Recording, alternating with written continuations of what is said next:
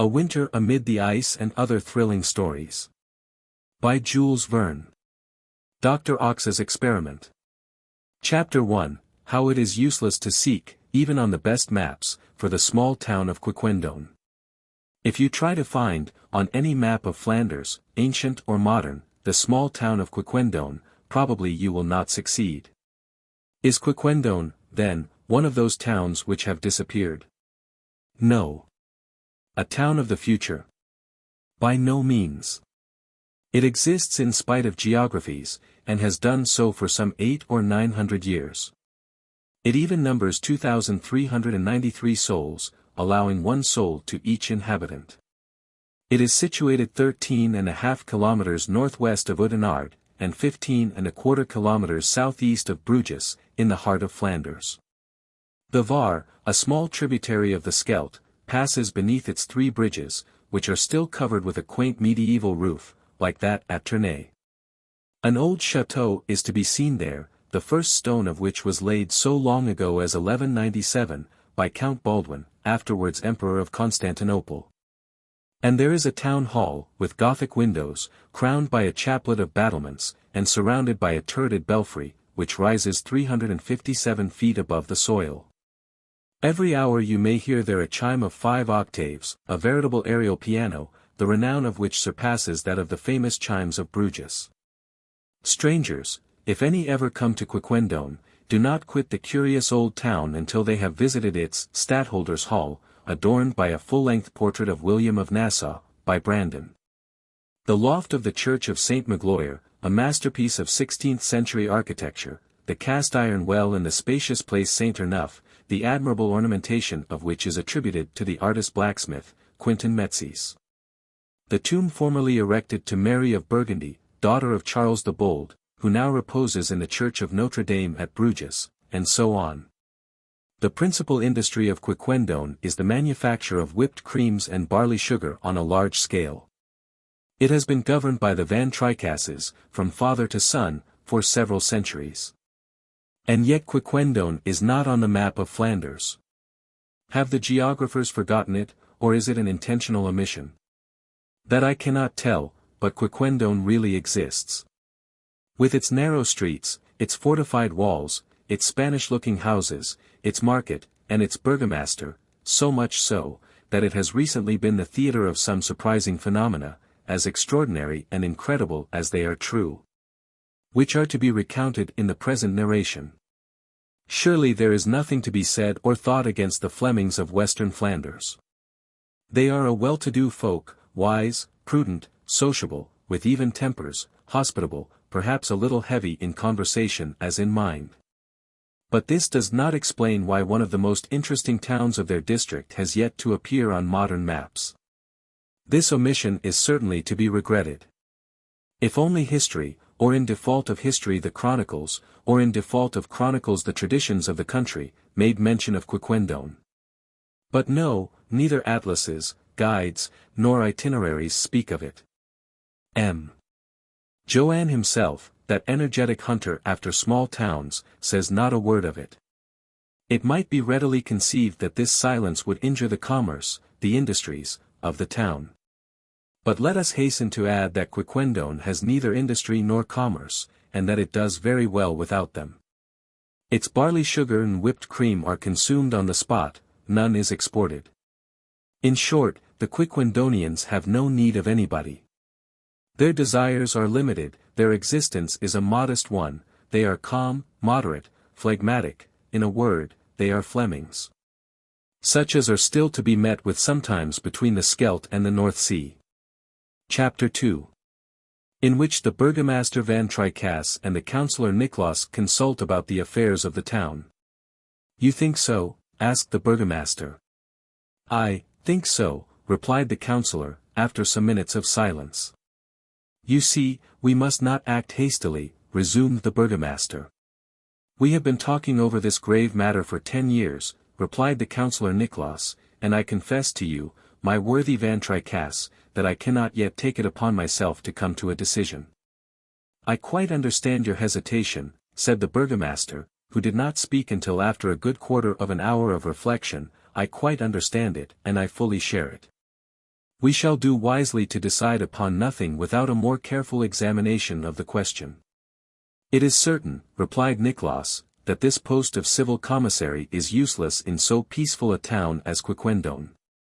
Our predecessor, said Van Tricasse gravely, our predecessor never said, never would have dared to say, that anything is certain. Every affirmation is subject to awkward qualifications. The counsellor nodded his head slowly in token of assent. Then he remained silent for nearly half an hour. After this lapse of time, during which neither the counsellor nor the burgomaster moved so much as a finger, Nicholas asked Van Tricasse whether his predecessor, of some 20 years before, had not thought of suppressing this office of civil commissary, which each year cost the town of Quiquendone the sum of 1,375 francs and some centimes. I believe he did, replied the burgomaster, carrying his hand with majestic deliberation to his ample brow, but the worthy man died without having dared to make up his mind either as to this or any other administrative measure. He was a sage. Why should I not do as he did? Councillor Nicholas was incapable of originating any objection to the burgomaster's opinion. The man who dies, added Van Tricasse solemnly, without ever having decided upon anything during his life, has very nearly attained to perfection. This said, the burgomaster pressed a bell with the end of his little finger, which gave forth a muffled sound, which seemed less a sound than a sigh. Presently some light steps glided softly across the tile floor. A mouse would not have made less noise, running over a thick carpet. The door of the room opened, turning on its well-oiled hinges. A young girl, with long blonde tresses, made her appearance. It was Suzel Van Tricasse, the burgomaster's only daughter. She handed her father a pipe, filled to the brim, and a small copper brazier, spoke not a word, and disappeared at once, making no more noise at her exit than at her entrance. She handed her father a pipe. The worthy burgomaster lighted his pipe, and was soon hidden in a cloud of bluish smoke, leaving Councillor Nicholas plunged in the most absorbing thought. The room in which these two notable personages, charged with the government of Quiquendone, were talking, was a parlour richly adorned with carvings in dark wood. A lofty fireplace, in which an oak might have been burned or an ox roasted, occupied the whole of one of the sides of the room. Opposite to it was a trellised window, the painted glass of which toned down the brightness of the sunbeams. In an antique frame above the chimney-piece appeared the portrait of some worthy man, attributed to Memling, which no doubt represented an ancestor of the Van Tricasses, whose authentic genealogy dates back to the 14th century. The period when the Flemings and Guy de Dampierre were engaged in wars with the Emperor Rudolph of Habsburg. This parlour was the principal apartment of the burgomaster's house, which was one of the pleasantest in Quiquendone. Built in the Flemish style, with all the abruptness, quaintness, and picturesqueness of pointed architecture, it was considered one of the most curious monuments of the town. A Carthusian convent, or a deaf and dumb asylum, was not more silent than this mansion. Noise had no existence there, people did not walk, but glided about in it, they did not speak, they murmured. There was not, however, any lack of women in the house, which, in addition to the burgomaster Van Tricasse himself, sheltered his wife, Madame Brigitte Van Tricasse, his daughter, Suzel Van Tricasse, and his domestic, Loch Janchu. We may also mention the burgomaster's sister, Aunt Hermance, an elderly maiden who still bore the nickname of Tatanements, which her niece Suzel had given her when a child. But in spite of all these elements of discord and noise, the burgomaster's house was as calm as a desert. The burgomaster was some 50 years old, neither fat nor lean, neither short nor tall, neither rubicund nor pale, neither gay nor sad, neither contented nor discontented, neither energetic nor dull, neither proud nor humble, neither good nor bad.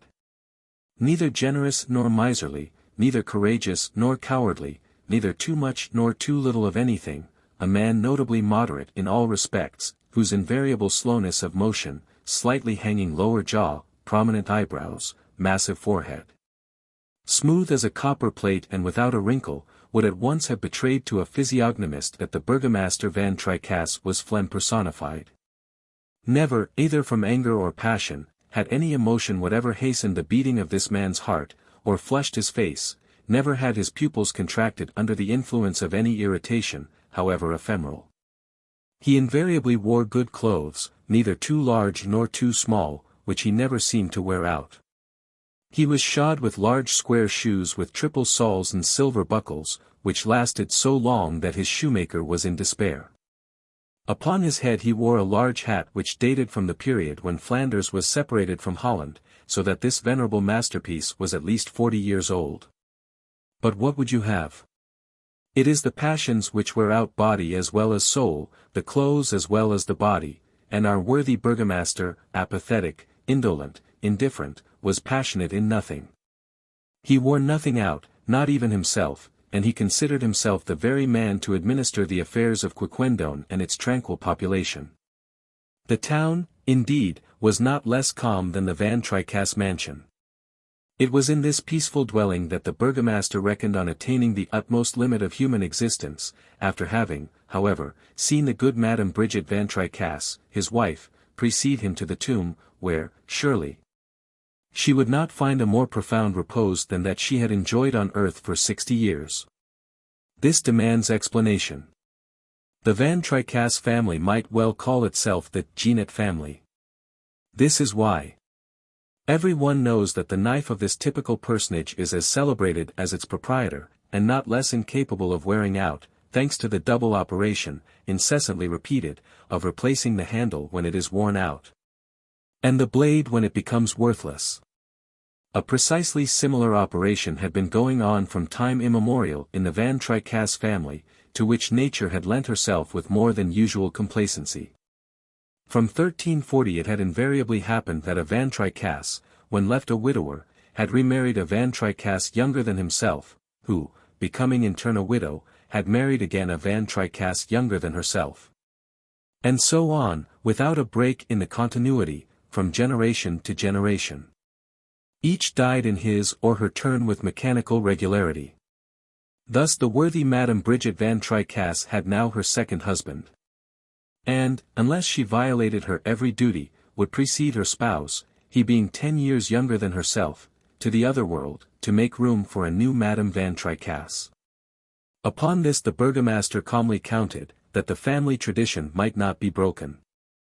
Such was this mansion, peaceful and silent, of which the doors never creaked, the windows never rattled, the floors never groaned, the chimneys never roared, the weathercocks never grated, the furniture never squeaked, the locks never clanked, and the occupants never made more noise than their shadows.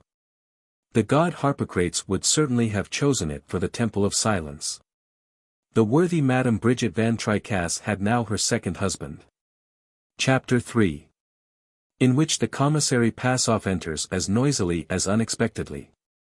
When the interesting conversation which has been narrated began, it was 3:15 in the afternoon. It was at 4:15 that Van Tricasse lighted his enormous pipe, which could hold a quart of tobacco, and it was at 5:35 that he finished smoking it. All this time the two comrades did not exchange a single word. About 6 o'clock the councillor, who had a habit of speaking in a very summary manner, resumed in these words. "So we decide." "To decide nothing," replied the burgomaster. "I think, on the whole, that you are right, Van Tricasse." "I think so too, Nicholas. We will take steps with reference to the civil commissary when we have more light on the subject, later on. There is no need for a month yet." "Nor even for a year," replied Nicholas, unfolding his pocket handkerchief and calmly applying it to his nose. There was another silence of nearly a quarter of an hour. Nothing disturbed this repeated pause in the conversation. Not even the appearance of the house dog Lento, who, not less phlegmatic than his master, came to pay his respects in the parlor. Noble dog, a model for his race.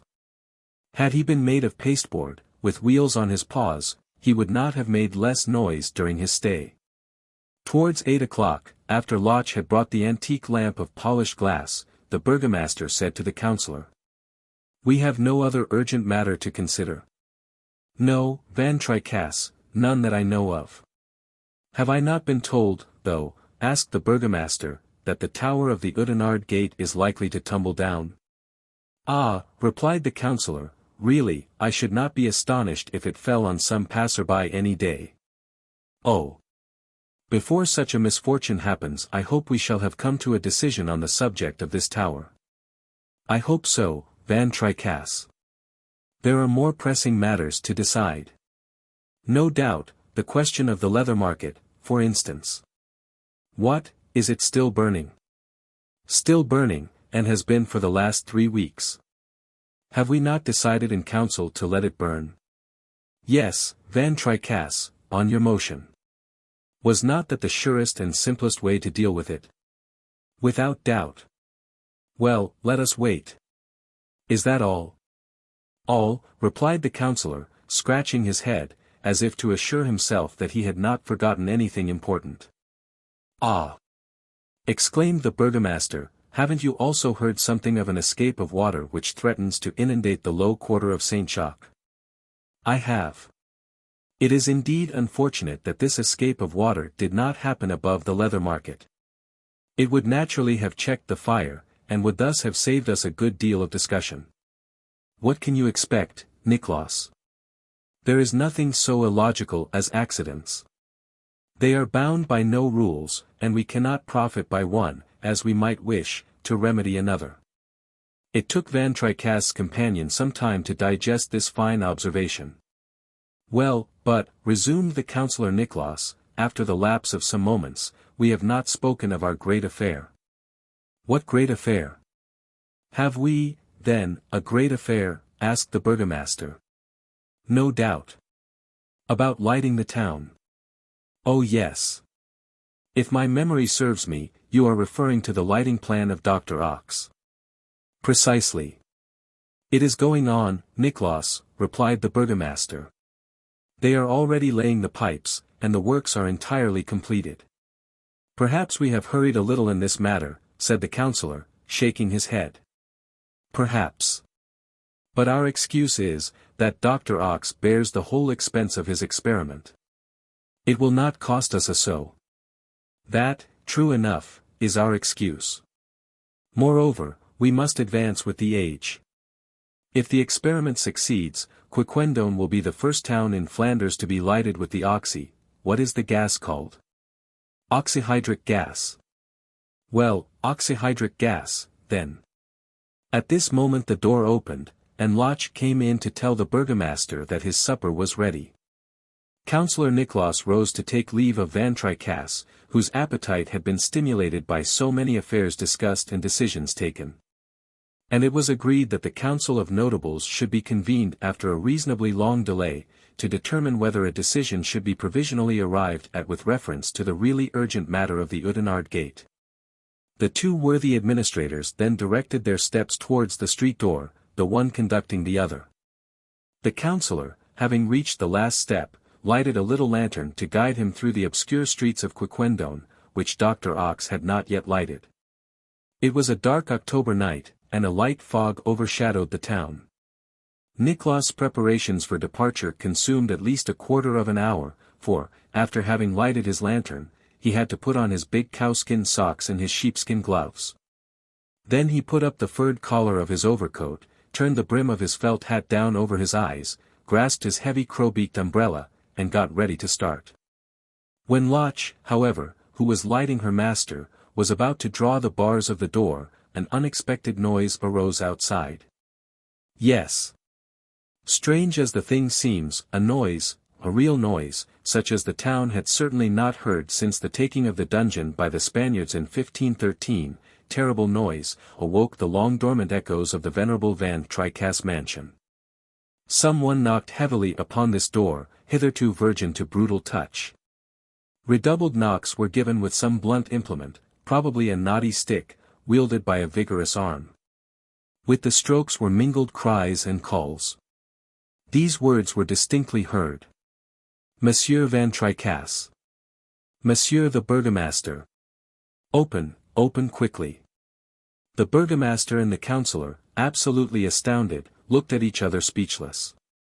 This passed their comprehension. If the old culverin of the chateau, which had not been used since 1385, had been let off in the parlour, the dwellers in the Van Tricasse mansion would not have been more dumbfoundered. Meanwhile, the blows and cries were redoubled. Lotch, recovering her coolness, had plucked up courage to speak. "Who is there?" "It is I." "I. Who are you?" "The commissary Passoff." "The commissary Passoff." The very man whose office it had been contemplated to suppress for 10 years. What had happened, then? Could the Burgundians have invaded Quiquendone, as they did in the 14th century? No event of less importance could have so moved Commissary Passoff, who in no degree yielded the palm to the burgomaster himself for calmness and phlegm. On a sign from Van Tricasse, for the worthy man could not have articulated a syllable, the bar was pushed back and the door opened. Commissary Passoff flung himself into the antechamber. One would have thought there was a hurricane. "What's the matter, Monsieur the Commissary?" asked Lotch, a brave woman, who did not lose her head under the most trying circumstances. "What's the matter?" replied Passoff, whose big round eyes expressed a genuine agitation. "The matter is that I have just come from Dr. Ox's, who has been holding a reception, and that there. I have just come from Dr. Ox's. There. There I have witnessed such an altercation as, Monsieur the Burgomaster, they have been talking politics." "Politics," repeated Van Tricasse, running his fingers through his wig. "Politics," resumed Commissary Passoff, "which has not been done for perhaps 100 years at Quiquendone." Then the discussion got warm, and the advocate, André Schutt, and the doctor, Dominique Custos, became so violent that it may be they will call each other out. "Call each other out," cried the councillor, "a duel. A duel at Quiquendone." And what did Advocate Schutt and Dr. Gusteau say? "Just this, Monsieur Advocate," said the doctor to his adversary, "you go too far, it seems to me, and you do not take sufficient care to control your words." The burgomaster Van Tricasse clasped his hands, the councillor turned pale and let his lantern fall, the commissary shook his head. That a phrase so evidently irritating should be pronounced by two of the principal men in the country. "This Dr. Custos," muttered Van Tricasse, "is decidedly a dangerous man, a harebrained fellow. Come, gentlemen." On this, Councillor Nicholas and the commissary accompanied the burgomaster into the parlour. Chapter 4. In which Dr. Ox reveals himself as a physiologist of the first rank, and as an audacious experimentalist. Who, then, was this personage, known by the singular name of Dr. Ox? An original character for certain, but at the same time a bold savant, a physiologist, whose works were known and highly estimated throughout learned Europe, a happy rival of the Davis, the Daltons, the Bostocks, the Menzies, the Godwins, the Weierorts, of all those noble minds who have placed physiology among the highest of modern sciences. Dr. Ox was a man of medium size and height, aged, but we cannot state his age any more than his nationality. Besides, it matters little. Let it suffice that he was a strange personage, impetuous and hot-blooded, a regular oddity out of one of Hoffmann's volumes, and one who contrasted amusingly enough with the good people of Quiquendone. He had an imperturbable confidence both in himself and in his doctrines. Always smiling, walking with head erect and shoulders thrown back in a free and unconstrained manner, with a steady gaze, large open nostrils, a vast mouth which inhaled the air in liberal draughts, his appearance was far from unpleasing. He was full of animation, well proportioned in all parts of his bodily mechanism, with quicksilver in his veins, and a most elastic step. He could never stop still in one place, and relieved himself with impetuous words and a superabundance of gesticulations. Was Dr. Ox rich, then, that he should undertake to light a whole town at his expense? Probably, as he permitted himself to indulge in such extravagance, and this is the only answer we can give to this indiscreet question. Dr. Ox had arrived at Quiquendone 5 months before, accompanied by his assistant, who answered to the name of Gédéon Hygiene, a tall, dried-up, thin man, haughty, but not less vivacious than his master. And next, why had Dr. Ox made the proposition to light the town at his own expense? Why had he, of all the Flemings, selected the peaceable Quiquendonians, to endow their town with the benefits of an unheard-of system of lighting? Did he not, under this pretext, designed to make some great physiological experiment by operating underscore in anima vili, underscore in short, what was this original personage about to attempt? We know not, as Dr. Ox had no confidant except his assistant Hygiene, who, moreover, obeyed him blindly. In appearance, at least, Dr. Ox had agreed to light the town, which had much need of it, especially at night, as Commissary Passoff wittily said. Works for producing a lighting gas had accordingly been established. The gasometers were ready for use, and the main pipes, running beneath the street pavements, would soon appear in the form of burners in the public edifices and the private houses of certain friends of progress.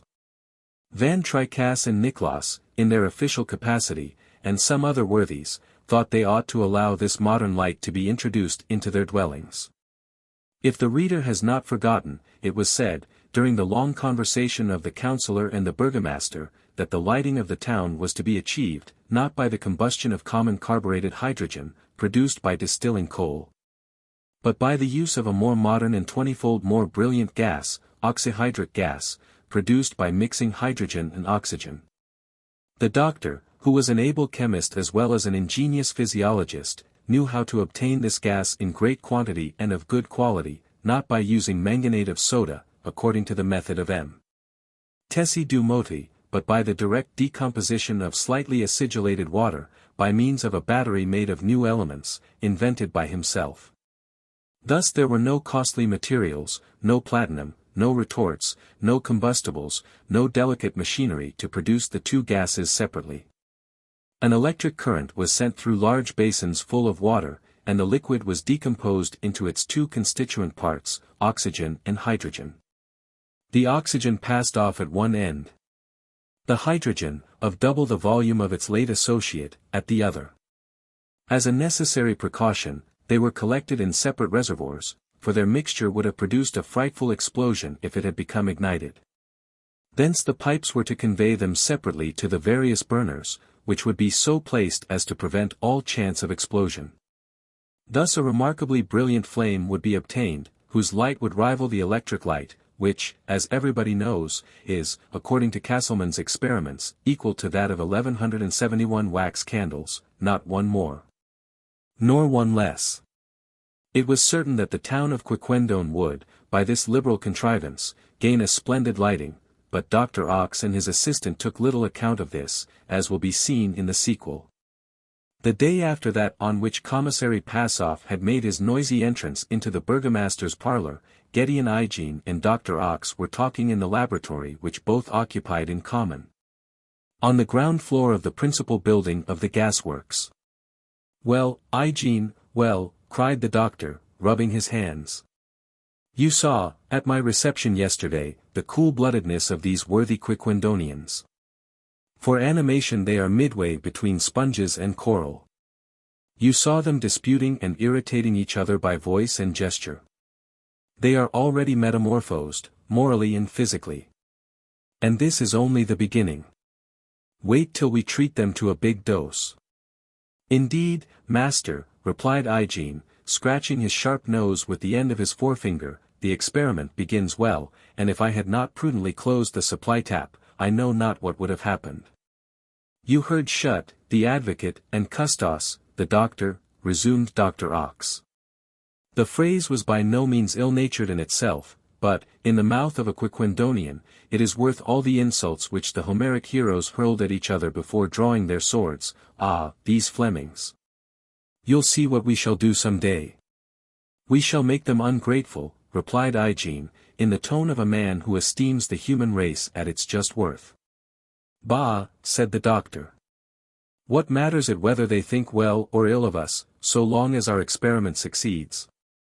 "Besides," returned the assistant, smiling with a malicious expression, "is it not to be feared that, in producing such an excitement in their respiratory organs, we shall somewhat injure the lungs of these good people of Quiquendone?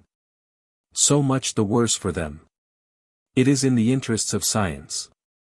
What would you say if the dogs or frogs refused to lend themselves to the experiments of vivisection? It is in the interests of science. It is probable that if the frogs and dogs were consulted, they would offer some objection, but Dr. Ox imagined that he had stated an unanswerable argument, for he heaved a great sigh of satisfaction. "After all, master, you are right," replied Hygiene, as if quite convinced. "We could not have hit upon better subjects than these people of Quiquendone for our experiment." "We could not," said the doctor, slowly articulating each word. "Have you felt the pulse of any of them?" "Some hundreds." "And what is the average pulsation you found?" "Not 50 per minute."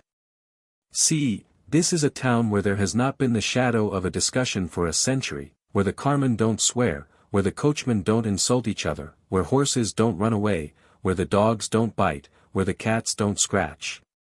A town where the police court has nothing to do from one year's end to another, a town where people do not grow enthusiastic about anything, either about art or business, a town where the gendarmes are a sort of myth.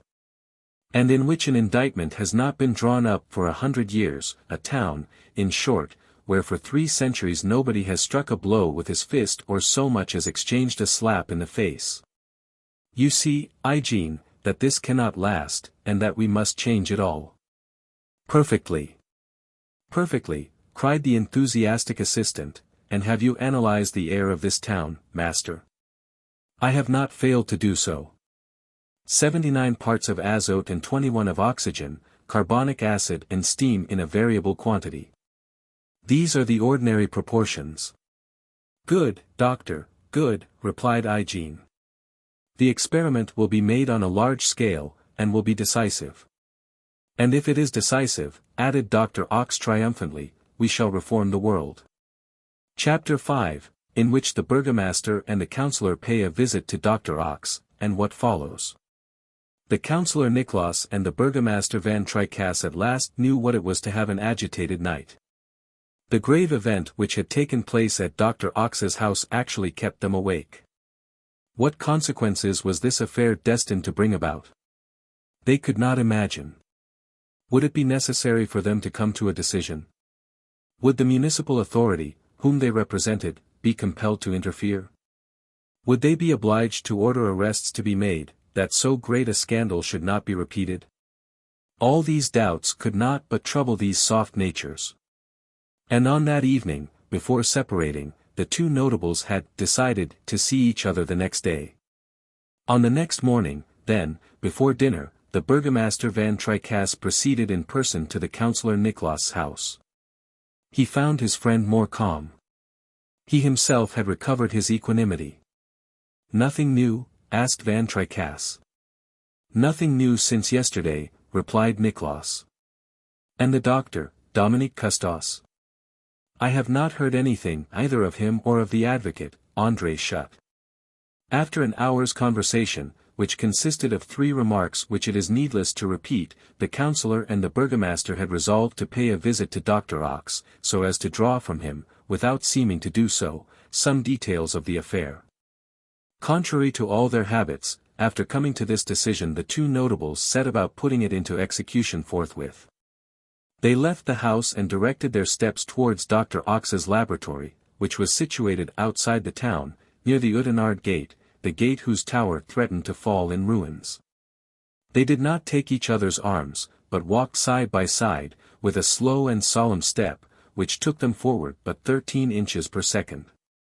This was, indeed, the ordinary gait of the Quiquendonians, who had never, within the memory of man, seen any one run across the streets of their town.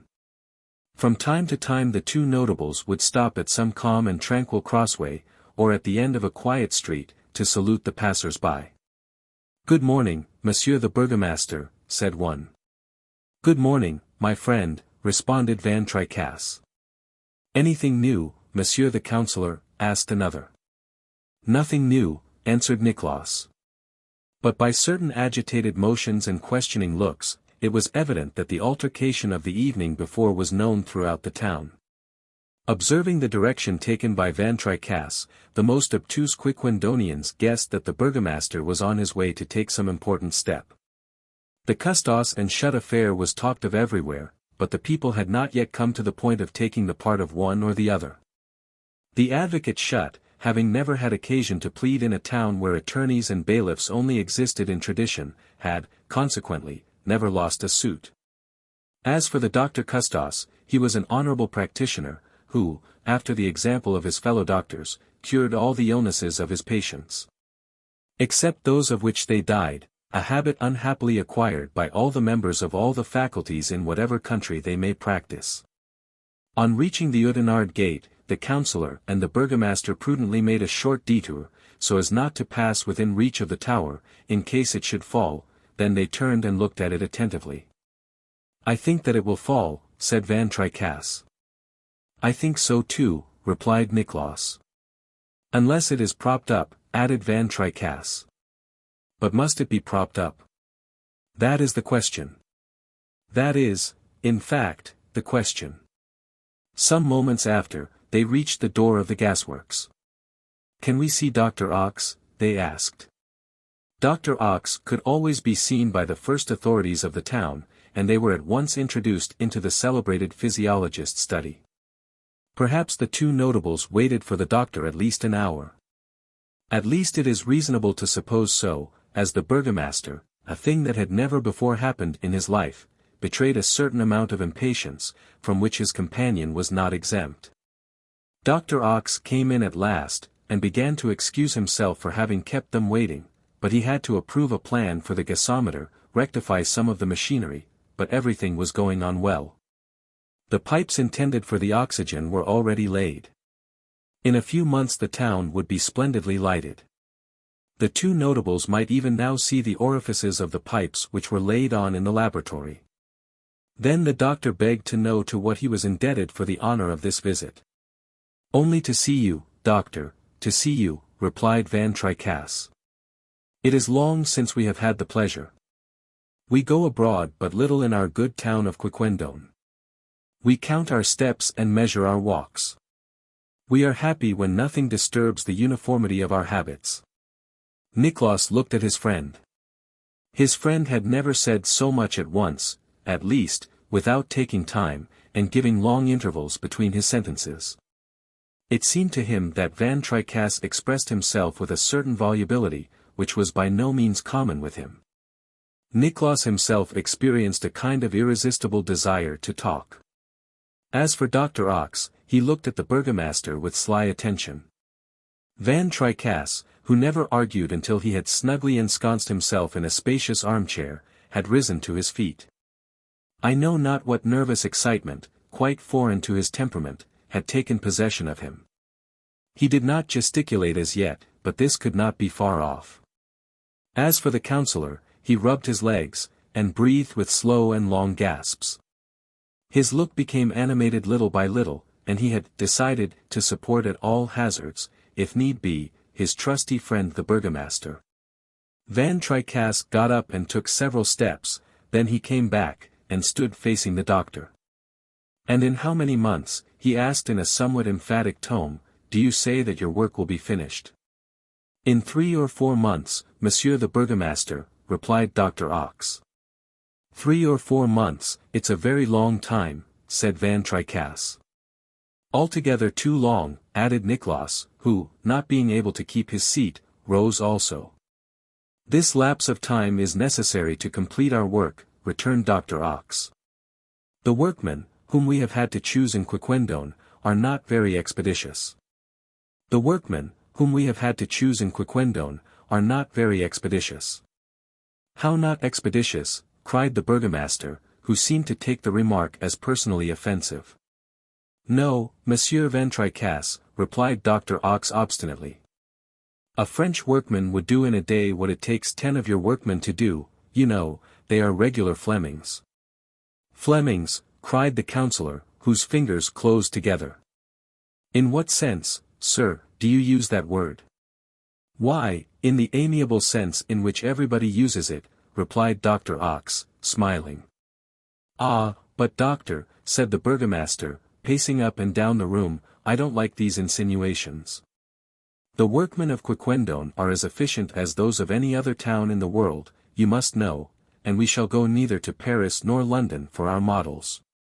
As for your project, I beg you to hasten its execution. Our streets have been unpaved for the putting down of your conduit pipes, and it is a hindrance to traffic. Our trade will begin to suffer, and I, being the responsible authority, do not propose to incur reproaches which will be but too just. Worthy Burgomaster. He spoke of trade, of traffic, and the wonder was that those words, to which he was quite unaccustomed, did not scorch his lips. What could be passing in his mind? Besides, added Nicholas, the town cannot be deprived of light much longer. But, urged Dr. Ox, a town which has been unlighted for 800 or 900 years. All the more necessary is it, replied the burgomaster, emphasizing his words. Times alter, manners alter. The world advances, and we do not wish to remain behind. We desire our streets to be lighted within a month, or you must pay a large indemnity for each day of delay, and what would happen if, amid the darkness, some affray should take place? No doubt, cried Nicholas. It requires but a spark to inflame a Fleming. Fleming. Flame. Apropos of this, said the burgomaster, interrupting his friend, Commissary Passoff, our chief of police, reports to us that a discussion took place in your drawing-room last evening, Dr. Ox. Was he wrong in declaring that it was a political discussion? By no means, Monsieur the Burgomaster, replied Dr. Ox, who with difficulty repressed a sigh of satisfaction. So an altercation did take place between Dominique Gustos and André Schutt? Yes, Councillor, but the words which passed were not of grave import. Not of grave import, cried the burgomaster. Not of grave import, when one man tells another that he does not measure the effect of his words. But of what stuff are you made, monsieur? Do you not know that in Quiquendone nothing more is needed to bring about extremely disastrous results? But monsieur, if you, or any one else, presume to speak thus to me. Or to me, added Nicholas. As they pronounced these words with a menacing air, the two notables, with folded arms and bristling air, confronted Dr. Ox, ready to do him some violence, if by a gesture, or even the expression of his eye, he manifested any intention of contradicting them. But the doctor did not budge. At all events, monsieur, resumed the burgomaster, I propose to hold you responsible for what passes in your house. I am bound to ensure the tranquility of this town, and I do not wish it to be disturbed. The events of last evening must not be repeated, or I shall do my duty, sir. Do you hear? Then reply, sir. The burgomaster, as he spoke, under the influence of extraordinary excitement, elevated his voice to the pitch of anger. He was furious, the worthy Van Tricasse, and might certainly be heard outside at last, beside himself, and seeing that Dr. Ox did not reply to his challenge, "Come, Nicholas," said he. And, slamming the door with a violence which shook the house, the burgomaster drew his friend after him. Little by little, when they had taken 20 steps on their road, the worthy notables grew more calm. Their pace slackened, their gait became less feverish. The flush on their faces faded away, from being crimson, they became rosy. A quarter of an hour after quitting the gasworks, Van Tricasse said softly to Nicholas, an amiable man, Dr. Ox. It is always a pleasure to see him. Chapter 6. In which Franz Nicholas and Suzel Van Tricasse form certain projects for the future. Our readers know that the burgomaster had a daughter, Suzel, but, shrewd as they may be, they cannot have divined that the councillor Nicholas had a son, Franz. And had they divined this, nothing could have led them to imagine that Franz was the betrothed lover of Suzel. We will add that these young people were made for each other, and that they loved each other, as folks did love at Quiquendone. It must not be thought that young hearts did not beat in this exceptional place, only they beat with a certain deliberation. There were marriages there, as in every other town in the world, but they took time about it. Betrothed couples, before engaging in these terrible bonds, wished to study each other, and these studies lasted at least 10 years, as at college. It was rare that anyone was accepted before this lapse of time. Yes, 10 years. The courtships last 10 years. And is it, after all, too long, when the being bound for life is in consideration? One studies 10 years to become an engineer or physician, an advocate or attorney, and should less time be spent in acquiring the knowledge to make a good husband? Is it not reasonable? And, whether due to temperament or reason with them, the Quiquendonians seem to us to be in the right in thus prolonging their courtship. When marriages in other more lively and excitable cities are seen taking place within a few months, we must shrug our shoulders, and hasten to send our boys to the schools and our daughters to the pensions of Quiquendone. For half a century but a single marriage was known to have taken place after the lapse of 2 years only of courtship, and that turned out badly. Franz Niklaus, then, loved Suzel van Tricasse, but quietly, as a man would love when he has 10 years before him in which to obtain the beloved object. Once every week, at an hour agreed upon, Franz went to fetch Suzel, and took a walk with her along the banks of the Var. He took good care to carry his fishing tackle, and Suzel never forgot her canvas, on which her pretty hands embroidered the most unlikely flowers. Franz was a young man of 22, whose cheeks betrayed a soft, peachy down, and whose voice had scarcely a compass of 1 octave. As for Suzel, she was blonde and rosy. She was 17, and did not dislike fishing. A singular occupation this, however, which forces you to struggle craftily with a barbel. But Franz loved it, the pastime was congenial to his temperament. As patient as possible, content to follow with his rather dreamy eye the cork which bobbed on the top of the water, he knew how to wait. And when, after sitting for 6 hours, a modest barbel, taking pity on him, consented at last to be caught, he was happy, but he knew how to control his emotion. On this day the two lovers, one might say, the two betrothed, were seated upon the verdant bank. The limpid Var murmured a few feet below them. Suzel quietly drew her needle across the canvas. Franz automatically carried his line from left to right, then permitted it to descend the current from right to left. The fish made capricious rings in the water, which crossed each other around the cork, while the hook hung useless near the bottom. From time to time Franz would say, without raising his eyes, "I think I have a bite, Suzel." "Do you think so, Franz?" replied Suzel, who, abandoning her work for an instant, followed her lover's line with earnest eye. "And no," resumed Franz, "I thought I felt a little twitch, I was mistaken." "You will have a bite, Franz," replied Suzel, in her pure, soft voice. "But do not forget to strike at the right moment. You are always a few seconds too late, and the barbel takes advantage to escape. Would you like to take my line, Suzel?" "Willingly, Franz." "Then give me your canvas. We shall see whether I am more adroit with the needle than with the hook." And the young girl took the line with trembling hand, while her swain plied the needle across the stitches of the embroidery. For hours together they thus exchanged soft words, and their hearts palpitated when the cork bobbed on the water. Ah, could they ever forget those charming hours, during which, seated side by side, they listened to the murmurs of the river? The young girl took the line. The sun was fast approaching the western horizon, and despite the combined skill of Suzel and Franz, there had not been a bite. The barbels had not shown themselves complacent, and seemed to scoff at the two young people, who were too just to bear them malice. "We shall be more lucky another time, Franz," said Suzel, as the young angler put up his still virgin hook. "Let us hope so," replied Franz. Then walking side by side, they turned their steps towards the house, without exchanging a word, as mute as their shadows which stretched out before them. Suzel became very, very tall under the oblique rays of the setting sun. Franz appeared very, very thin, like the long rod which he held in his hand. They reached the burgomaster's house.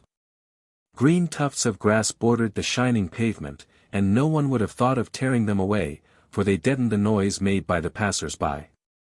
As they were about to open the door, Franz thought it his duty to say to Suzel, "You know, Suzel, the great day is approaching." "It is indeed, Franz," replied the young girl, with downcast eyes. "Yes," said Franz, "in 5 or 6 years." "Goodbye, Franz," said Suzel. "Goodbye, Franz," said Suzel. "Goodbye, Suzel," replied Franz. And, after the door had been closed, the young man resumed the way to his father's house with a calm and equal pace. Chapter 7. In which the Andantes become Allegros, and the Allegros Vivaces. The agitation caused by the Shut and Custos affair had subsided. The affair led to no serious consequences. It appeared likely that Quiquendone would return to its habitual apathy, which that unexpected event had for a moment disturbed. Meanwhile, the laying of the pipes destined to conduct the oxyhydric gas into the principal edifices of the town was proceeding rapidly.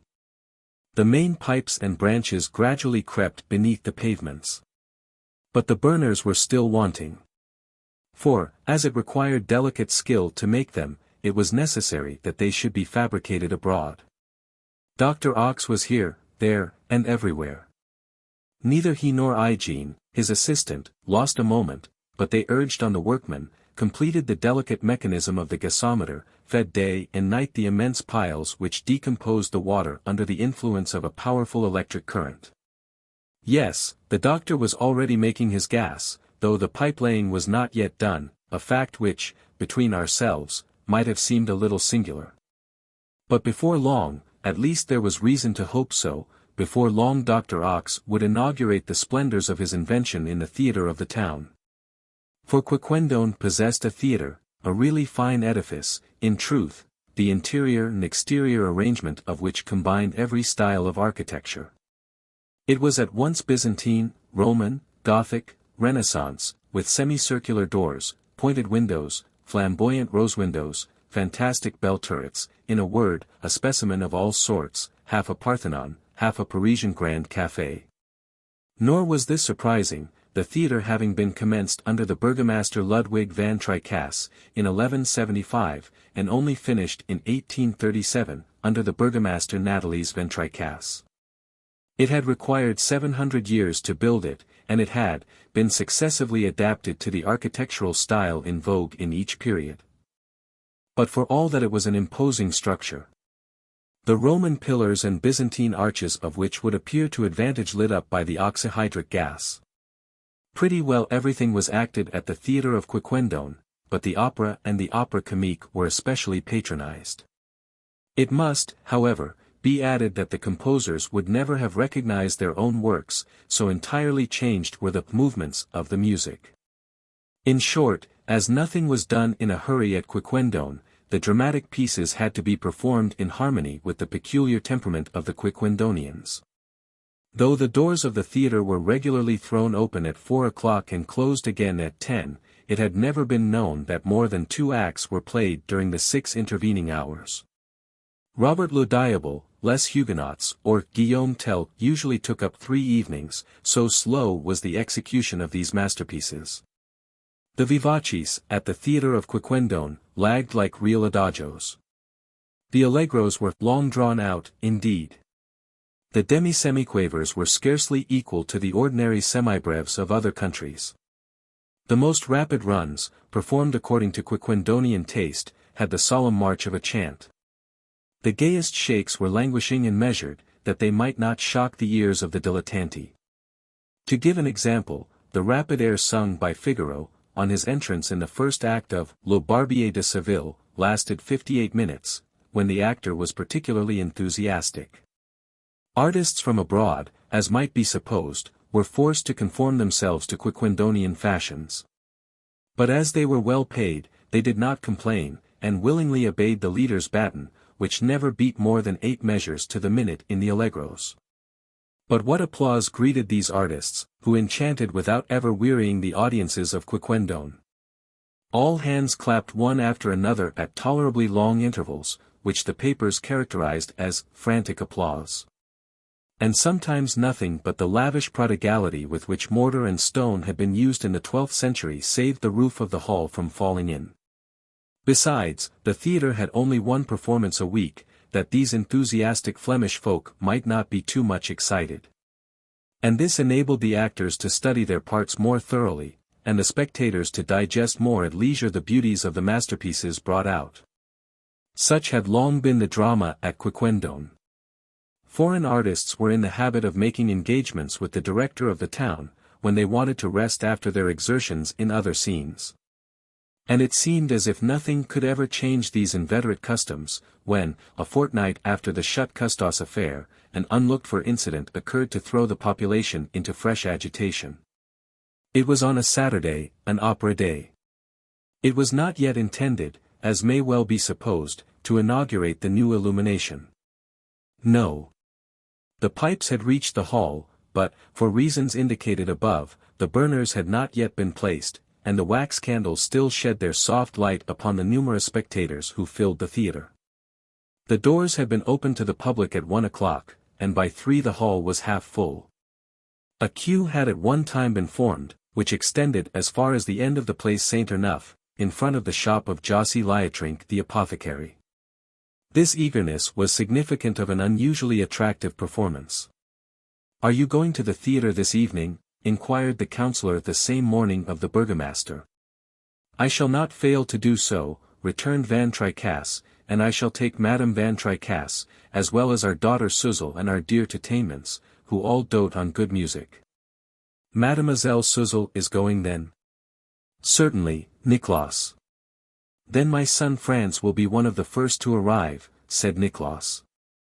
"A spirited boy, Nicolas," replied the burgomaster sententiously, but hot-headed. "He will require watching. He loves, Van Tricasse, he loves your charming Suzel. Well, Nicolas, he shall marry her. Now that we have agreed on this marriage, what more can he desire? He desires nothing, Van Tricasse, the dear boy.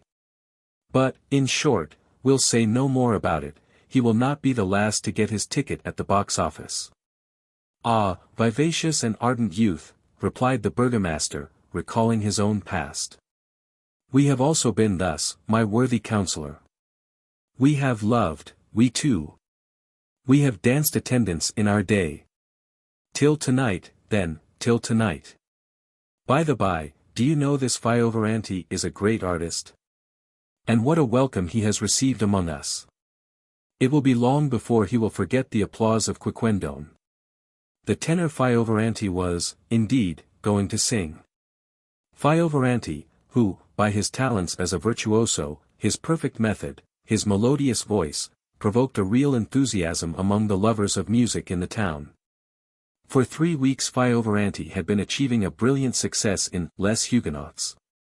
The first act, interpreted according to the taste of the Quiquendonians, had occupied an entire evening of the first week of the month. Another evening in the second week, prolonged by infinite andantes, had elicited for the celebrated singer a real ovation. His success had been still more marked in the third act of Meyerbeer's masterpiece. But now Fiovaranti was to appear in the fourth act, which was to be performed on this evening before an impatient public. Ah, the duet between Raoul and Valentine, that pathetic love song for 2 voices, that strain so full of crescendos, stringendos, and piu crescendos, all this, sung slowly, compendiously, interminably. Ah, how delightful! Fiovaranti had been achieving a brilliant success in Les Huguenots. At 4 o'clock the hall was full. The boxes, the orchestra, the pit, were overflowing. In the front stall sat the burgomaster Van Tricasse, Mademoiselle Van Tricasse, Madame Van Tricasse, and the amiable Titanements in a green bonnet. Not far off were the councillor Nicolas and his family, not forgetting the amorous France. The families of Custos the doctor, of Chute the advocate, of Honoré Syntax the chief judge, of Norbert Sontman the insurance director, of the banker Collard, gone mad on German music, and himself somewhat of an amateur, and the teacher Rupp. And the master of the academy, Jerome Resch, and the civil commissary, and so many other notabilities of the town that they could not be enumerated here without wearying the reader's patience, were visible in different parts of the hall. It was customary for the Quiquendonians, while awaiting the rise of the curtain, to sit silent, some reading the paper, others whispering low to each other, some making their way to their seats slowly and noiselessly. Others casting timid looks towards the bewitching beauties in the galleries. But on this evening a looker-on might have observed that, even before the curtain rose, there was unusual animation among the audience. People were restless who were never known to be restless before. The ladies' fans fluttered with abnormal rapidity. All appeared to be inhaling air of exceptional stimulating power. Every one breathed more freely. The eyes of some became unwontedly bright, and seemed to give forth a light equal to that of the candles, which themselves certainly threw a more brilliant light over the hall. It was evident that people saw more clearly, though the number of candles had not been increased. Ah, if Dr. Ox's experiment were being tried! But it was not being tried, as yet. The musicians of the orchestra at last took their places. The first violin had gone to the stand to give a modest la to his colleagues. The stringed instruments, the wind instruments, the drums and cymbals, were in accord. The conductor only waited the sound of the bell to beat the first bar. The bell sounds. The fourth act begins. The Allegro appassionato of the interact is played as usual, with a majestic deliberation which would have made Meyerbeer frantic, and all the majesty of which was appreciated by the Quiquendonian dilettanti. But soon the leader perceived that he was no longer master of his musicians.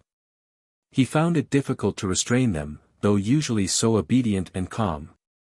The wind instruments betrayed a tendency to hasten the movements, and it was necessary to hold them back with a firm hand, for they would otherwise outstrip the stringed instruments, which, from a musical point of view, would have been disastrous. The bassoon himself, the son of Jossi Liatrink the apothecary, a well-bred young man, seemed to lose his self-control. Meanwhile Valentine has begun her recitative, I am alone, etc., but she hurries it. The leader and all his musicians, perhaps unconsciously, follow her in her cantabile, which should be taken deliberately, like a 12/8 as it is. When Raoul appears at the door at the bottom of the stage, between the moment when Valentine goes to him and that when she conceals herself in the chamber at the side, a quarter of an hour does not elapse. While formerly, according to the traditions of the Quiquendone theatre, this recitative of 37 bars was wont to last just 37 minutes. Saint Brice, Nevers, Cavans, and the Catholic nobles have appeared, somewhat prematurely, perhaps, upon the scene. The composer has marked Allegro pomposo on the score.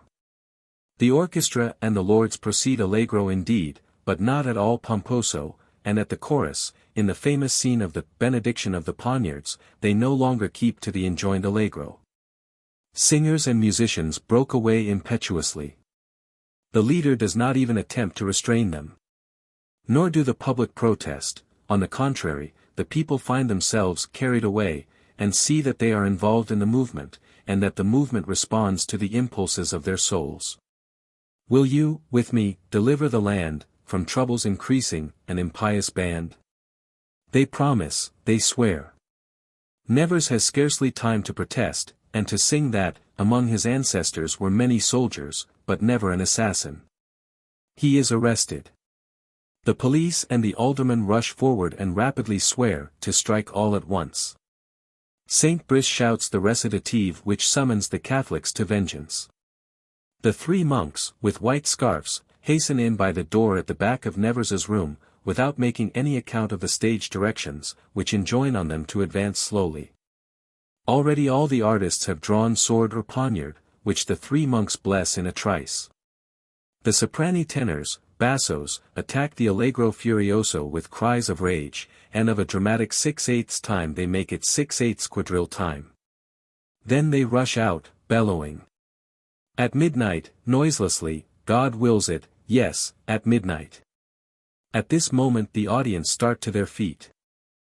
Everybody is agitated, in the boxes, the pit, the galleries. It seems as if the spectators are about to rush upon the stage, the Burgomaster Van Tricasse at their head, to join with the conspirators and annihilate the Huguenots, whose religious opinions, however, they share. They applaud, call before the curtain, make loud acclamations.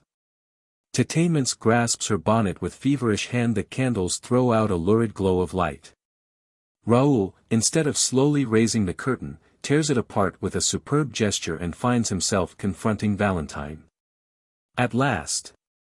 It is the grand duet, and it starts off allegro vivace. Raoul does not wait for Valentine's pleading, and Valentine does not wait for Raoul's responses. The fine passage beginning, danger is passing, Time is Flying, becomes one of those rapid airs which have made Offenbach famous, when he composes a dance for conspirators. The Andante Amoroso, Thou hast said it, Thou lovest me, becomes a real vivace furioso, and the violoncello ceases to imitate the inflections of the singer's voice, as indicated in the composer's score. In vain Raoul cries, Speak on, and prolong the ineffable slumber of my soul. Valentine cannot prolong. It is evident that an unaccustomed fire devours her. Her B's and her C's above the stave were dreadfully shrill. He struggles, he gesticulates, he is all in a glow. The alarum is heard, the bell resounds, but what a panting bell. The bell-ringer has evidently lost his self-control. It is a frightful tocsin, which violently struggles against the fury of the orchestra. Finally the air which ends this magnificent act, beginning, No more love, no more intoxication, oh the remorse that oppresses me, which the composer marks allegro con moto, becomes a wild prestissimo. You would say an express train was whirling by. The alarum resounds again. Valentine falls fainting. Raoul precipitates himself from the window. It was high time. The orchestra, really intoxicated, could not have gone on. The leader's baton is no longer anything but a broken stick on the prompter's box. The violin strings are broken, and their necks twisted. In his fury the drummer has burst his drum. The counterbassist has perched on the top of his musical monster. The first clarionet has swallowed the reed of his instrument, and the second hautboy is chewing his reed keys. The groove of the trombone is strained, and finally the unhappy cornist cannot withdraw his hand from the bell of his horn, into which he had thrust it too far. And the audience? The audience, panting, all in a heat, gesticulates and howls. All the faces are as red as if a fire were burning within their bodies. They crowd each other, hustle each other to get out, the men without hats, the women without mantles. They elbow each other in the corridors, crush between the doors, quarrel, fight. There are no longer any officials, any burgomaster. All are equal amid this infernal frenzy. They hustle each other to get out. Some moments after, when all have reached the street, each one resumes his habitual tranquility, and peaceably enters his house, with a confused remembrance of what he has just experienced. The fourth act of the Huguenots, which formerly lasted 6 hours, began, on this evening at 4:30, and ended at 12 minutes before 5. It had only lasted 18 minutes. Chapter 8. In which the ancient and solemn German waltz becomes a whirlwind. But if the spectators, on leaving the theatre, resumed their customary calm, if they quietly regained their homes, preserving only a sort of passing stupefaction, they had none the less undergone a remarkable exaltation. And overcome and weary as if they had committed some excess of dissipation, they fell heavily upon their beds. The next day each Quiquendonian had a kind of recollection of what had occurred the evening before. One missed his hat, lost in the hubbub, another a coat flap, torn in the brawl, one her delicately fashioned shoe, another her best mantle. Memory returned to these worthy people, and with it a certain shame for their unjustifiable agitation. It seemed to them an orgy in which they were the unconscious heroes and heroines. They did not speak of it, they did not wish to think of it. But the most astounded personage in the town was Van Tricasse the burgomaster.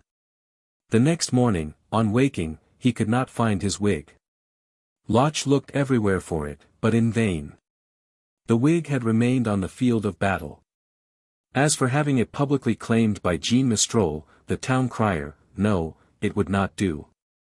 It were better to lose the wig than to advertise himself thus, as he had the honor to be the first magistrate of Quiquendone.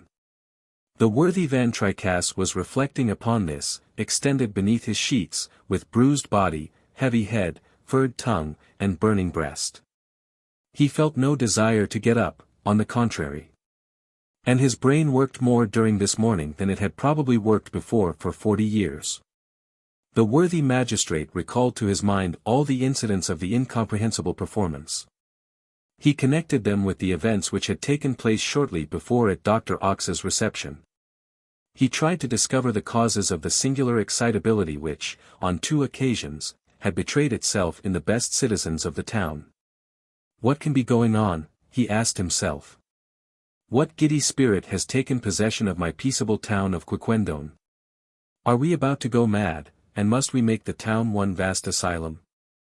For yesterday we were all there, notables, councillors, judges, advocates, physicians, schoolmasters, and if my memory serves me, all of us were assailed by this excess of furious folly. But what was there in that infernal music? It is inexplicable. Yet I certainly ate or drank nothing which could put me into such a state. No. Yesterday I had for dinner a slice of overdone veal, several spoonfuls of spinach with sugar, eggs, and a little beer and water, that couldn't get into my head. No. There is something that I cannot explain, and as, after all, I am responsible for the conduct of the citizens, I will have an investigation. But the investigation, though decided upon by the municipal council, produced no result. If the facts were clear, the causes escaped the sagacity of the magistrates. Besides, tranquility had been restored in the public mind, and with tranquility, forgetfulness of the strange scenes of the theatre. The newspapers avoided speaking of them, and the account of the performance which appeared in the Quiquendone Memorial, made no allusion to this intoxication of the entire audience. Meanwhile, though the town resumed its habitual phlegm, and became apparently Flemish as before, it was observable that, at bottom, the character and temperament of the people changed little by little. One might have truly said, with Dominique Custos, the doctor, that their nerves were affected. Let us explain. This undoubted change only took place under certain conditions. When the Quiquendonians passed through the streets of the town, walked in the squares or along the Var, they were always the cold and methodical people of former days. So, too, when they remained at home, some working with their hands and others with their heads, these doing nothing, those thinking nothing, their private life was silent, inert, vegetating as before. No quarrels, no household squabbles, no acceleration in the beating of the heart, no excitement of the brain. The mean of their pulsations remained as it was of old, from 50 to 52 per minute. But, strange and inexplicable phenomenon though it was, which would have defied the sagacity of the most ingenious physiologists of the day, if the inhabitants of Quiquendone did not change in their home life. They were visibly changed in their civil life and in their relations between man and man, to which it leads. If they met together in some public edifice, it did not work well, as Commissary Passoff expressed it. On change, at the town hall, in the amphitheatre of the academy, at the sessions of the council, as well as at the reunions of the savants, a strange excitement seized the assembled citizens. Their relations with each other became embarrassing before they had been together an hour. In 2 hours the discussion degenerated into an angry dispute. Heads became heated, and personalities were used. Even at church, during the sermon, the faithful could not listen to Van Stabel, the minister, in patience, and he threw himself about in the pulpit and lectured his flock with far more than his usual severity. At last this state of things brought about altercations more grave, alas, than that between Gustos and Schutt, and if they did not require the interference of the authorities, it was because the antagonists, after returning home, found there, with its calm, forgetfulness of the offences offered and received. This peculiarity could not be observed by these minds, which were absolutely incapable of recognizing what was passing in them. One person only in the town, he whose office the council had thought of suppressing for 30 years, Michael Passoff, had remarked that this excitement, which was absent from private houses, quickly revealed itself in public edifices. And he asked himself, not without a certain anxiety, what would happen if this infection should ever develop itself in the family mansions, and if the epidemic, this was the word he used, should extend through the streets of the town. Then there would be no more forgetfulness of insults, no more tranquility, no intermission in the delirium, but a permanent inflammation, which would inevitably bring the Quiquendonians into collision with each other. What would happen then? Commissary Passoff asked himself in terror. How could these furious savages be arrested? How check these goaded temperaments? My office would be no longer a sinecure, and the council would be obliged to double my salary, unless it should arrest me myself, for disturbing the public peace. These very reasonable fears began to be realized.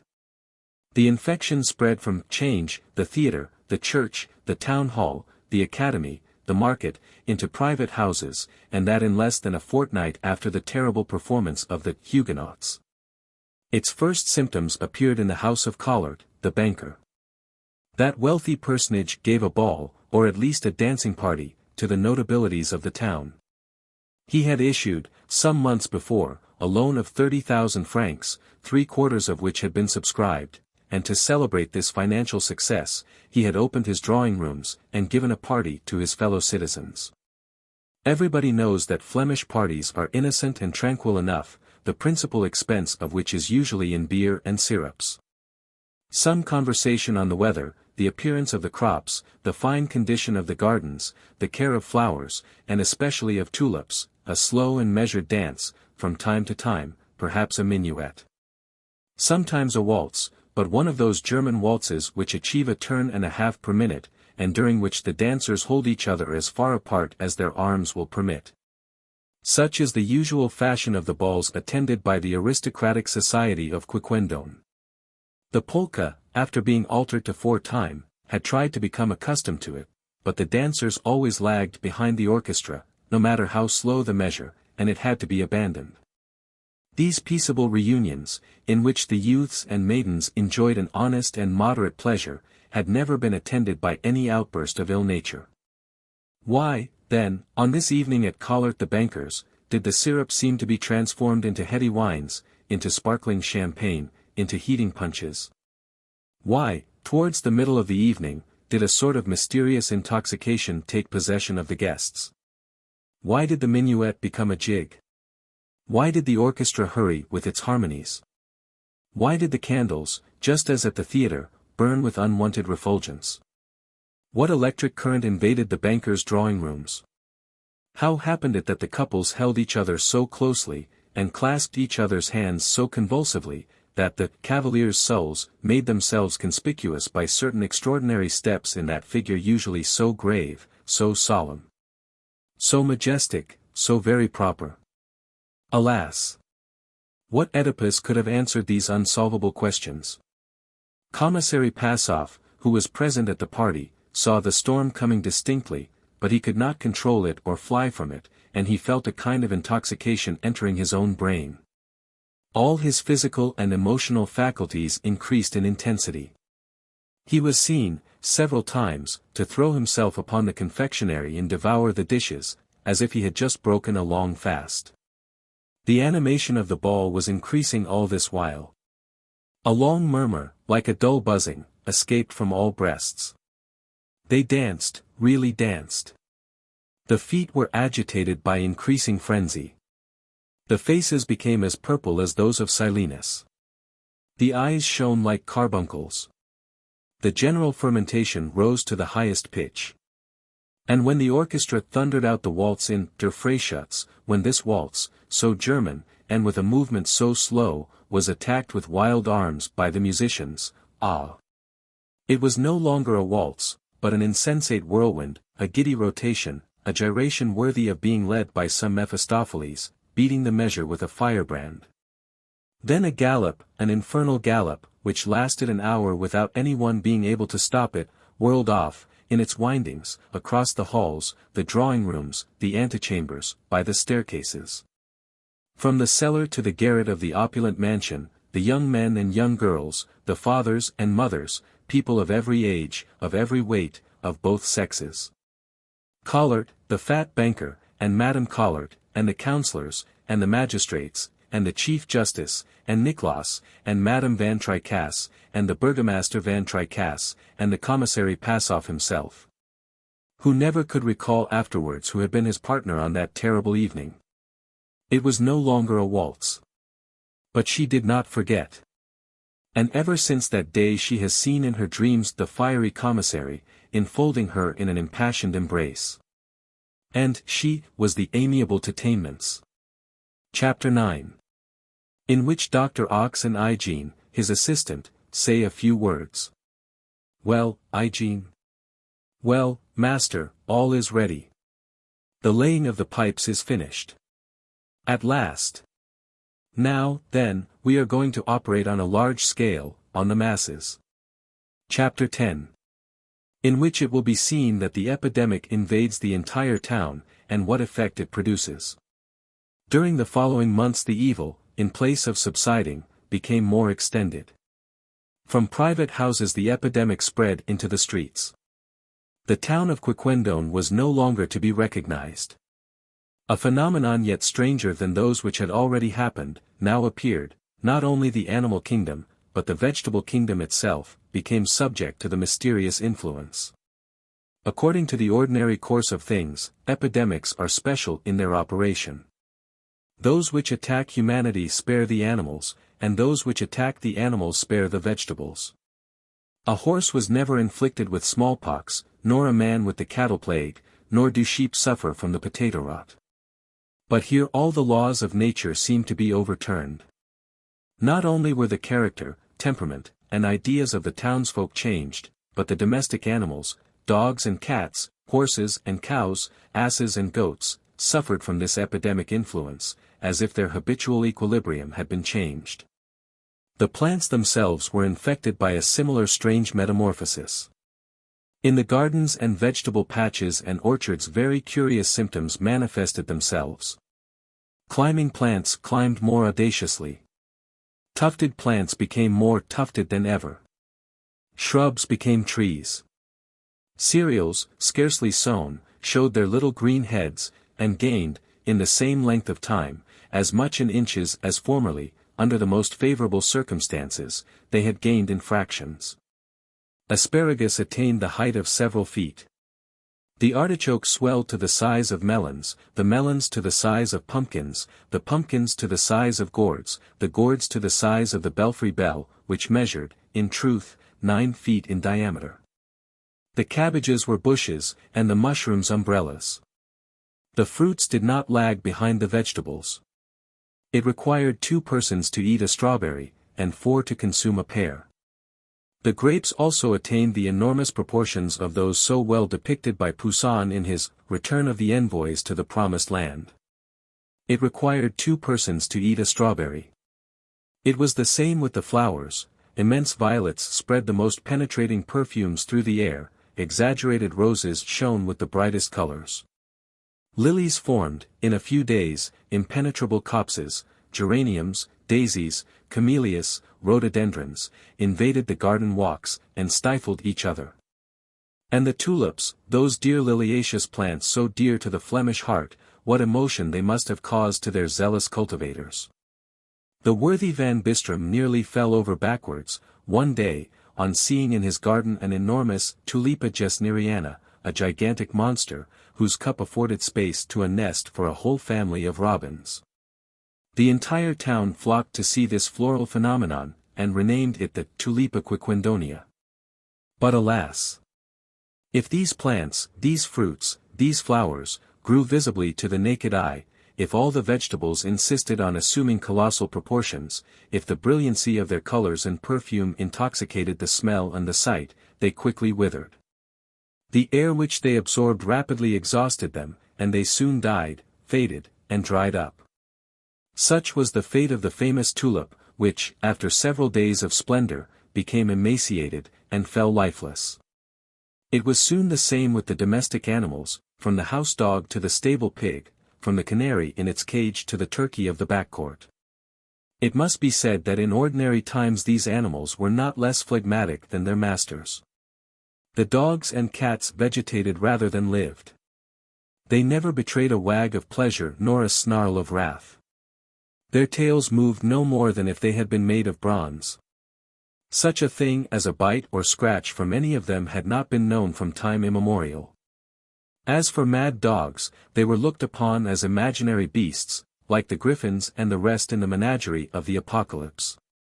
But what a change had taken place in a few months, the smallest incidents of which we are trying to reproduce. Dogs and cats began to show teeth and claws. Several executions had taken place after reiterated offenses. A horse was seen, for the first time, to take his bit in his teeth and rush through the streets of Quiquendone, an ox was observed to precipitate itself, with lowered horns, upon one of his herd. An ass was seen to turn himself ever, with his legs in the air, in the place Saint Enough, and bray as ass never brayed before. A sheep, actually a sheep, defended valiantly the cutlets within him from the butcher's knife. Van Tricasse, the burgomaster, was forced to make police regulations concerning the domestic animals, as, seized with lunacy, they rendered the streets of Quiquendone unsafe. But alas! If the animals were mad, the men were scarcely less so. No age was spared by the scourge. Babies soon became quite insupportable, though till now so easy to bring up, and for the first time Honoré Syntax, the judge, was obliged to apply the rod to his youthful offspring. There was a kind of insurrection at the high school, and the dictionaries became formidable missiles in the classes. The scholars would not submit to be shut in, and, besides, the infection took the teachers themselves, who overwhelmed the boys and girls with extravagant tasks and punishments. Another strange phenomenon occurred. All these Quiquendonians, so sober before, whose chief food had been whipped creams, committed wild excesses in their eating and drinking. Their usual regimen no longer sufficed. Each stomach was transformed into a gulf, and it became necessary to fill this gulf by the most energetic means. The consumption of the town was trebled. Instead of 2 repasts they had 6. Many cases of indigestion were reported. The councillor Nicholas could not satisfy his hunger. Van Tricasse found it impossible to assuage his thirst, and remained in a state of rabid semi-intoxication. In short, the most alarming symptoms manifested themselves and increased from day to day. Drunken people staggered in the streets, and these were often citizens of high position. Dominique Custos, the physician, had plenty to do with the heartburns, inflammations, and nervous affections, which proved to what a strange degree the nerves of the people had been irritated. There were daily quarrels and altercations in the once deserted but now crowded streets of Quiquendone, for nobody could any longer stay at home. It was necessary to establish a new police force to control the disturbers of the public peace. A prison cage was established in the town hall, and speedily became full, night and day, of refractory offenders. Commissary Passoff was in despair. A marriage was concluded in less than 2 months. Such a thing had never been seen before. Yes, the son of Rupp, the schoolmaster, wedded the daughter of Augustine de Rovere, and that 57 days only after he had petitioned for her hand and heart. Other marriages were decided upon, which, in old times, would have remained in doubt and discussion for years. The burgomaster perceived that his own daughter, the charming Suzel, was escaping from his hands. As for dear Tetainments, she had dared to sound Commissary Passoff on the subject of a union, which seemed to her to combine every element of happiness, fortune, honor, youth.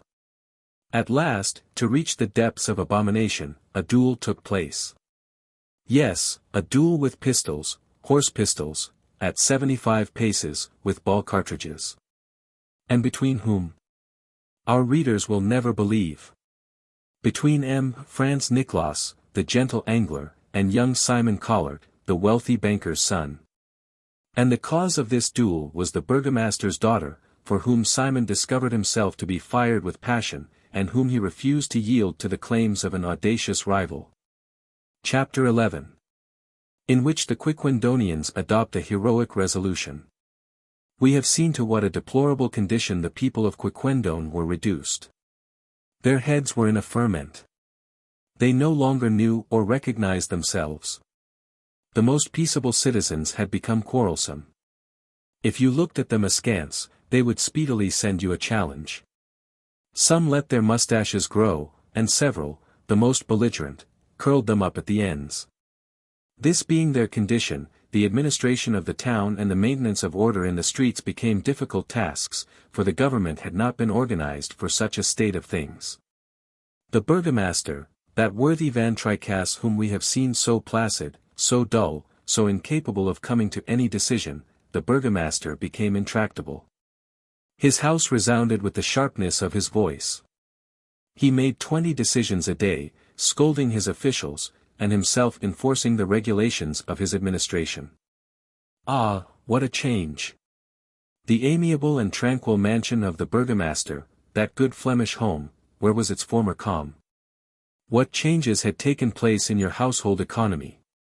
Madame Van Tricasse had become acrid, whimsical, harsh.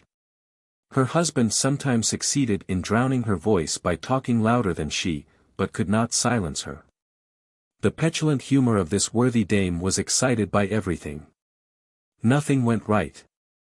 The servants offended her every moment.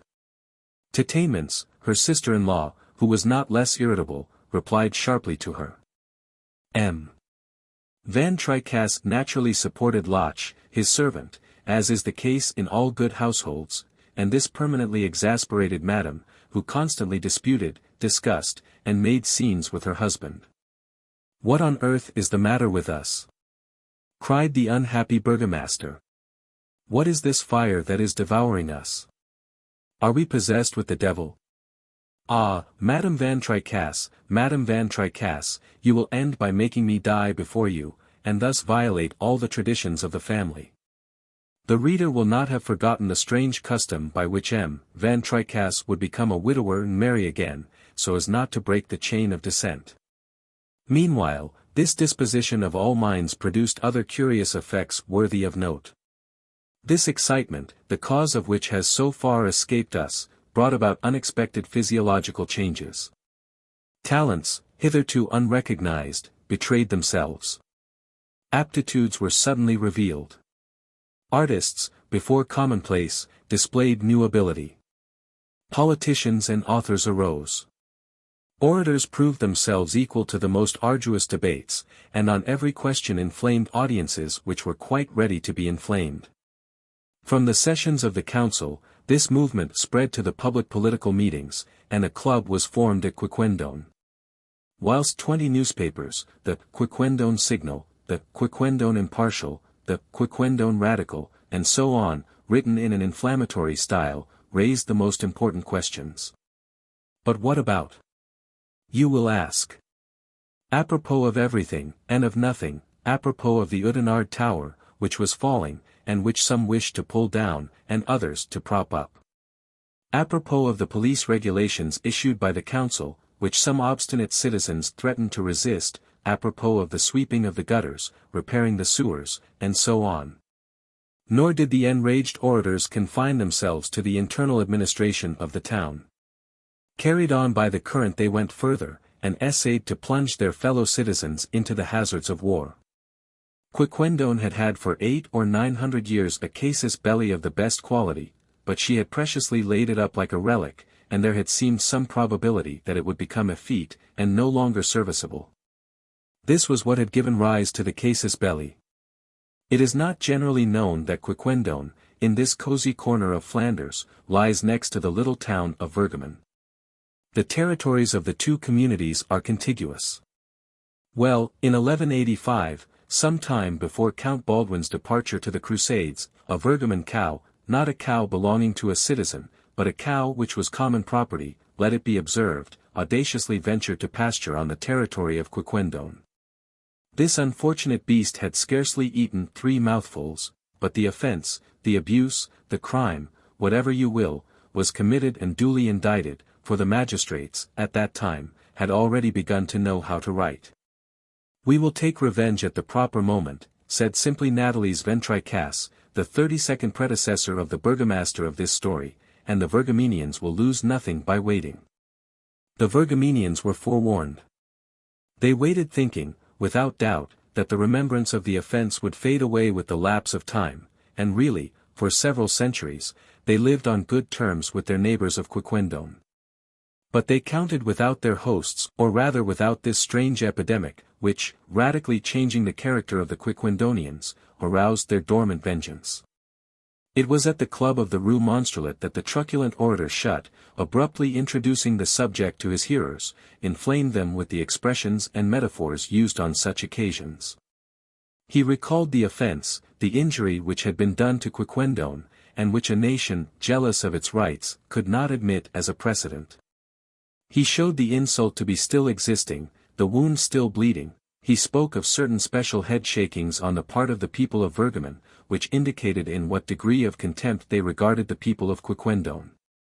He appealed to his fellow citizens, who, unconsciously perhaps, had supported this mortal insult for long centuries. He adjured the children of the ancient town to have no other purpose than to obtain a substantial reparation. And, lastly, he made an appeal to all the living energies of the nation. With what enthusiasm these words, so new to Quiquendonian ears, were greeted, may be surmised, but cannot be told. All the auditors rose, and with extended arms demanded war with loud cries. Never had the advocate Shut achieved such a success, and it must be avowed that his triumphs were not few. The burgomaster, the councillor, all the notabilities present at this memorable meeting, would have vainly attempted to resist the popular outburst. Besides, they had no desire to do so, and cried as loud, if not louder, than the rest. To the frontier! To the frontier! As the frontier was but 3 kilometers from the walls of Quiquendone, it is certain that the Vergamenians ran a real danger, for they might easily be invaded without having had time to look about them. Meanwhile, Josy Liefrink, the worthy chemist, who alone had preserved his senses on this grave occasion, tried to make his fellow citizens comprehend that guns, cannon, and generals were equally wanting to their design. They replied to him, not without many impatient gestures, that these generals, cannons, and guns would be improvised, that the right and love of country sufficed, and rendered a people irresistible. Hereupon the burgomaster himself came forward, and in a sublime harangue made short work of those pusillanimous people who disguised their fear under a veil of prudence, which veil he tore off with a patriotic hand.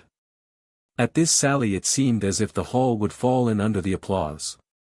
The vote was eagerly demanded, and was taken amid acclamations. The cries of "To Vergamen! To Vergamen!" redoubled. To Vergamen! To Vergamen!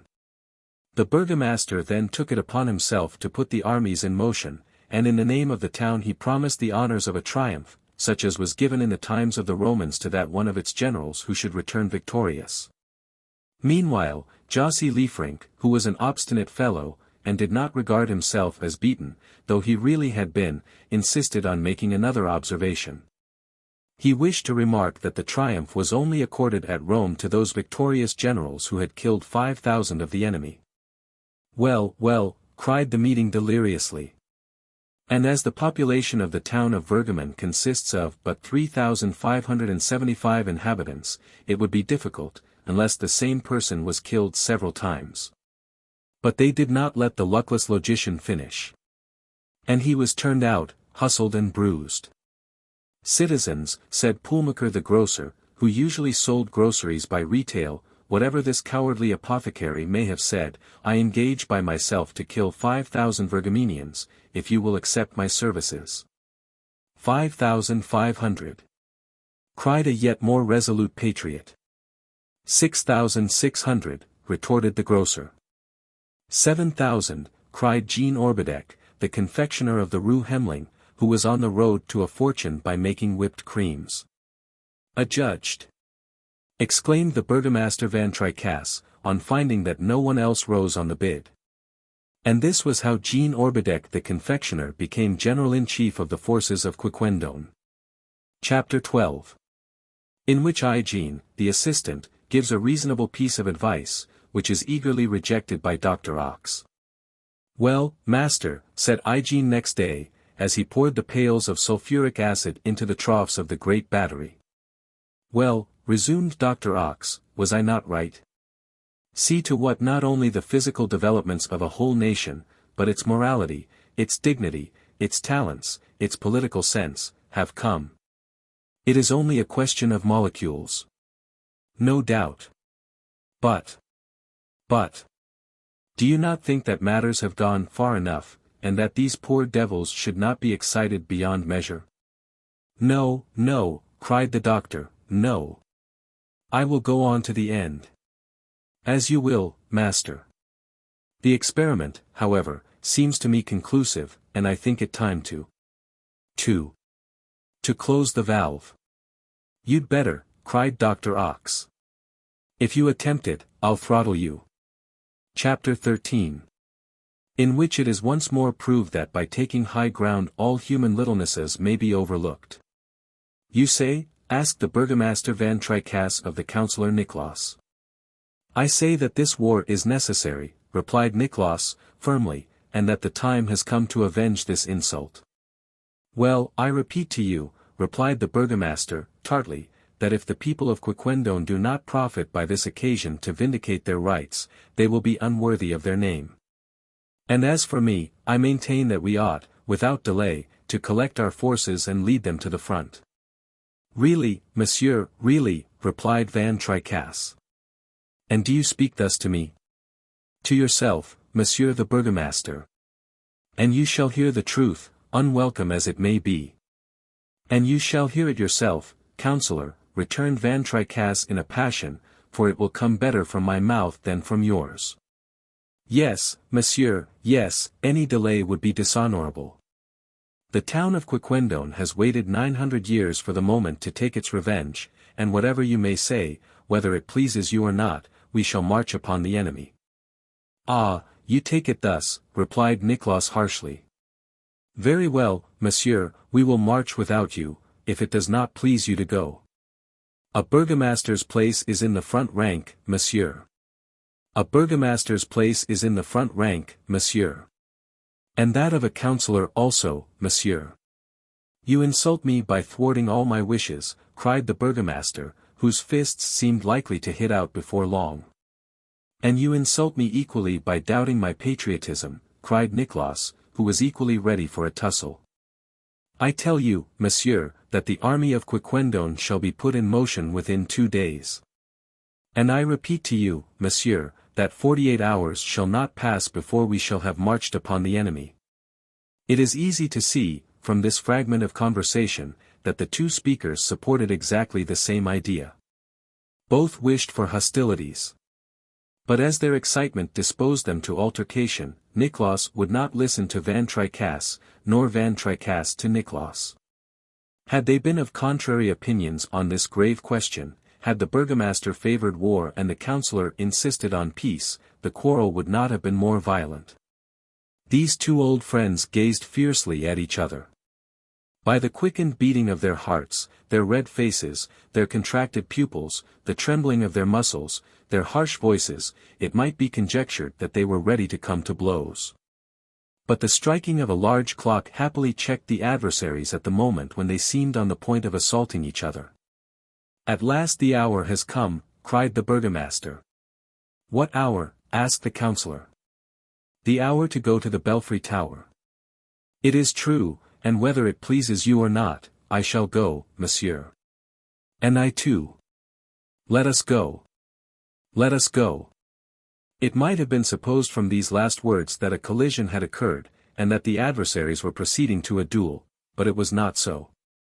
It had been agreed that the burgomaster and the councillor, as the two principal dignitaries of the town, should repair to the town hall, and there show themselves on the high tower which overlooked Quiquendone. That they should examine the surrounding country, so as to make the best strategetic plan for the advance of their troops. Though they were in accord on this subject, they did not cease to quarrel bitterly as they went. Their loud voices were heard resounding in the streets, but all the passers-by were now accustomed to this. The exasperation of the dignitaries seemed quite natural, and no one took notice of it. Under the circumstances, a calm man would have been regarded as a monster. The burgomaster and the councillor, having reached the porch of the belfry, were in a paroxysm of fury. They were no longer red, but pale. This terrible discussion, though they had the same idea, had produced internal spasms, and every one knows that paleness shows that anger has reached its last limits. At the foot of the narrow tower staircase there was a real explosion. Who should go up first? Who should first creep up the winding steps?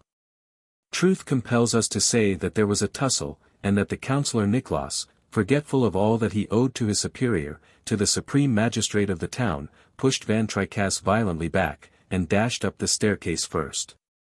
Both ascended, denouncing and raging at each other at every step. It was to be feared that a terrible climax would occur on the summit of the tower, which rose 357 feet above the pavement.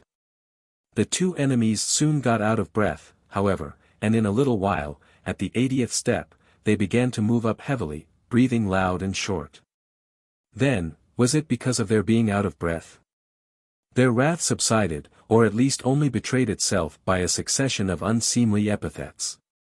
They became silent, and, strange to say, it seemed as if their excitement diminished as they ascended higher above the town. A sort of lull took place in their minds. Their brains became cooler, and simmered down like a coffee pot when taken away from the fire. Why? We cannot answer this why. But the truth is that, having reached a certain landing stage, 266 feet above ground, the two adversaries sat down and, really more calm, looked at each other without any anger in their faces. "How high it is!" said the burgomaster, passing his handkerchief over his rubicund face. "Very high," returned the councillor.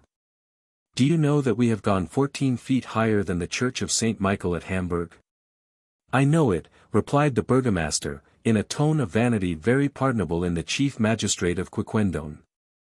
The two notabilities soon resumed their ascent, casting curious glances through the loopholes pierced in the tower walls. The burgomaster had taken the head of the procession, without any remark on the part of the councillor. It even happened that at about the 304th step, Van Tricasse being completely tired out, Nicholas kindly pushed him from behind. The burgomaster offered no resistance to this, and, when he reached the platform of the tower, said graciously, "Thanks, Nicholas, I will do the same for you one day." A little while before it had been two wild beasts, ready to tear each other to pieces, who had presented themselves at the foot of the tower. It was now two friends who reached its summit. The weather was superb. It was the month of May. The sun had absorbed all the vapors. What a pure and limpid atmosphere! The most minute objects over a broad space might be discerned. The walls of Virgamen, glistening in their whiteness, its red, pointed roofs, its belfries shining in the sunlight, appeared a few miles off, and this was the town that was foredoomed to all the horrors of fire and pillage. The burgomaster and the councillor sat down beside each other on a small stone bench, like two worthy people whose souls were in close sympathy. As they recovered breath, they looked around, then, after a brief silence, "How fine this is!" cried the burgomaster. "Yes, it is admirable," replied the councillor. "Does it not seem to you, my good Van Tricasse, that humanity is destined to dwell rather at such heights, than to crawl about on the surface of our globe?" "I agree with you, honest Nicholas," returned the burgomaster, "I agree with you. You see sentiment better when you get clear of nature. You breathe it in every sense.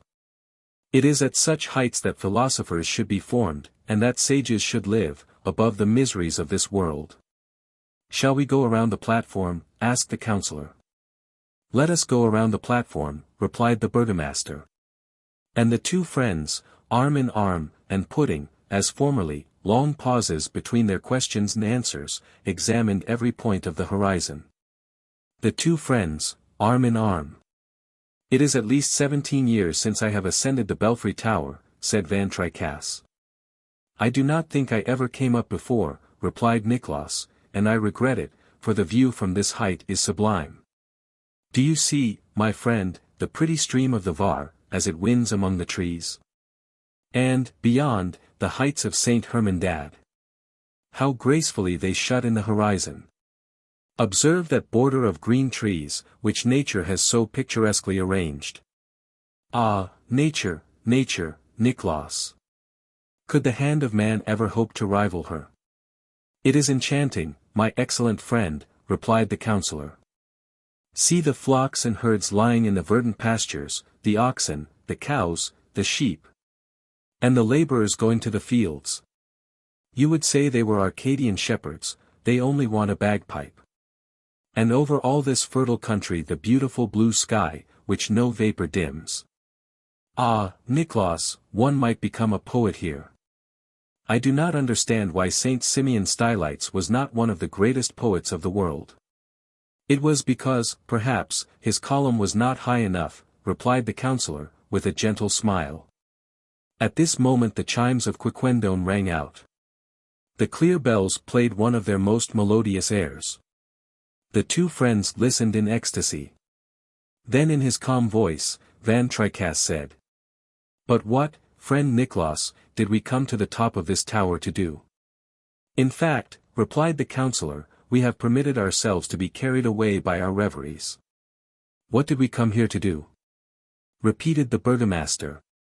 "We came," said Nicholas, "to breathe this pure air, which human weaknesses have not corrupted." "Well, shall we descend, friend Nicholas?" "Let us descend, friend Van Tricasse." They gave a parting glance at the splendid panorama which was spread before their eyes, then the burgomaster passed down first, and began to descend with a slow and measured pace. The counsellor followed a few steps behind. They reached the landing stage at which they had stopped on ascending. Already their cheeks began to redden. They tarried a moment, then resumed their descent.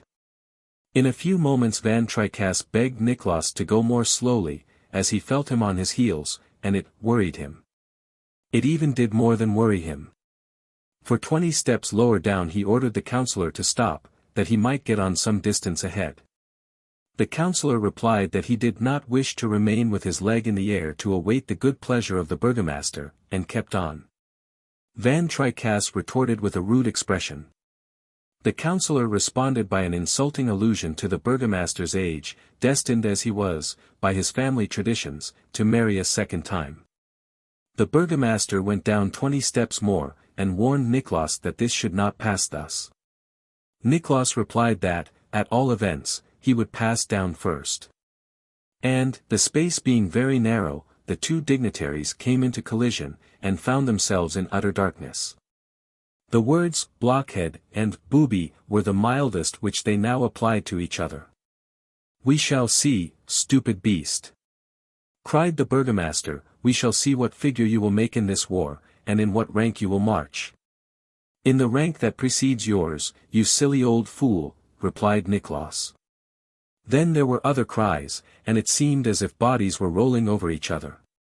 What was going on? Why were these dispositions so quickly changed? Why were the gentle sheep of the tower's summit metamorphosed into tigers 200 feet below it? However this might be, the guardian of the tower, hearing the noise, opened the door, just at the moment when the two adversaries, bruised, and with protruding eyes, were in the act of tearing each other's hair. Fortunately they wore wigs. "You shall give me satisfaction for this," cried the burgomaster, shaking his fist under his adversary's nose. "Whenever you please," growled the counsellor Nicholas, attempting to respond with a vigorous kick. The guardian, who was himself in a passion, I cannot say why, thought the scene a very natural one. I know not what excitement urged him to take part in it, but he controlled himself. And went off to announce throughout the neighbourhood that a hostile meeting was about to take place between the burgomaster Van Tricasse and the counsellor Nicholas. Chapter 14. In which matters go so far that the inhabitants of Quiquendone, the reader, and even the author, demand an immediate denouement. The last incident proves to what a pitch of excitement the Quiquendonians had been wrought. The two oldest friends in the town, and the most gentle, before the advent of the epidemic, to reach this degree of violence. And that, too, only a few minutes after their old mutual sympathy, their amiable instincts, their contemplative habit, had been restored at the summit of the tower. On learning what was going on, Dr. Ox could not contain his joy. He resisted the arguments which Hygiene, who saw what a serious turn affairs were taking, addressed to him. Besides, both of them were infected by the general fury. They were not less excited than the rest of the population, and they ended by quarrelling as violently as the burgomaster and the counsellor. Besides, one question eclipsed all others, and the intended duels were postponed to the issue of the Virgamenian difficulty. No man had the right to shed his blood uselessly, when it belonged, to the last drop, to his country in danger. The affair was, in short, a grave one, and there was no withdrawing from it. The burgomaster Van Tricasse, despite the warlike ardor with which he was filled, had not thought it best to throw himself upon the enemy without warning him. He had, therefore, through the medium of the rural policeman, Hottering, sent to demand reparation of the Virgamenians for the offense committed, in 1195, on the Quiquendonian territory. The authorities of Virgamen could not at first imagine of what the envoy spoke, and the latter, despite his official character, was conducted back to the frontier very cavalierly. Van Tricasse then sent one of the aides-de-camp of the confectioner general, citizen Hildevert Schumann, a manufacturer of barley sugar, a very firm and energetic man, who carried to the authorities of Virgamen the original minute of the indictment drawn up in 1195 by order of the burgomaster Nathalie's Van Tricasse. The authorities of Virgamen burst out laughing, and served the aide-de-camp in the same manner as the rural policeman. The burgomaster then assembled the dignitaries of the town. A letter, remarkably and vigorously drawn up, was written as an ultimatum, the cause of quarrel was plainly stated, and a delay of 24 hours was accorded to the guilty city in which to repair the outrage done to Quiquendone. The letter was sent off, and returned a few hours afterwards, torn to bits, which made so many fresh insults. The Virgamenians knew of old the forbearance and equanimity of the Quiquendonians, and made sport of them and their demand, of their casus belli and their ultimatum. There was only one thing left to do, to have recourse to arms, to invoke the god of battles, and, after the Prussian fashion, to hurl themselves upon the Virgamenians before the latter could be prepared. This decision was made by the council in solemn conclave, in which cries, objurgations, and menacing gestures were mingled with unexampled violence. An assembly of idiots, a congress of madmen, a club of maniacs, would not have been more tumultuous. As soon as the declaration of war was known, General Jean Orbideck assembled his troops, perhaps 2,393 combatants from a population of 2,393 souls. The women, the children, the old men, were joined with the able-bodied males. The guns of the town had been put under requisition. 5 had been found, 2 of which were without cocks, and these had been distributed to the advance guard. The artillery was composed of the old culverin of the chateau, taken in 1339 at the attack on Quesnoy, one of the first occasions of the use of cannon in history, and which had not been fired off for 5 centuries. Happily for those who were appointed to take it in charge there were no projectiles with which to load it, but such as it was, this engine might well impose on the enemy. As for side arms, they had been taken from the Museum of Antiquities, flint hatchets, helmets, Frankish battle-axes, javelins, halberds, rapiers, and so on, and also in those domestic arsenals commonly known as cupboards and kitchens.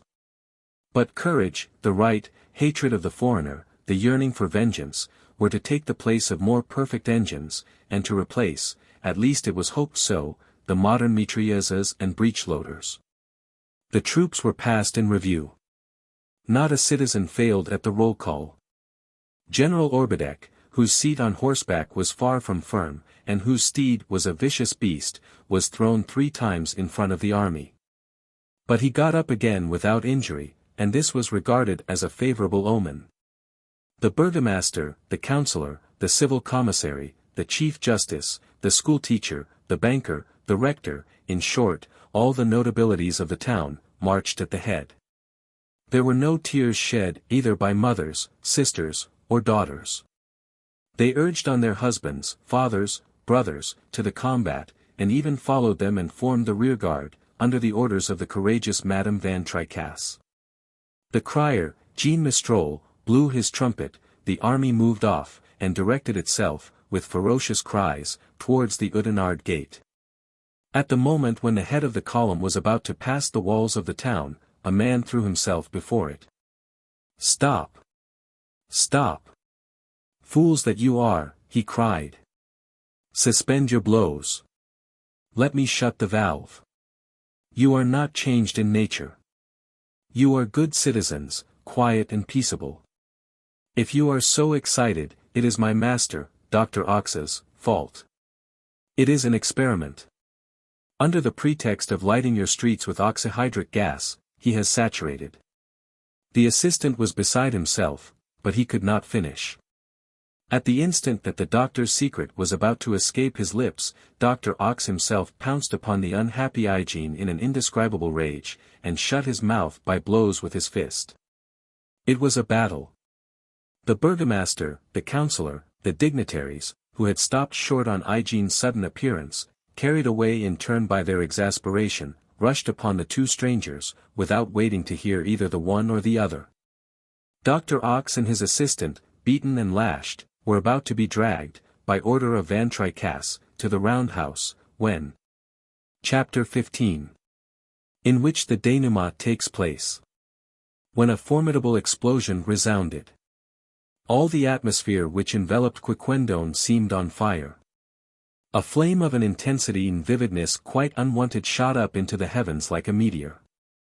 Had it been night, this flame would have been visible for 10 leagues around. The whole army of Quiquendone fell to the earth, like an army of monks. Happily there were no victims, a few scratches and slight hurts were the only result. The confectioner, who, as chance would have it, had not fallen from his horse this time, had his plume singed, and escaped without any further injury. The whole army of Quiquendone fell to the earth. What had happened? Something very simple, as was soon learned, the gasworks had just blown up. During the absence of the doctor and his assistant, some careless mistake had no doubt been made. It is not known how or why a communication had been established between the reservoir which contained the oxygen and that which enclosed the hydrogen.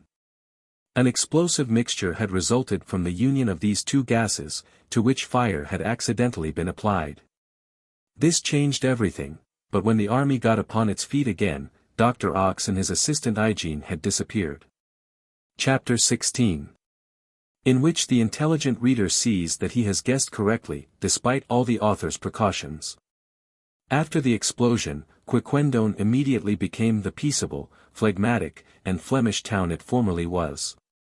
After the explosion, which indeed did not cause a very lively sensation, each one, without knowing why, mechanically took his way home, the burgomaster leaning on the councillor's arm, the advocate shut going arm in arm with Custos the doctor.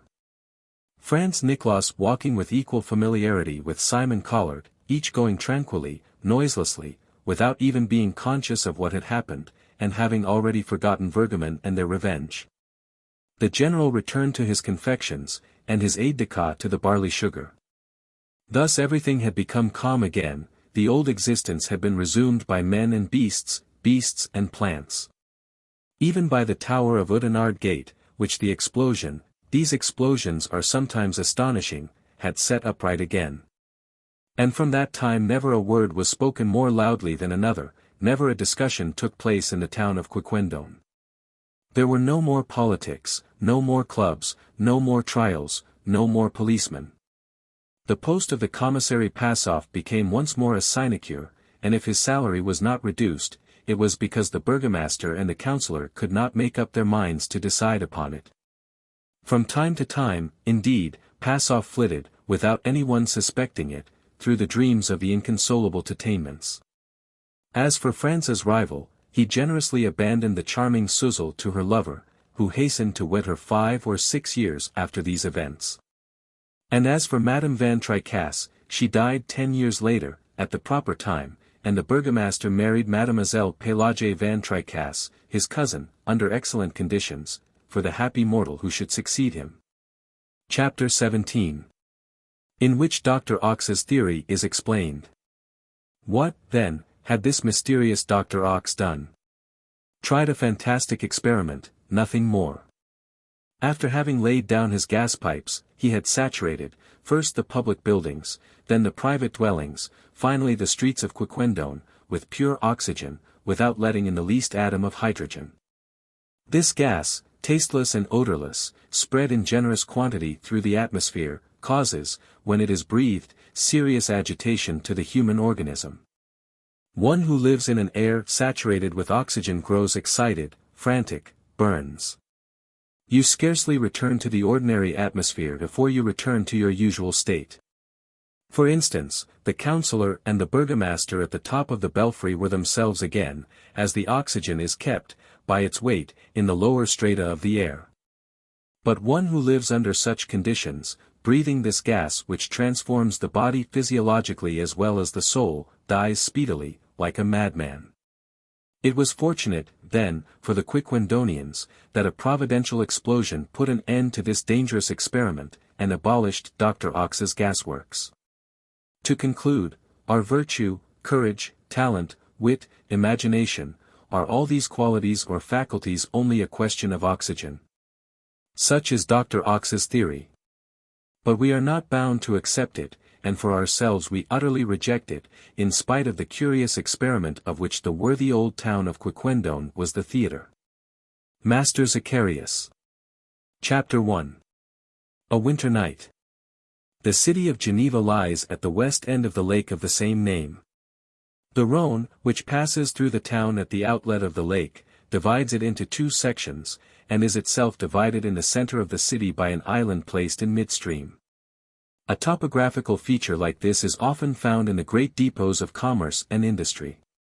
No doubt the first inhabitants were influenced by the easy means of transport which the swift currents of the rivers offered them, those roads which walk along of their own accord, as Pascal puts it. In the case of the Rhône, it would be the road that ran along. Before new and regular buildings were constructed on this island, which was enclosed like a Dutch galley in the middle of the river, the curious mass of houses, piled one on the other, presented a delightfully confused coup d'oeil. The small area of the island had compelled some of the buildings to be perched, as it were, on the piles, which were entangled in the rough currents of the river. The huge beams, blackened by time, and worn by the water, seemed like the claws of an enormous crab, and presented a fantastic appearance. The little yellow streams, which were like cobwebs stretched amid this ancient foundation, quivered in the darkness, as if they had been the leaves of some old oak forest, while the river engulfed in this forest of piles foamed and roared most mournfully. One of the houses of the island was striking for its curiously aged appearance. It was the dwelling of the old clockmaker, Master Zacharias, whose household consisted of his daughter Gerande, Aubert Thun, his apprentice, and his old servant Scholastique. There was no man in Geneva to compare in interest with this Zacharias. His age was past finding out. Not the oldest inhabitant of the town could tell for how long his thin, pointed head had shaken above his shoulders, nor the day when, for the first time, he had walked through the streets, with his long white locks floating in the wind. The man did not live, he vibrated like the pendulum of his clocks. His spare and cadaverous figure was always clothed in dark colors. Like the pictures of Leonardo da Vinci, he was sketched in black. Gerande had the pleasantest room in the whole house, whence, through a narrow window, she had the inspiriting view of the snowy peaks of Jura. But the bedroom and workshop of the old man were a kind of cavern close on to the water, the floor of which rested on the piles. From time immemorial Master Zacharias had never come out except at meal times, and when he went to regulate the different clocks of the town. He passed the rest of his time at his bench, which was covered with numerous clockwork instruments, most of which he had invented himself. For he was a clever man, his works were valued in all France and Germany. The best workers in Geneva readily recognized his superiority, and showed that he was an honor to the town, by saying, "To him belongs the glory of having invented the escapement." In fact, the birth of true clockwork dates from the invention which the talents of Zacharias had discovered not many years before. After he had worked hard for a long time, Zacharias would slowly put his tools away, cover up the delicate pieces that he had been adjusting with glasses, and stop the active wheel of his lathe. Then he would raise a trapdoor constructed in the floor of his workshop, and, stooping down, used to inhale for hours together the thick vapors of the Rhône, as it dashed along under his eyes. He would raise the trap-door constructed in the floor of his workshop. One winter's night the old servant Scholastique served the supper, which, according to old custom, she and the young mechanic shared with their master. Master Zacharias did not eat, though the food carefully prepared for him was offered him in a handsome blue and white dish. He scarcely answered the sweet words of Gerande, who evidently noticed her father's silence, and even the clatter of Scholastique herself no more struck his ear than the roar of the river, to which he paid no attention. After the silent meal, the old clockmaker left the table without embracing his daughter, or saying his usual "good night" to all. He left by the narrow door leading to his den, and the staircase groaned under his heavy footsteps as he went down. Gerande, Aubert and Scholastique sat for some minutes without speaking. On this evening the weather was dull, the clouds dragged heavily on the Alps and threatened rain. The severe climate of Switzerland made one feel sad, while the south wind swept round the house, and whistled ominously. "My dear young lady," said Scholastique, at last, "do you know that our master has been out of sorts for several days? Holy Virgin! I know he has had no appetite, because his words stick in his inside, and it would take a very clever devil to drag even one out of him. My father has some secret cause of trouble, that I cannot even guess," replied Durand, as a sad anxiety spread over her face. "Mademoiselle, don't let such sadness fill your heart. You know the strange habits of Master Zacharias. Who can read his secret thoughts in his face? No doubt some fatigue has overcome him, but tomorrow he will have forgotten it, and be very sorry to have given his daughter pain." It was Aubert who spoke thus, looking into Durand's lovely eyes. Aubert was the first apprentice whom Master Zacharias had ever admitted to the intimacy of his labors, for he appreciated his intelligence, discretion, and goodness of heart. And this young man had attached himself to Durand with the earnest devotion natural to a noble nature. Durand was 18 years of age. Her oval face recalled that of the artless Madonnas whom veneration still displays at the street corners of the antique towns of Brittany. Her eyes betrayed an infinite simplicity. One would love her as the sweetest realization of a poet's dream. Her apparel was of modest colors, and the white linen which was folded about her shoulders had the tint and perfume peculiar to the linen of the church. She led a mystical existence in Geneva, which had not as yet been delivered over to the dryness of Calvinism. While, night and morning, she read her Latin prayers in her iron-clasped missal, Durand had also discovered a hidden sentiment in Aubert Thun's heart, and comprehended what a profound devotion the young workman had for her.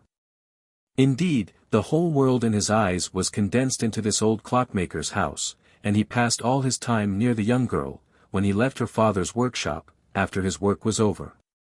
Old Scholastique saw all this, but said nothing.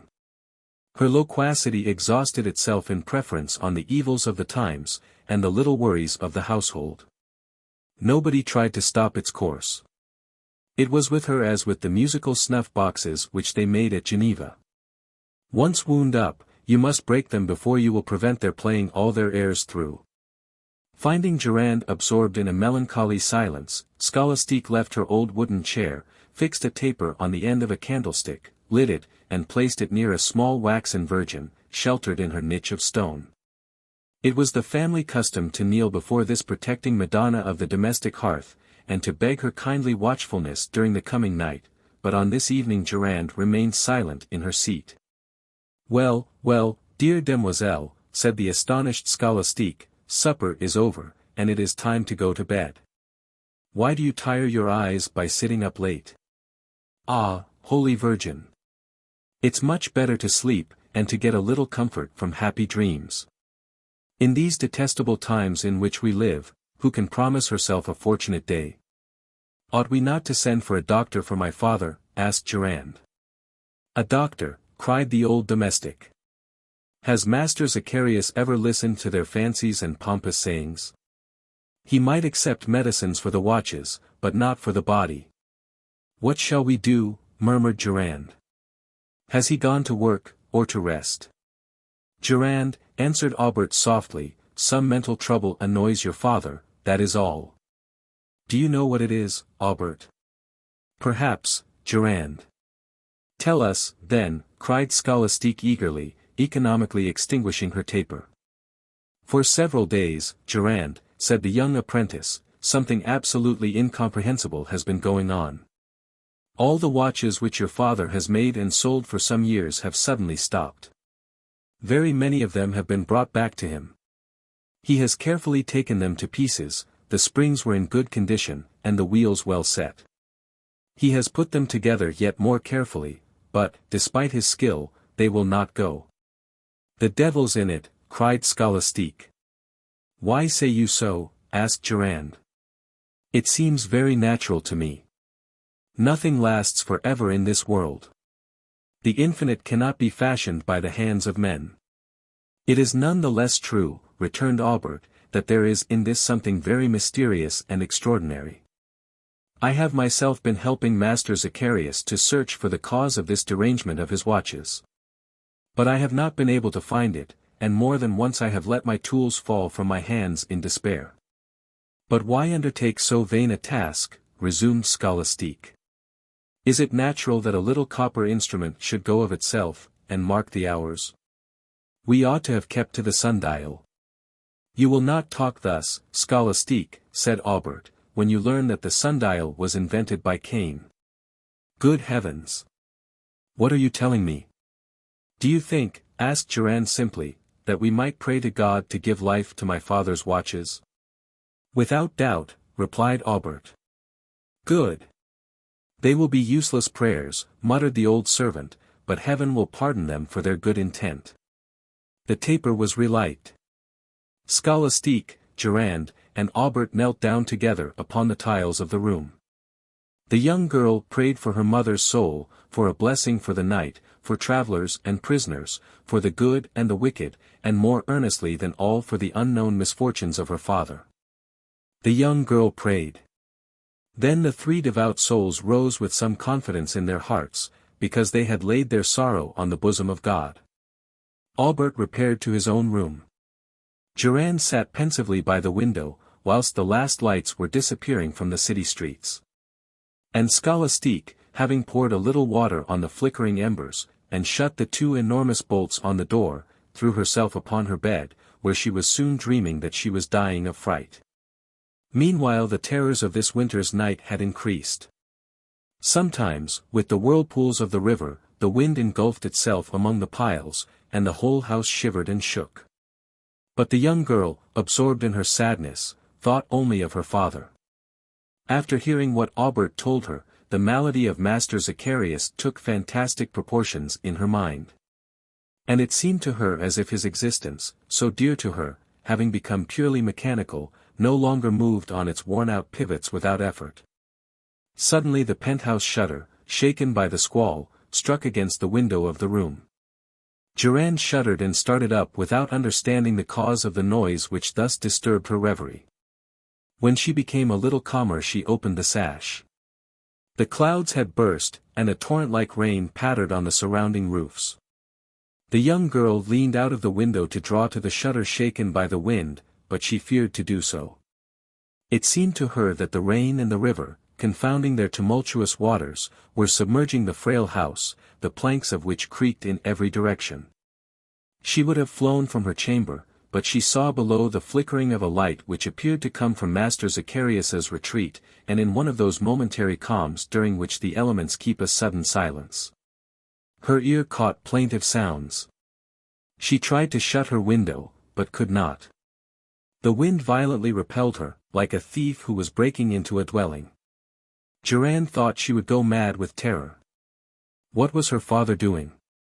She opened the door, and it escaped from her hands, and slammed loudly with the force of the tempest. Durand then found herself in the dark supper-room, succeeded in gaining, on tiptoe, the staircase which led to her father's shop, and pale and fainting, glided down. The old watchmaker was upright in the middle of the room, which resounded with the roaring of the river. His bristling hair gave him a sinister aspect. He was talking and gesticulating, without seeing or hearing anything. Durand stood still on the threshold. "It is death," said Master Zacharias, in a hollow voice, "it is death. Why should I live longer, now that I have dispersed my existence over the earth? For I, Master Zacharias, am really the creator of all the watches that I have fashioned. It is a part of my very soul that I have shut up in each of these cases of iron, silver, or gold. Every time that one of these accursed watches stops, I feel my heart cease beating, for I have regulated them with its pulsations." As he spoke in this strange way, the old man cast his eyes on his bench. There lay all the pieces of a watch that he had carefully taken apart. He took up a sort of hollow cylinder, called a barrel, in which the spring is enclosed, and removed the steel spiral, but instead of relaxing itself, according to the laws of its elasticity, it remained coiled on itself like a sleeping viper. It seemed knotted, like impotent old men whose blood has long been congealed. Master Zacharias vainly essayed to uncoil it with his thin fingers, the outlines of which were exaggerated on the wall. But he tried in vain, and soon, with a terrible cry of anguish and rage, he threw it through the trapdoor into the boiling Rhone. Durande, her feet riveted to the floor, stood breathless and motionless. She wished to approach her father, but could not. Giddy hallucinations took possession of her. Suddenly she heard, in the shade, a voice murmur in her ears. "Durande, dear Durande. Grief still keeps you awake. Go in again, I beg of you. The night is cold." "Albert," whispered the young girl. "You. Ought I not to be troubled by what troubles you?" These soft words sent the blood back into the young girl's heart. She leaned on Albert's arm, and said to him, "My father is very ill, Albert. You alone can cure him, for this disorder of the mind would not yield to his daughter's consolings. His mind is attacked by a very natural delusion, and in working with him, repairing the watches, you will bring him back to reason. Albert," she continued, "it is not true, is it, that his life is mixed up with that of his watches?"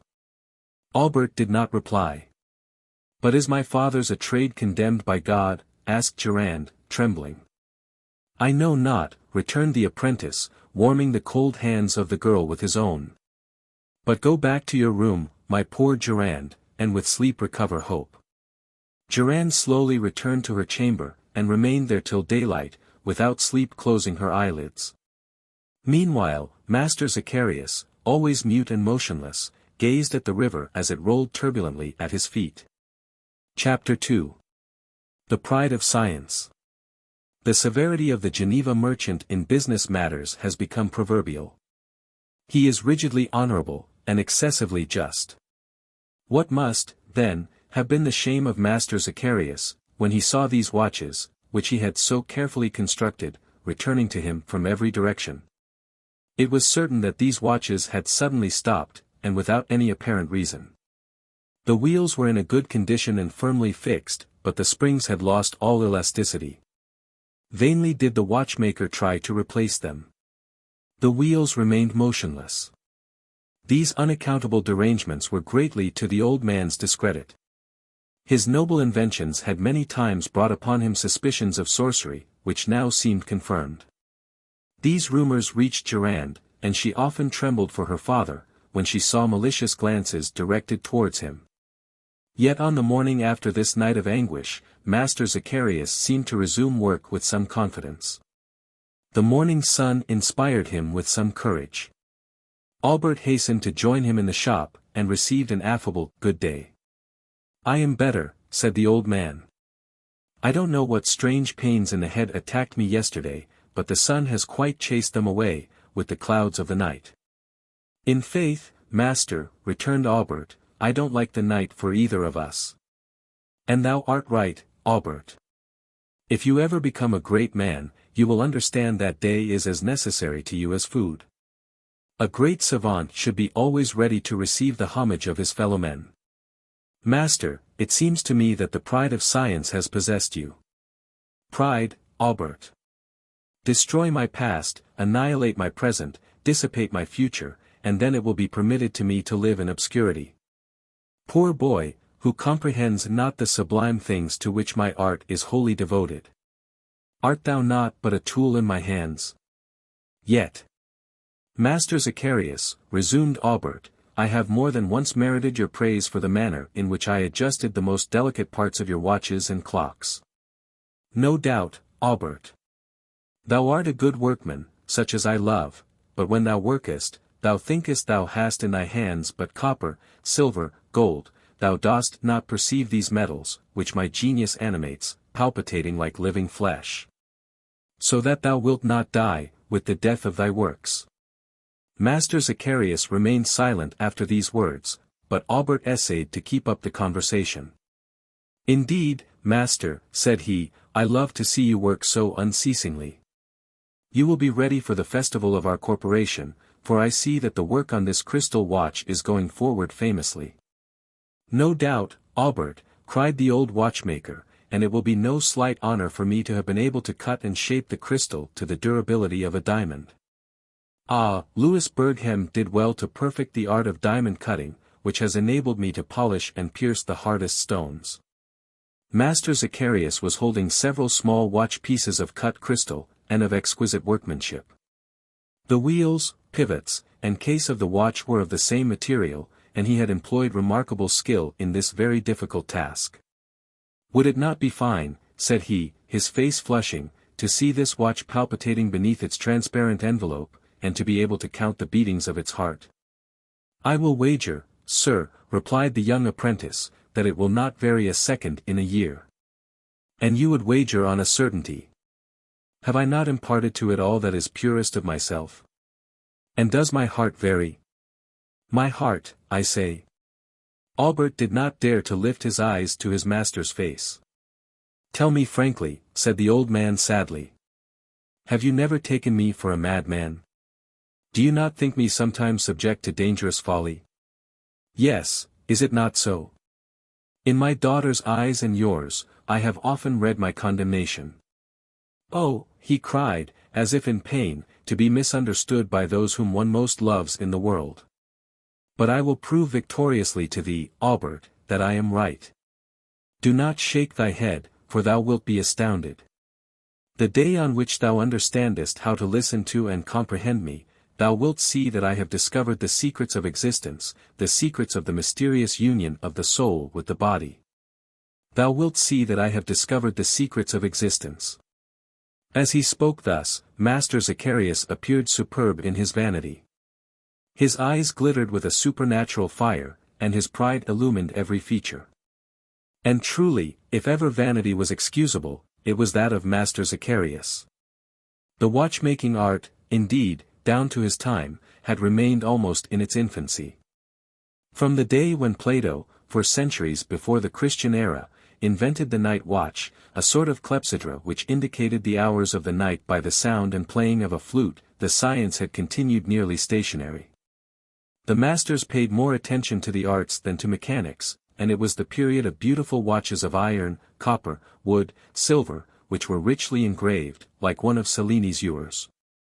They made a masterpiece of chasing, which measured time imperfectly, but was still a masterpiece.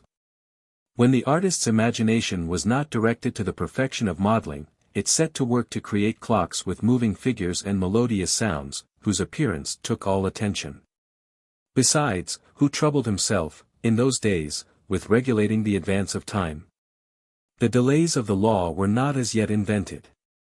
The physical and astronomical sciences had not as yet established their calculations on scrupulously exact measurements. There were neither establishments which were shut at a given hour, nor trains which departed at a precise moment. In the evening the curfew bell sounded, and at night the hours were cried amid the universal silence. Certainly people did not live so long, if existence is measured by the amount of business done, but they lived better. The mind was enriched with the noble sentiments born of the contemplation of chefs d'oeuvre. They built a church in 2 centuries, a painter painted but few pictures in the course of his life, a poet only composed one great work. But these were so many masterpieces for after ages to appreciate. When the exact sciences began at last to make some progress, watch and clock making followed in their path, though it was always arrested by an insurmountable difficulty, the regular and continuous measurement of time. It was in the midst of this stagnation that Master Zacharias invented the escapement, which enabled him to obtain a mathematical regularity by submitting the movement of the pendulum to a sustained force. This invention had turned the old man's head. Pride, swelling in his heart, like mercury in the thermometer, had attained the height of transcendent folly. By analogy he had allowed himself to be drawn to materialistic conclusions, and as he constructed his watches, he fancied that he had discovered the secrets of the union of the soul with the body. Thus, on this day, perceiving that Albert listened to him attentively, he said to him in a tone of simple conviction, "Dost thou know what life is, my child? Hast thou comprehended the action of those springs which produce existence? Hast thou examined thyself? No, and yet, with the eyes of science, thou mightest have seen the intimate relation which exists between God's work and my own, for it is from his creature that I have copied the combinations of the wheels of my clocks. Master, replied Aubert eagerly, can you compare a copper or steel machine with that breath of God which is called the soul, which animates our bodies as the breeze stirs the flowers? What mechanism could be so adjusted as to inspire us with thought? That is not the question, responded Master Zacharias gently, but with all the obstinacy of a blind man walking towards an abyss. In order to understand me, thou must recall the purpose of the escapement which I have invented. When I saw the irregular working of clocks, I understood that the movements shut up in them did not suffice, and that it was necessary to submit them to the regularity of some independent force. I then thought that the balance wheel might accomplish this, and I succeeded in regulating the movement. Now, was it not a sublime idea that came to me, to return to it its lost force by the action of the clock itself, which it was charged with regulating? Aubert made a sign of assent. Now, Aubert, continued the old man, growing animated, cast thine eyes upon thyself.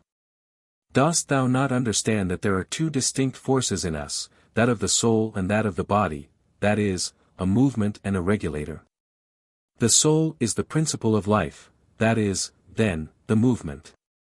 Whether it is produced by a weight, by a spring, or by an immaterial influence, it is none the less in the heart.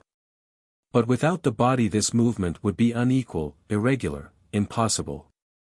Thus the body regulates the soul, and, like the balance wheel, it is submitted to regular oscillations.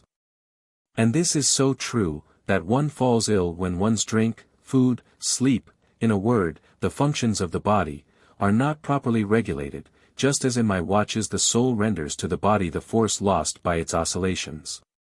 Well, what produces this intimate union between soul and body, if not a marvelous escapement, by which the wheels of the one work into the wheels of the other? This is what I have discovered and applied.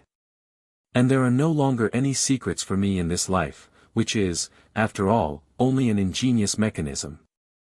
Master Zacharias looked sublime in this hallucination, which carried him to the ultimate mysteries of the infinite. But his daughter Durand, standing on the threshold of the door, had heard all. She rushed into her father's arms, and he pressed her convulsively to his breast. "What is the matter with thee, my daughter?" he asked. "If I had only a spring here," said she, putting her hand on her heart, "I would not love you as I do, father." Master Zacharias looked intently at Durand, and did not reply. Suddenly he uttered a cry, carried his hand eagerly to his heart, and fell fainting on his old leathern chair. "Father, what is the matter? Father, what is the matter?" "Help!" cried Aubert.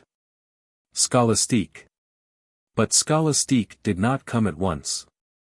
Someone was knocking at the front door. She had gone to open it, and when she returned to the shop, before she could open her mouth, the old watchmaker, having recovered his senses, spoke. "I divine, my old Scholastique, that you bring me still another of those accursed watches which have stopped." "Lord, it is true enough," replied Scholastique, handing a watch to Aubert. "My heart could not be mistaken," said the old man, with a sigh. Meanwhile Aubert carefully wound up the watch, but it would not go. Chapter 3. A Strange Visit. Poor Durand would have lost her life with that of her father, had it not been for the thought of Aubert, who still attached her to the world. The old watchmaker was, little by little, passing away. His faculties evidently grew more feeble, as he concentrated them on a single thought. By a sad association of ideas, he referred everything to his monomania, and a human existence seemed to have departed from him, to give place to the extranatural existence of the intermediate powers. Moreover, certain malicious rivals revived the sinister rumors which had spread concerning his labors. The news of the strange derangements which his watches betrayed had a prodigious effect upon the master clockmakers of Geneva. What signified this sudden paralysis of their wheels, and why these strange relations which they seemed to have with the old man's life? These were the kind of mysteries which people never contemplate without a secret terror. In the various classes of the town, from the apprentice to the great lord who used the watches of the old horologist, there was no one who could not himself judge of the singularity of the fact. The citizens wished, but in vain, to get to see Master Zacharias. He fell very ill, and this enabled his daughter to withdraw him from those incessant visits which had degenerated into reproaches and recriminations. Medicines and physicians were powerless in presence of this organic wasting away, the cause of which could not be discovered. It sometimes seemed as if the old man's heart had ceased to beat. Then the pulsations were resumed with an alarming irregularity. A custom existed in those days of publicly exhibiting the works of the masters. The heads of the various corporations sought to distinguish themselves by the novelty or the perfection of their productions. And it was among these that the condition of Master Zacharias excited the most lively, because most interested, commiseration. His rivals pitied him the more willingly because they feared him the less. They never forgot the old man's success, when he exhibited his magnificent clocks with moving figures, his repeaters, which provoked general admiration, and commanded such high prices in the cities of France, Switzerland, and Germany. Meanwhile, thanks to the constant and tender care of Durand and Aubert, his strength seemed to return a little, and in the tranquillity in which his convalescence left him, he succeeded in detaching himself from the thoughts which had absorbed him.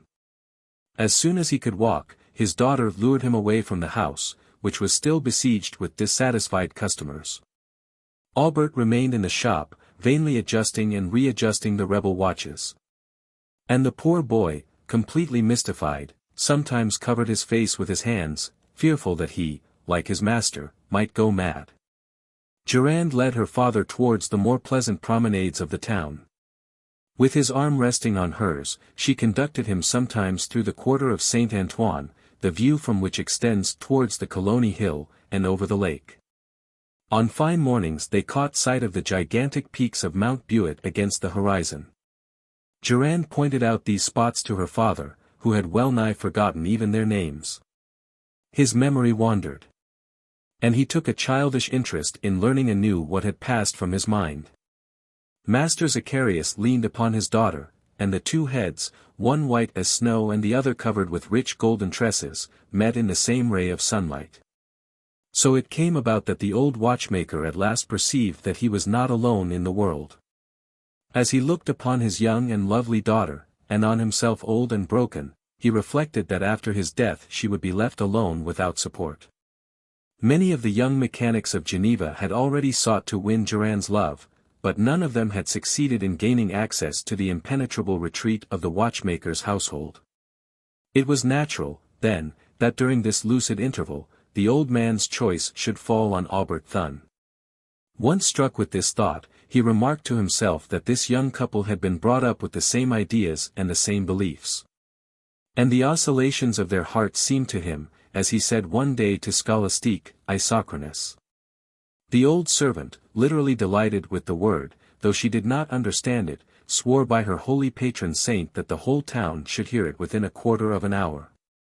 Master Zacharias found it difficult to calm her, but made her promise to keep on this subject a silence which she never was known to observe. So, though Durand and Aubert were ignorant of it, all Geneva was soon talking of their speedy union. But it happened also that, while the worthy folk were gossiping, a strange chuckle was often heard, and a voice saying, "Durand will not wed Aubert." If the talkers turned round, they found themselves facing a little old man who was quite a stranger to them. How old was this singular being? No one could have told. People conjectured that he must have existed for several centuries, and that was all. His big flat head rested upon shoulders the width of which was equal to the height of his body. This was not above 3 feet. This personage would have made a good figure to support a pendulum, for the dial would have naturally been placed on his face, and the balance wheel would have oscillated at its ease in his chest. His nose might readily have been taken for the style of a sundial, for it was narrow and sharp. His teeth, far apart, resembled the cogs of a wheel, and ground themselves between his lips. His voice had the metallic sound of a bell, and you could hear his heart beat like the tick of a clock. This little man, whose arms moved like the hands on a dial, walked with jerks, without ever turning round. If any one followed him, it was found that he walked a league an hour, and that his course was nearly circular. This strange being had not long been seen wandering, or rather circulating, around the town. But it had already been observed that, every day, at the moment when the sun passed the meridian, he stopped before the Cathedral of St. Pierre, and resumed his course after the 12 strokes of noon had sounded. Excepting at this precise moment, he seemed to become a part of all the conversations in which the old watchmaker was talked of, and people asked each other, in terror, what relation could exist between him and Master Zacharias. It was remarked, too, that he never lost sight of the old man and his daughter while they were taking their promenades. One day Durand perceived this monster looking at her with a hideous smile. She clung to her father with a frightened motion. "What is the matter, my Durand?" asked Master Zacharias. "I do not know," replied the young girl. "But thou art changed, my child. Art thou going to fall ill in thy turn?" "Ah, well," he added, with a sad smile, "then I must take care of thee, and I will do it tenderly." "Oh father, it will be nothing. I am cold, and I imagine that it is." "What, Durand?" "The presence of that man, who always follows us," she replied in a low tone. Master Zacharias turned towards the little old man. "Faith, he goes well," said he, with a satisfied air, "for it is just 4 o'clock. Fear nothing, my child. It is not a man, it is a clock." Durand looked at her father in terror. How could Master Zacharias read the hour on this strange creature's visage? "By the by," continued the old watchmaker, paying no further attention to the matter, "I have not seen Albert for several days." "He has not left us, however, father," said Durand, whose thoughts turned into a gentler channel. "What is he doing then?" "He is working." "Ah," cried the old man. "He is at work repairing my watches, is he not? But he will never succeed, for it is not repair they need, but a resurrection." Durand remained silent. "I must know," added the old man, "if they have brought back any more of those accursed watches upon which the devil has sent this epidemic." After these words Master Zacharias fell into complete silence, till he knocked at the door of his house, and for the first time since his convalescence descended to his shop, while Durand sadly repaired to her chamber. Just as Master Zacharias crossed the threshold of his shop, one of the many clocks suspended on the wall struck 5 o'clock. Usually the bells of these clocks, admirably regulated as they were, struck simultaneously, and this rejoiced the old man's heart. But on this day the bells struck one after another, so that for a quarter of an hour the ear was deafened by the successive noises. Master Zacharias suffered acutely. He could not remain still, but went from one clock to the other, and beat the time to them, like a conductor who no longer has control over his musicians. When the last had ceased striking, the door of the shop opened, and Master Zacharias shuddered from head to foot to see before him the little old man, who looked fixedly at him and said, "Master, may I not speak with you a few moments?" "Who are you?" asked the watchmaker abruptly. "A colleague. It is my business to regulate the sun." "Ah, you regulate the sun," replied Master Zacharias eagerly, without wincing. "I can scarcely compliment you upon it. Your sun goes badly, and in order to make ourselves agree with it, we have to keep putting our clocks forward so much or back so much." "And by the cloven foot," cried this weird personage, "you are right, my master. My sun does not always mark noon at the same moment as your clocks, but some day it will be known that this is because of the inequality of the earth's transfer, and a mean noon will be invented which will regulate this irregularity." "Shall I live till then?" asked the old man, with glistening eyes. "Without doubt," replied the little old man, laughing. "Can you believe that you will ever die?" "Alas! I am very ill now." "Ah, let us talk of that." "By Beelzebub! That will lead to just what I wish to speak to you about." Saying this, the strange being leaped upon the old leather chair, and carried his legs one under the other, after the fashion of the bones which the painters of funeral hangings cross beneath death's heads. Then he resumed, in an ironical tone. "Let us see, Master Zacharias, what is going on in this good town of Geneva.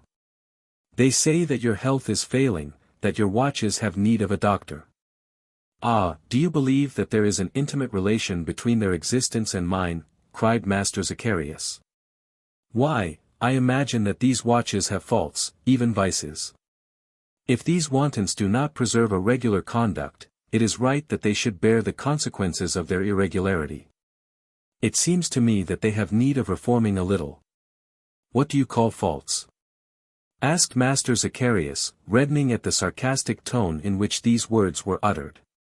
"Have they not a right to be proud of their origin?" "Not too proud, not too proud," replied the little old man.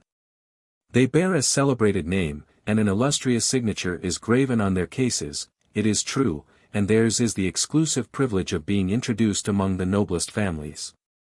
But for some time they have got out of order, and you can do nothing in the matter, Master Zacharias, and the stupidest apprentice in Geneva could prove it to you."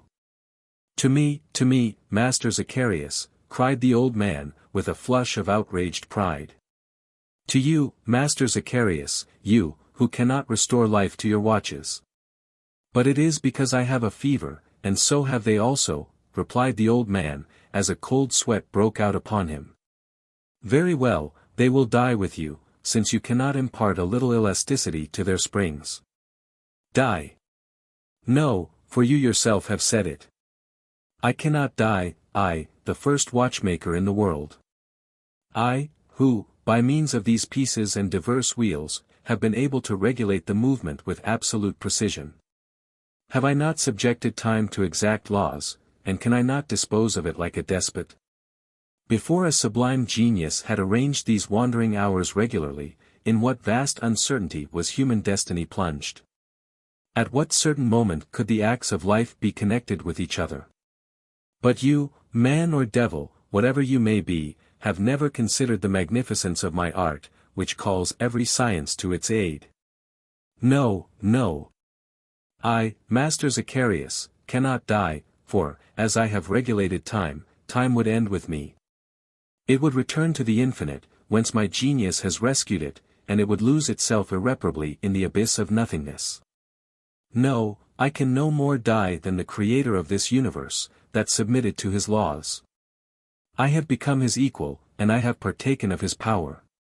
If God has created eternity, Master Zacharias has created time." The old watchmaker now resembled the fallen angel, defiant in the presence of the Creator.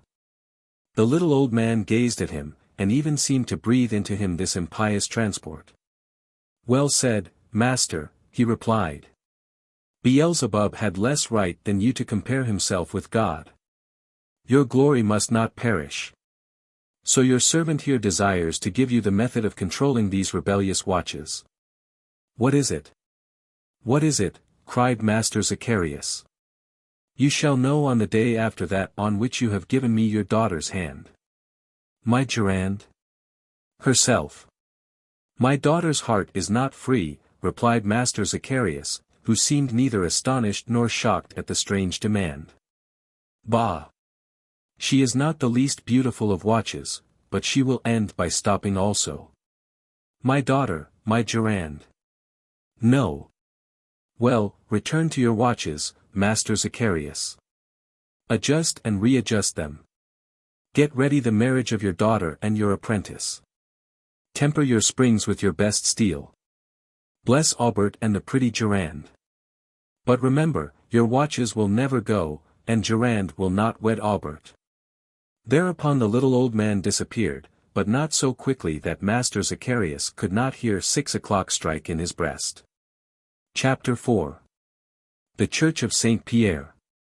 Meanwhile Master Zacharias became more feeble in mind and body every day.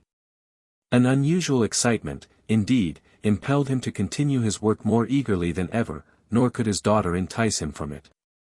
His pride was still more aroused after the crisis to which his strange visitor had hurried him so treacherously, and he resolved to overcome, by the force of genius, the malign influence which weighed upon his work and himself. He first repaired to the various clocks of the town which were confided to his care. He made sure, by a scrupulous examination, that the wheels were in good condition, the pivots firm, the weights exactly balanced. Every part, even to the bells, was examined with the minute attention of a physician studying the breast of a patient. Nothing indicated that these clocks were on the point of being affected by inactivity. Durand and Albert often accompanied the old man on these visits. He would no doubt have been pleased to see them eager to go with him, and certainly he would not have been so much absorbed in his approaching end, had he thought that his existence was to be prolonged by that of these cherished ones. And had he understood that something of the life of a father always remains in his children. The old watchmaker, on returning home, resumed his labors with feverish zeal. Though persuaded that he would not succeed, it yet seemed to him impossible that this could be so, and he unceasingly took to pieces the watches which were brought to his shop, and put them together again. Albert tortured his mind in vain to discover the causes of the evil. "Master," said he, "this can only come from the wear of the pivots and gearing." "Do you want, then, to kill me, little by little?" replied Master Zacharias passionately. "Are these watches child's work? Was it lest I should hurt my fingers that I worked the surface of these copper pieces in the lathe? Have I not forged these pieces of copper myself, so as to obtain a greater strength? Are not these springs tempered to a rare perfection? Could anybody have used finer oils than mine? You must yourself agree that it is impossible, and you avow, in short, that the devil is in it." From morning till night discontented purchasers besieged the house, and they got access to the old watchmaker himself, who knew not which of them to listen to. From morning till night discontented purchasers besieged the house. "This watch loses, and I cannot succeed in regulating it," said one. "This," said another, "is absolutely obstinate, and stands still, as did Joshua's Sunday."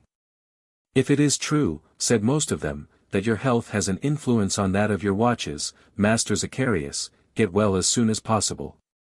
The old man gazed at these people with haggard eyes, and only replied by shaking his head, or by a few sad words. "Wait till the first fine weather, my friends, the season is coming which revives existence in wearied bodies. We want the sun to warm us all." "A fine thing, if my watches are to be ill through the winter," said one of the most angry.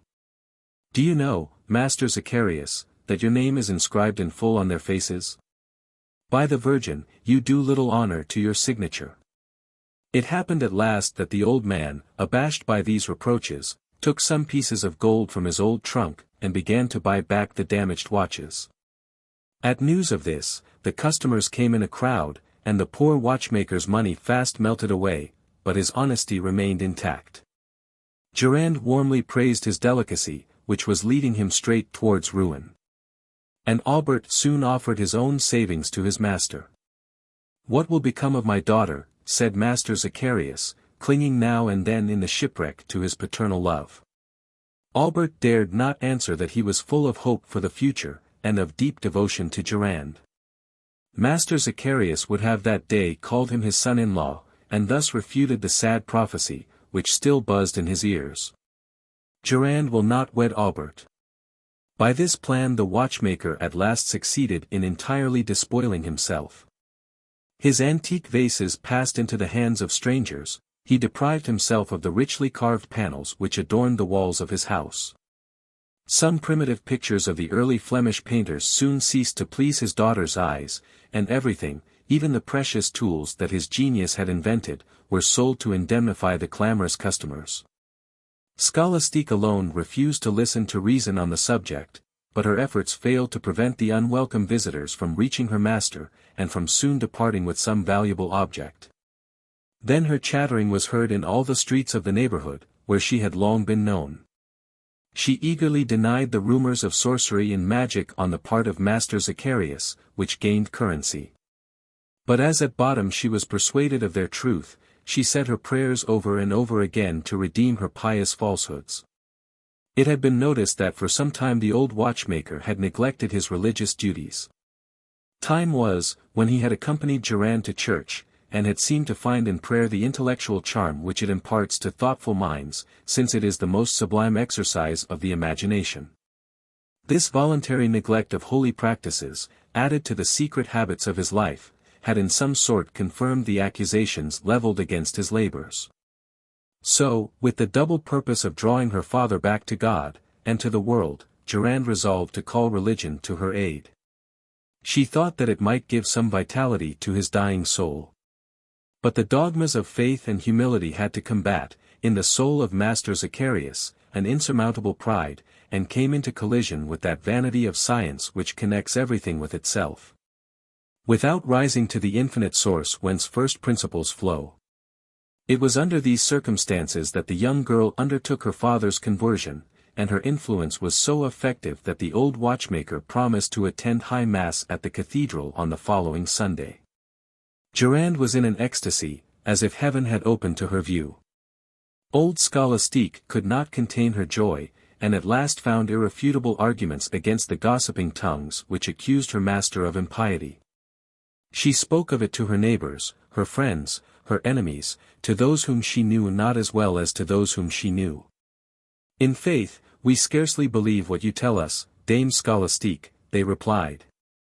"Master Zacharias has always acted in concert with the devil." "You haven't counted, then," replied the old servant, "the fine bells which strike for my master's clocks.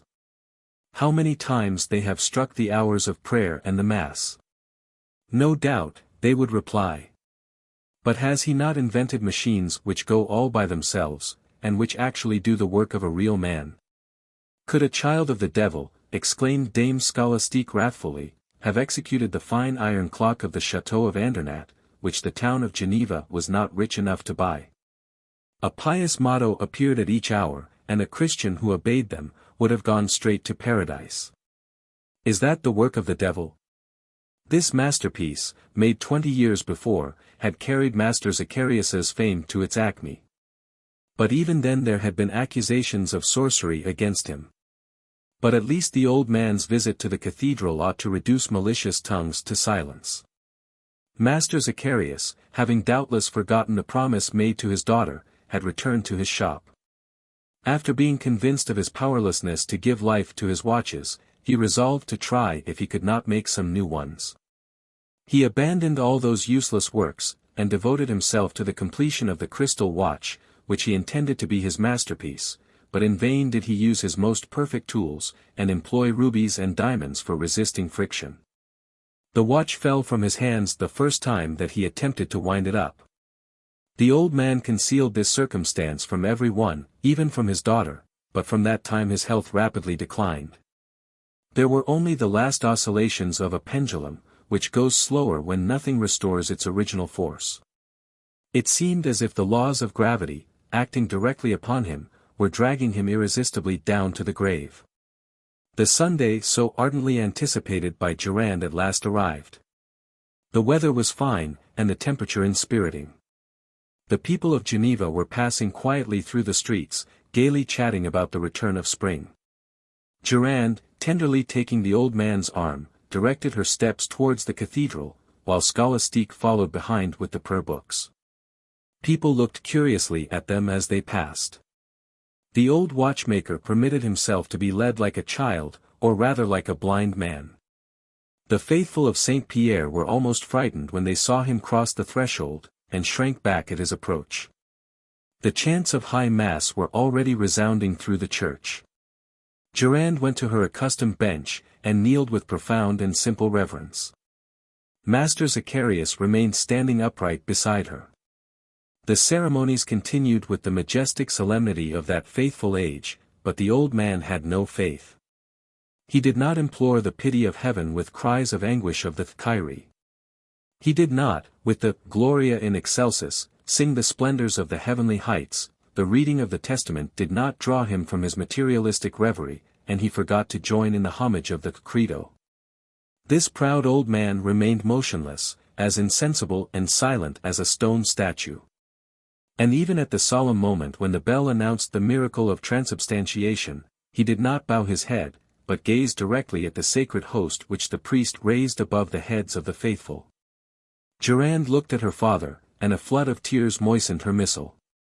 At this moment the clock of Saint Pierre struck 11:30.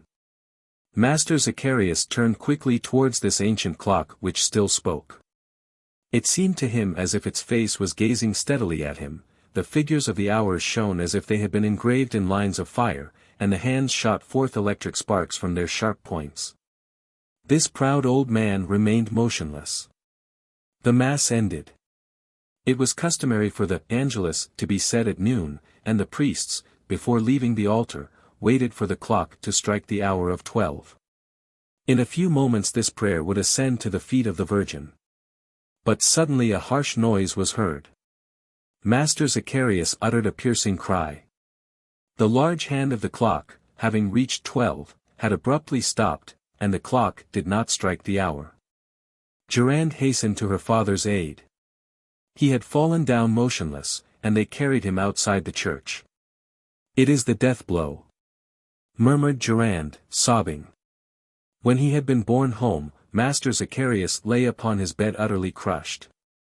Life seemed only to still exist on the surface of his body, like the last whiffs of smoke about a lamp just extinguished. When he came to his senses, Aubert and Durand were leaning over him. In these last moments the future took in his eyes the shape of the present.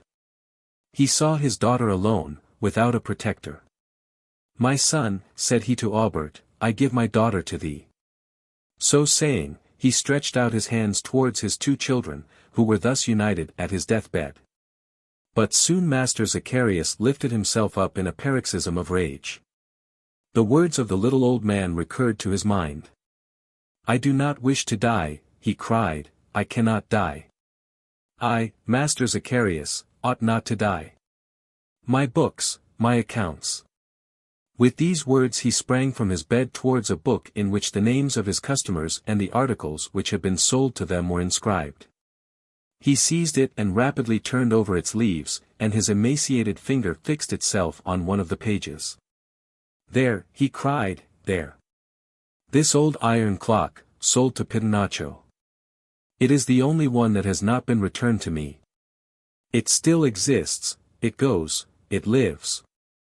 Ah, I wish for it, I must find it.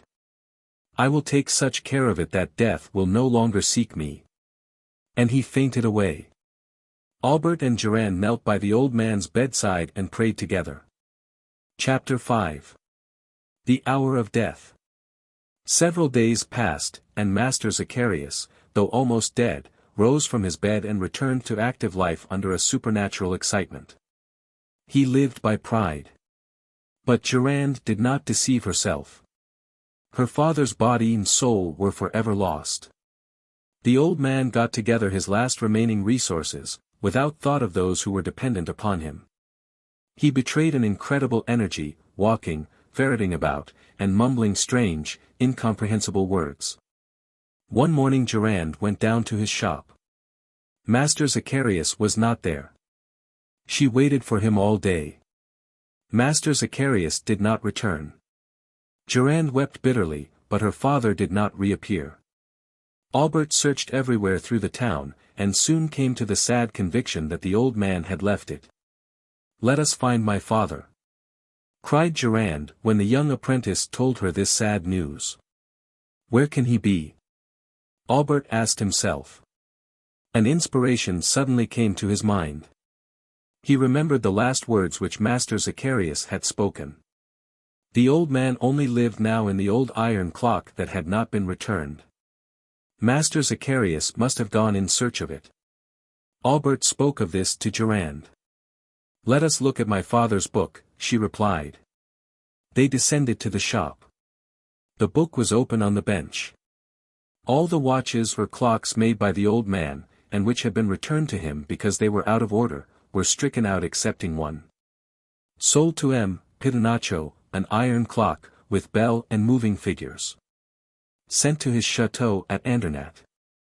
It was this moral clock of which Scholastique had spoken with so much enthusiasm. "My father is there," cried Durand. "Let us hasten thither," replied Aubert. "We may still save him." "Not for this life," murmured Durand, "but at least for the other." "By the mercy of God, Durand." The chateau of Andernach stands in the gorge of the Dents du Midi 20 hours from Geneva.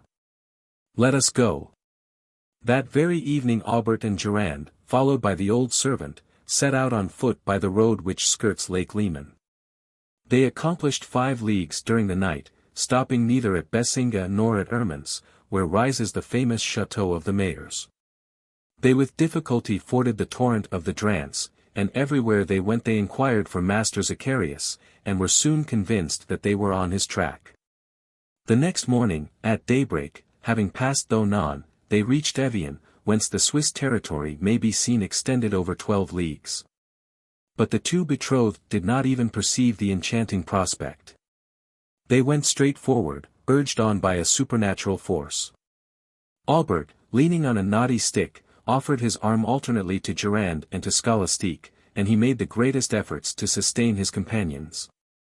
All three talked of their sorrow, of their hopes, and thus passed along the beautiful road by the waterside, and across the narrow plateau which unites the borders of the lake with the heights of the Châlet. They soon reached Bouveret, where the Rhône enters the Lake of Geneva. On leaving this town they diverged from the lake, and their weariness increased amid these mountain districts. Viennaz, Chesset, Colombay, half-lost villages, were soon left behind.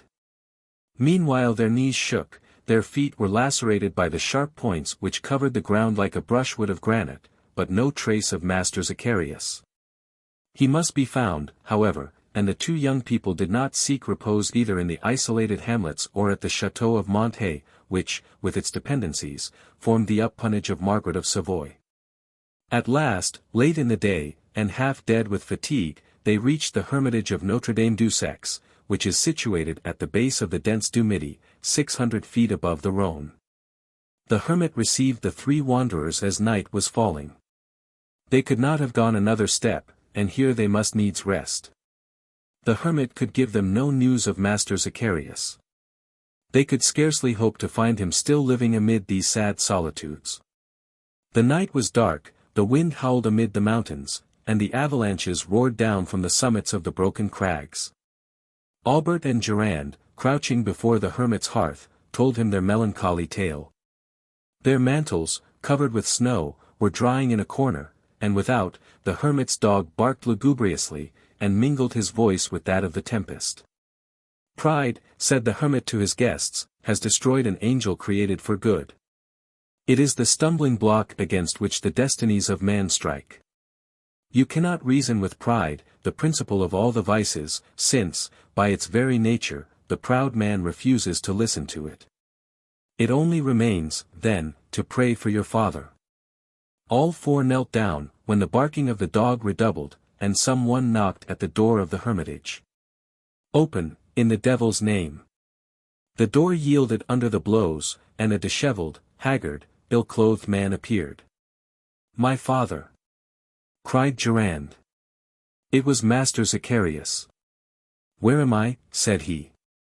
"In eternity. Time is ended, the hours no longer strike, the hands have stopped." "Father!" returned Durand, with so piteous an emotion that the old man seemed to return to the world of the living. "Thou here, Durand?" he cried, "and thou, Albert? Ah, my dear betrothed ones, you are going to be married in our old church." "Father," said Durand, seizing him by the arm, "come home to Geneva, come with us."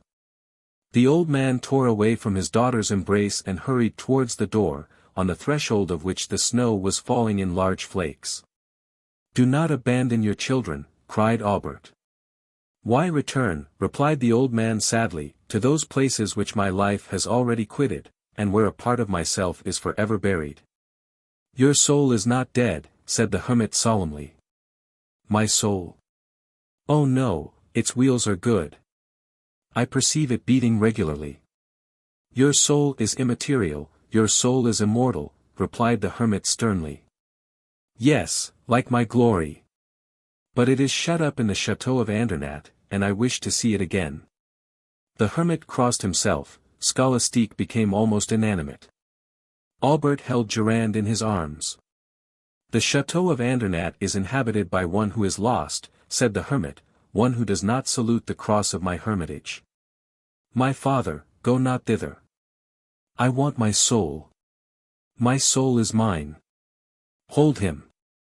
Hold my father," cried Durand. But the old man had leaped across the threshold, and plunged into the night, crying, "Mine, mine, my soul." Durand, Albert, and Scholastique hastened after him. They went by difficult paths, across which Master Zacharias sped like a tempest, urged by an irresistible force. The snow raged around them, and mingled its white flakes with the froth of the swollen torrents. As they passed the chapel erected in memory of the massacre of the Theban legion, they hurriedly crossed themselves. Master Zacharias was not to be seen. At last the village of Evianas appeared in the midst of this sterile region. The hardest heart would have been moved to see this hamlet, lost among these horrible solitudes. The old man sped on, and plunged into the deepest gorge of the dense Dumidi, which pierced the sky with their sharp peaks. Soon a ruin, old and gloomy as the rocks at its base, rose before him. "It is there, there!" he cried, hastening his pace still more frantically. "It is there, there!" The chateau of Andernach was a ruin even then. A thick, crumbling tower rose above it, and seemed to menace with its downfall the old gables which reared themselves below. The vast piles of jagged stones were gloomy to look on. Several dark halls appeared amid the debris, with caved-in ceilings, now become the abode of vipers. A low and narrow postern, opening upon a ditch choked with rubbish, gave access to the chateau. Who had dwelt there none knew. No doubt some margrave, half lord, half brigand, had sojourned in it. To the margrave had succeeded bandits or counterfeit coiners, who had been hanged on the scene of their crime. The legend went that, on winter nights, Satan came to lead his diabolical dances on the slope of the deep gorges in which the shadow of these ruins was engulfed.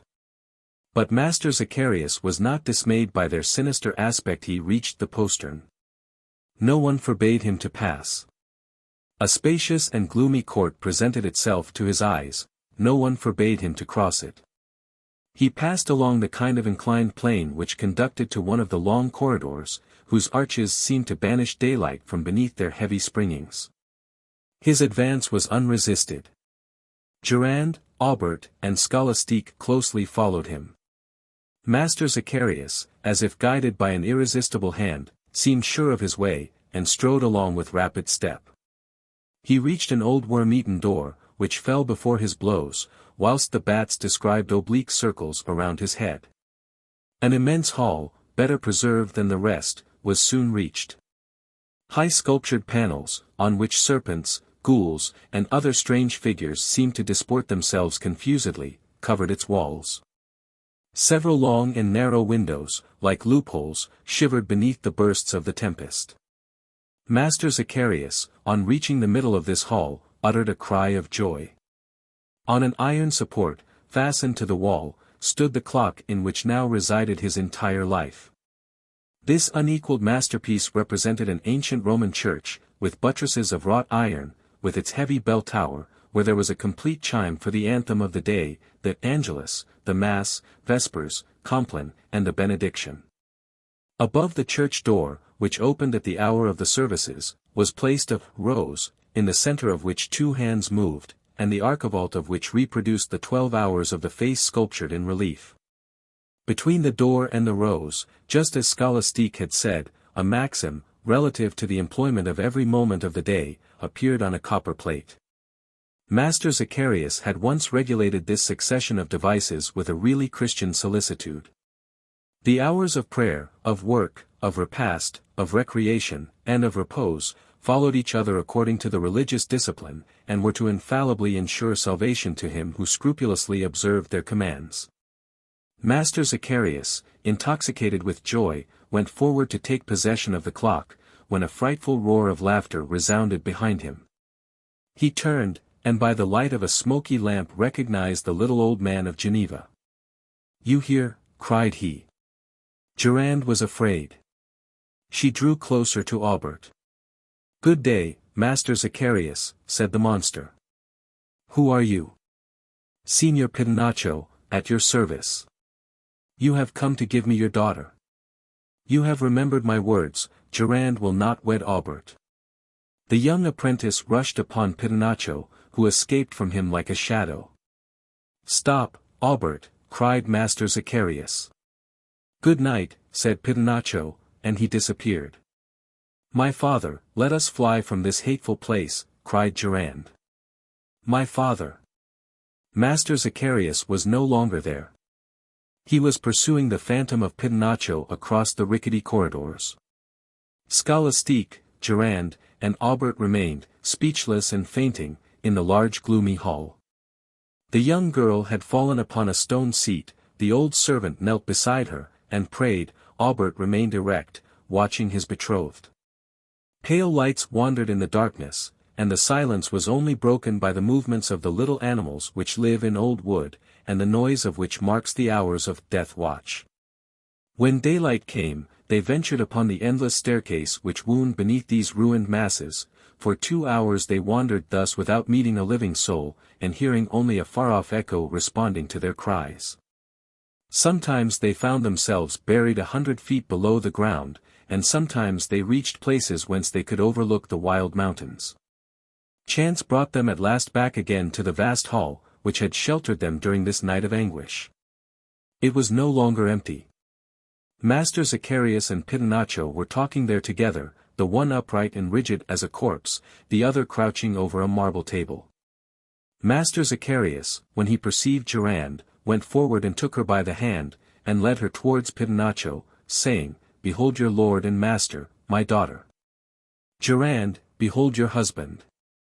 Durand shuddered from head to foot. "Never!" cried Aubert, "for she is my betrothed." "Never," responded Durand, like a plaintive echo. Pitonaccio began to laugh. "You wish me to die, then," exclaimed the old man. "There, in that clock, the last which goes of all which have gone from my hands, my life is shut up, and this man tells me, when I have thy daughter, this clock shall belong to thee. And this man will not rewind it. He can break it, and plunge me into chaos. Ah, my daughter, you no longer love me." "My father," murmured Durand, recovering consciousness. "If you knew what I have suffered, far away from this principle of my existence," resumed the old man. "Perhaps no one looked after this timepiece. Perhaps its springs were left to wear out, its wheels to get clogged. But now, in my own hands, I can nourish this health so dear, for I must not die, I, the great watchmaker of Geneva. Look, my daughter, how these hands advance with certain step. See, 5 o'clock is about to strike. Listen well, and look at the maxim which is about to be revealed." 5 o'clock struck with a noise which resounded sadly in Durand's soul, and these words appeared in red letters. "You must eat of the fruits of the tree of science." Aubert and Durand looked at each other stupefied. These were no longer the pious sayings of the Catholic watchmaker. The breath of Satan must have passed over it. But Zacharias paid no attention to this, and resumed. "Dost thou hear, my Durand? I live, I still live. Listen to my breathing, see the blood circulating in my veins. No, thou wouldst not kill thy father, and thou wilt accept this man for thy husband, so that I may become immortal, and at last attain the power of God." At these blasphemous words old Scholastique crossed herself, and Pitonaccio laughed aloud with joy. "And then, Durand, thou wilt be happy with him. See this man, he is time. Thy existence will be regulated with absolute precision. Durand, since I gave thee life, give life to thy father. See this man, he is time." "Durand," murmured Aubert, "I am thy betrothed." "He is my father," replied Durand, fainting. "She is thine," said Master Zacharias. "Pitonaccio, thou wilt keep thy promise." "Here is the key of the clock," replied the horrible man. Master Zacharias seized the long key, which resembled an uncoiled snake, and ran to the clock, which he hastened to wind up with fantastic rapidity. The creaking of the spring jarred upon the nerves. The old watchmaker wound the key, without stopping a moment, and it seemed as if the movement were beyond his control. He wound more and more quickly, with strange contortions, until he fell from sheer weariness. "There, it is wound up for a century," he cried. Aubert rushed from the hall as if he were mad. After long wandering, he found the outlet of the hateful chateau, and hastened into the open air. He returned to the hermitage of Notre Dame du Sex, and talked so despairingly to the holy recluse, that the latter consented to return with him to the chateau of Andernach. If, during these hours of anguish, Durand had not wept, it was because her tears were exhausted. Master Zacharias had not left the hall. He ran every moment to listen to the regular beating of the old clock. Meanwhile the clock had struck, and to Scholastique's great terror, these words had appeared on the silver face. Man ought to become the equal of God. The old man had not only not been shocked by these impious maxims, but read them deliriously, and flattered himself with thoughts of pride, whilst Pitonaccio kept close by him. The marriage contract was to be signed at midnight. Durand, almost unconscious, saw or heard nothing. The silence was only broken by the old man's words, and the chuckling of Pitonaccio. 11 o'clock struck. Master Zacharias shuddered, and read in a loud voice. Man should be the slave of science, and sacrifice to it relatives and family. Yes, he cried, there is nothing but science in this world. The hand slipped over the face of the clock with the hiss of a serpent, and the pendulum beat with accelerated strokes. Master Zacharias no longer spoke. He had fallen to the floor, his throat rattled, and from his oppressed bosom came only these half-broken words, life, science. The scene had now two new witnesses, the hermit and Aubert. Master Zacharias lay upon the floor. Durand was praying beside him, more dead than alive. Of a sudden a dry, hard noise was heard, which preceded the strike. Master Zacharias sprang up. Midnight, he cried. The hermit stretched out his hand towards the old clock, and midnight did not sound. Master Zacharias uttered a terrible cry, which must have been heard in hell, when these words appeared. Whoever shall attempt to make himself the equal of God, shall be forever damned. The old clock burst with a noise like thunder, and the spring, escaping, leaped across the hall with 1,000 fantastic contortions. The old man rose, ran after it, trying in vain to seize it, and exclaiming, my soul, my soul. The spring bounded before him, first on one side, then on the other, and he could not reach it. At last Pitonaccio seized it, and, uttering a horrible blasphemy, engulfed himself in the earth. Master Zacharias fell backwards. He was dead. He was dead. The old watchmaker was buried in the midst of the peaks of Andernach. Then Aubert and Durand returned to Geneva, and during the long life which God accorded to them, they made it a duty to redeem by prayer the soul of the castaway of science. A drama in the air. In the month of September, 185, I arrived at Frankfurt on the Main. My passage through the principal German cities had been brilliantly marked by balloon ascents. But as yet no German had accompanied me in my car, and the fine experiments made at Paris by M. Green, Eugene Goddard, and Poitevin had not tempted the grave Teutons to essay aerial voyages. But scarcely had the news of my approaching ascent spread through Frankfurt, then 3 of the principal citizens begged the favor of being allowed to ascend with me. 2 days afterwards we were to start from the Place de la Comédie. I began at once to get my balloon ready. It was of silk, prepared with gutta percha, a substance impermeable by acids or gases, and its volume, which was 3,000 cubic yards, enabled it to ascend to the loftiest heights. The day of the ascent was that of the great September fair, which attracts so many people to Frankfurt. Lighting gas, of a perfect quality and of great lifting power, had been furnished to me in excellent condition, and about 11 o'clock the balloon was filled. But only 3/4 filled, an indispensable precaution, for, as one rises, the atmosphere diminishes in density, and the fluid enclosed within the balloon, acquiring more elasticity, might burst its sides. My calculations had furnished me with exactly the quantity of gas necessary to carry up my companions and myself. We were to start at noon. The impatient crowd which pressed around the enclosed space, filling the enclosed square, overflowing into the contiguous streets, and covering the houses from the ground floor to the slated gables, presented a striking scene. The high winds of the preceding days had subsided. An oppressive heat fell from the cloudless sky. Scarcely a breath animated the atmosphere. In such weather, one might descend again upon the very spot whence he had risen. I carried 300 pounds of ballast in bags. The car, quite round, 4 feet in diameter, was comfortably arranged, the hempen cords which supported it stretched symmetrically over the upper hemisphere of the balloon. The compass was in place, the barometer suspended in the circle which united the supporting cords, and the anchor carefully put in order. All was now ready for the ascent.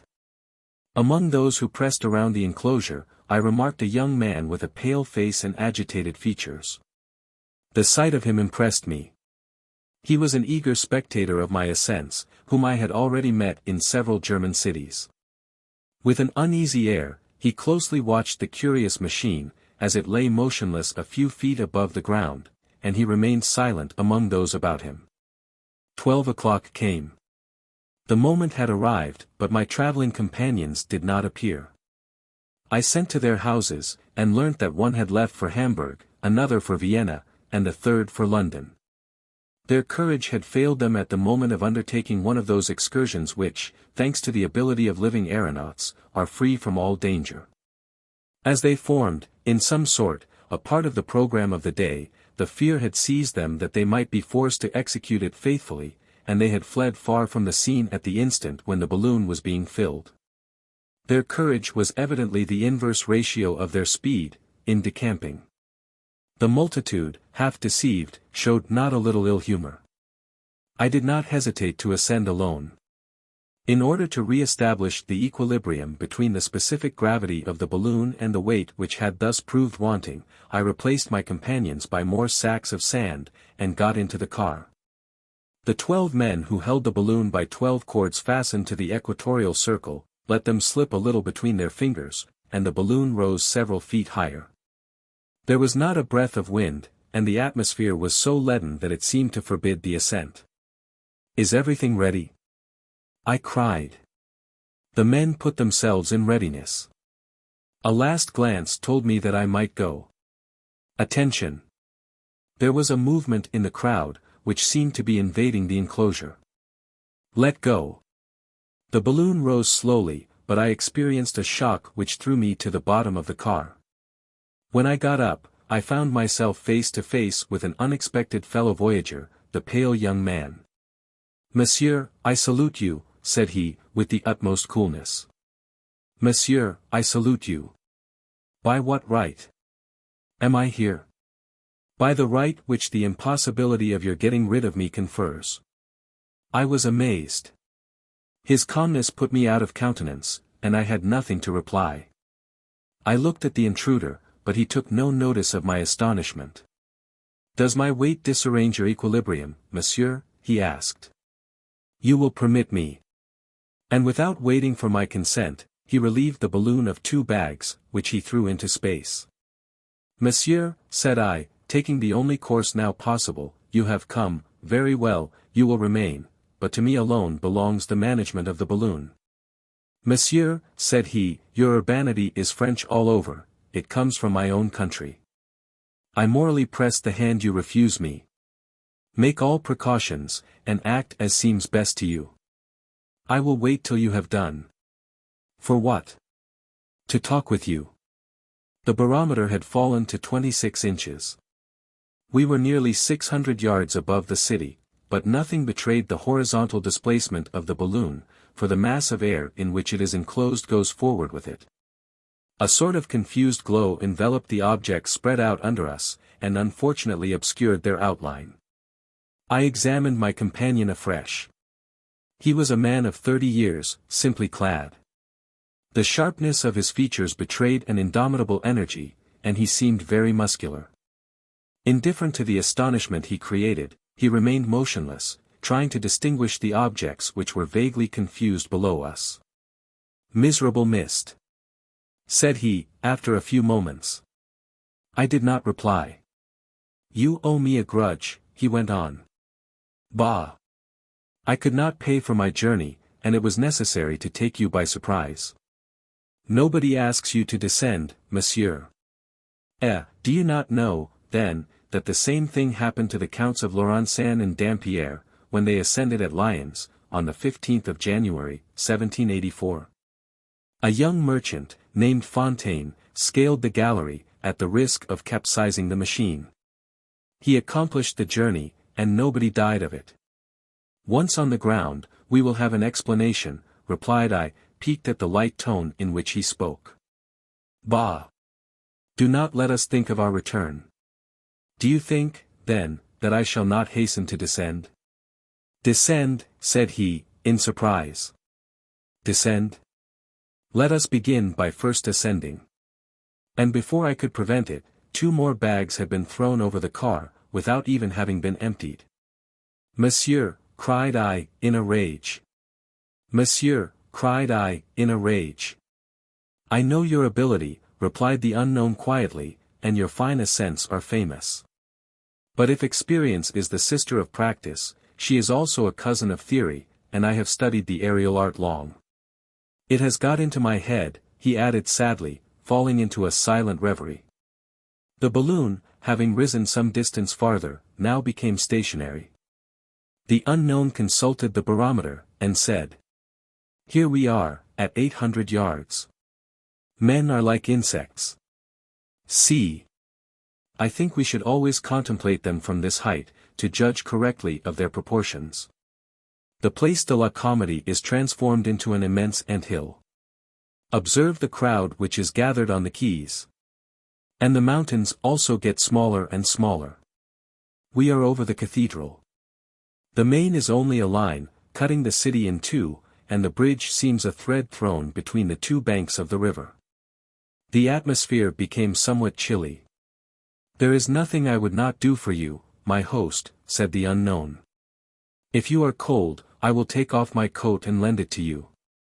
Thanks, said I dryly. Bah! Necessity makes law. Give me your hand. I am your fellow countryman. You will learn something in my company, and my conversation will indemnify you for the trouble I have given you. I sat down, without replying, at the opposite extremity of the car. The young man had taken a voluminous manuscript from his greatcoat. It was an essay on ballooning. I possess, said he, the most curious collection of engravings and caricatures extant concerning aerial manias. How people admired and scoffed at the same time at this precious discovery. We are happily no longer in the age in which Montgolfier tried to make artificial clouds with steam, or a gas having electrical properties, produced by the combustion of moist straw and chopped up wool. Do you wish to depreciate the talent of the inventors? I asked, for I had resolved to enter into the adventure. Was it not good to have proved by experience the possibility of rising in the air? Ah, monsieur, who denies the glory of the first aerial navigators? It required immense courage to rise by means of those frail envelopes which only contained heated air. But I ask you, has the aerial science made great progress since Blanchard's ascensions, that is, since nearly a century ago? Look here, monsieur. The unknown took an engraving from his portfolio. Here, said he, is the first aerial voyage undertaken by Pilatre de Rosiers and the Marquis d'Arlens, 4 months after the discovery of balloons. Louis XVI refused to consent to the venture, and 2 men who were condemned to death were the first to attempt the aerial ascent. Pilatre de Rosiers became indignant at this injustice, and, by means of intrigues, obtained permission to make the experiment. The car, which renders the management easy, had not then been invented, and a circular gallery was placed around the lower and contracted part of the Montgolfier balloon. The 2 aeronauts must then remain motionless at each extremity of this gallery, for the moist straw which filled it forbade them all motion. A chafing dish with fire was suspended below the orifice of the balloon. When the aeronauts wished to rise, they threw straw upon this brazier, at the risk of setting fire to the balloon, and the air, more heated, gave it fresh ascending power.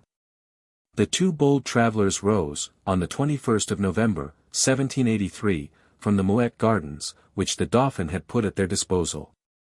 The balloon went up majestically, passed over the Isle of Swans, crossed the Seine at the Conference Barrier, and, drifting between the Dome of the Invalids and the Military School, approached the Church of Saint Sulpice.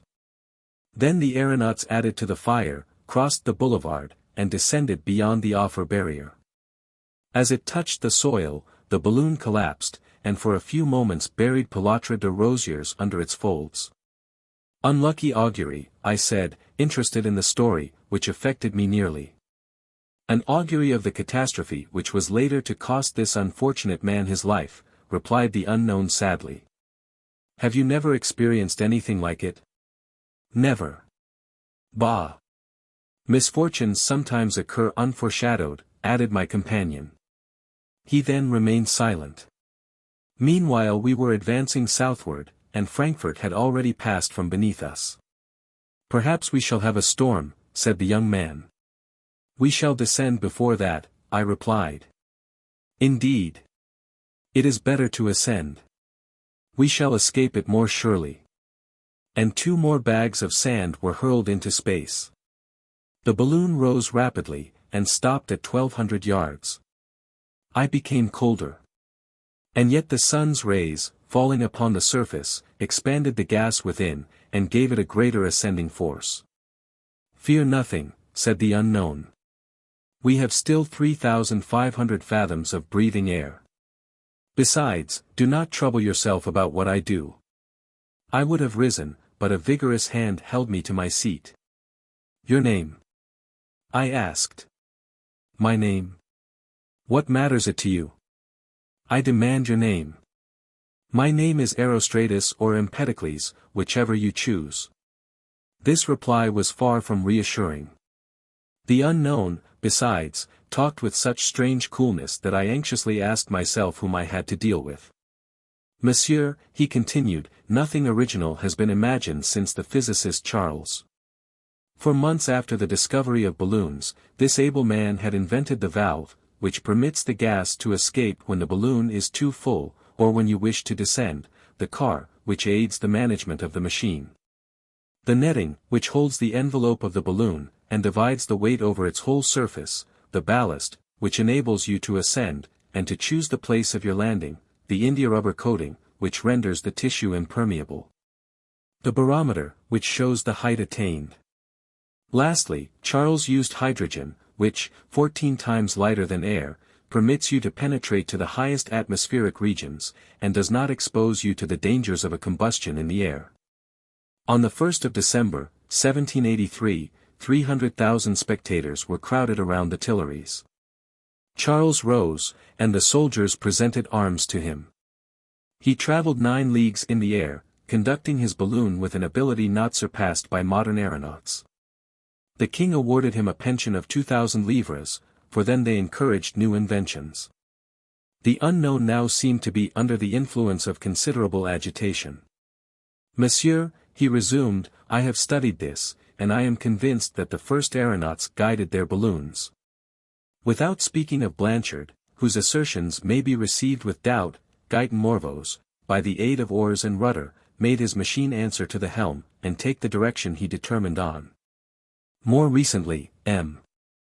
Julien, a watchmaker, made some convincing experiments at the Hippodrome, in Paris, for, by a special mechanism, his aerial apparatus, oblong in form, went visibly against the wind. It occurred to M. Pedon to place 4 hydrogen balloons together. And, by means of sails hung horizontally and partly folded, he hopes to be able to disturb the equilibrium, and, thus inclining the apparatus, to convey it in an oblique direction. They speak, also, of forces to overcome the resistance of currents, for instance, the screw, but the screw, working on a movable center, will give no result. I, monsieur, have discovered the only means of guiding balloons. And no academy has come to my aid, no city has filled up subscriptions for me, no government has thought fit to listen to me. It is infamous. The unknown gesticulated fiercely, and the car underwent violent oscillations. I had much trouble in calming him. Meanwhile the balloon had entered a more rapid current, and we advanced south, at 1,500 yards above the earth. See, there is Darmstadt, said my companion, leaning over the car. Do you perceive the chateau? Not very distinctly, eh? What would you have? The heat of the storm makes the outline of objects waver, and you must have a skilled eye to recognize localities. Are you certain it is Darmstadt? I asked. I am sure of it. We are now 6 leagues from Frankfurt. Then we must descend. Descend. You would not go down, on the steeples, said the unknown, with a chuckle. No, but in the suburbs of the city. Well, let us avoid the steeples. So speaking, my companion seized some bags of ballast. I hastened to prevent him, but he overthrew me with one hand, and the unballasted balloon ascended to 2,000 yards. Rest easy, said he, and do not forget that Brioschi, Biot, Gay-Lussac, Bixio, and Beryl ascended to still greater heights to make their scientific experiments. Monsieur, we must descend, I resumed, trying to persuade him by gentleness. The storm is gathering around us. It would be more prudent. Bah! We will mount higher than the storm, and then we shall no longer fear it, cried my companion. What is nobler than to overlook the clouds which oppress the earth? Is it not an honor thus to navigate on aerial billows? The greatest men have traveled as we are doing. The Marchioness and Countess de Montalembert, the Countess of Podines, Mademoiselle Lagarde, the Marquis de Montalembert, rose from the Faubourg Saint-Antoine for these unknown regions. And the Duc de Chartres exhibited much skill and presence of mind in his ascent on the 15th of July, 1784. At Lyons, the Counts of Laurensan and Dampierre, at Nantes, M. de Luynes, at Bordeaux, Darblet de Granges, in Italy, the Chevalier Andréani, in our own time, the Duke of Brunswick, have all left the traces of their glory in the air. To equal these great personages, we must penetrate still higher than they into the celestial depths. To approach the infinite is to comprehend it. The rarefaction of the air was fast expanding the hydrogen in the balloon, and I saw its lower part, purposely left empty, swell out, so that it was absolutely necessary to open the valve. But my companion did not seem to intend that I should manage the balloon as I wished. I then resolved to pull the valve cord secretly, as he was excitedly talking, for I feared to guess with whom I had to deal. It would have been too horrible. It was nearly 1:15.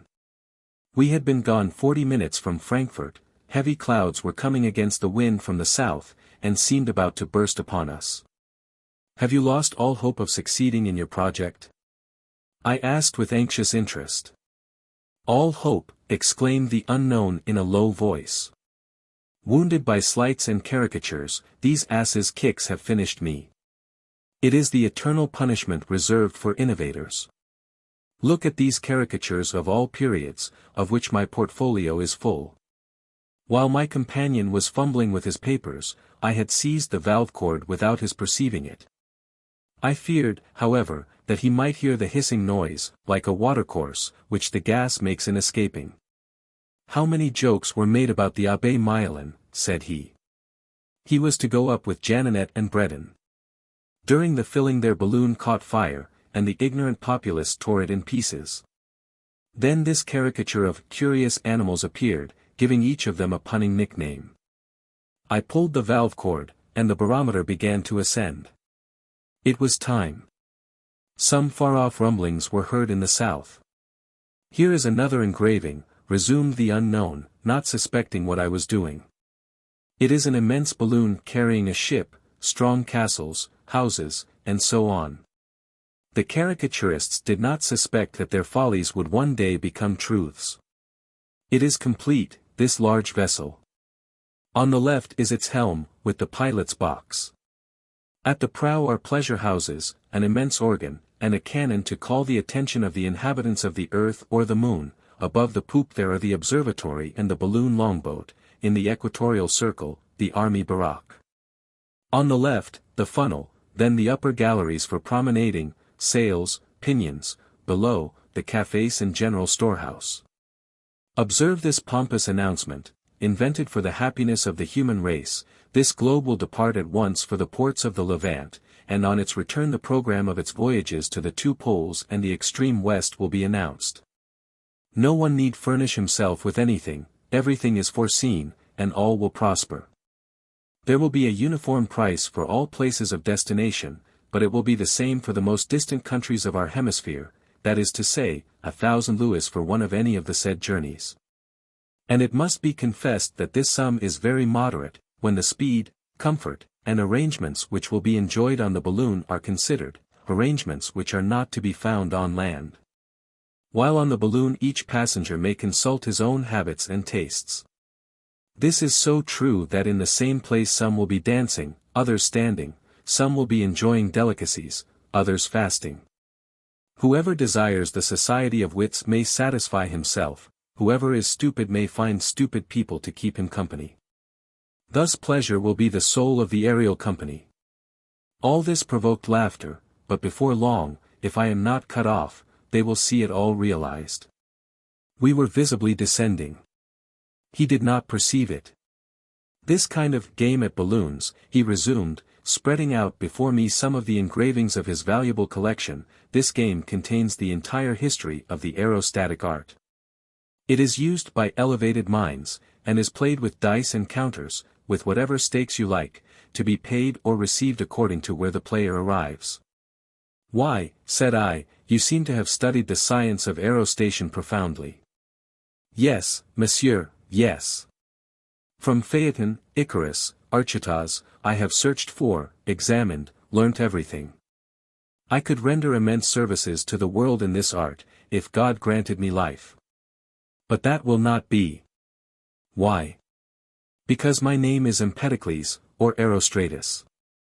Meanwhile, the balloon was happily approaching the earth, but when one is falling, the danger is as great at 100 feet as at 5,000. Do you recall the Battle of Fleurus? Resumed my companion, whose face became more and more animated. It was at that battle that Conteo, by order of the government, organized a company of balloonists. At the siege of Manbenge General Jordan derived so much service from this new method of observation that Conteo ascended twice a day with the general himself. The communications between the aeronaut and his agents who held the balloon were made by means of small white, red, and yellow flags. Often the gun and cannon shot were directed upon the balloon when he ascended, but without result. When General Jordan was preparing to invest Charleroi, Conteo went into the vicinity, ascended from the plain of Jumet, and continued his observations for 7 or 8 hours with General Morlet. And this no doubt aided in giving us the victory of Fleurus.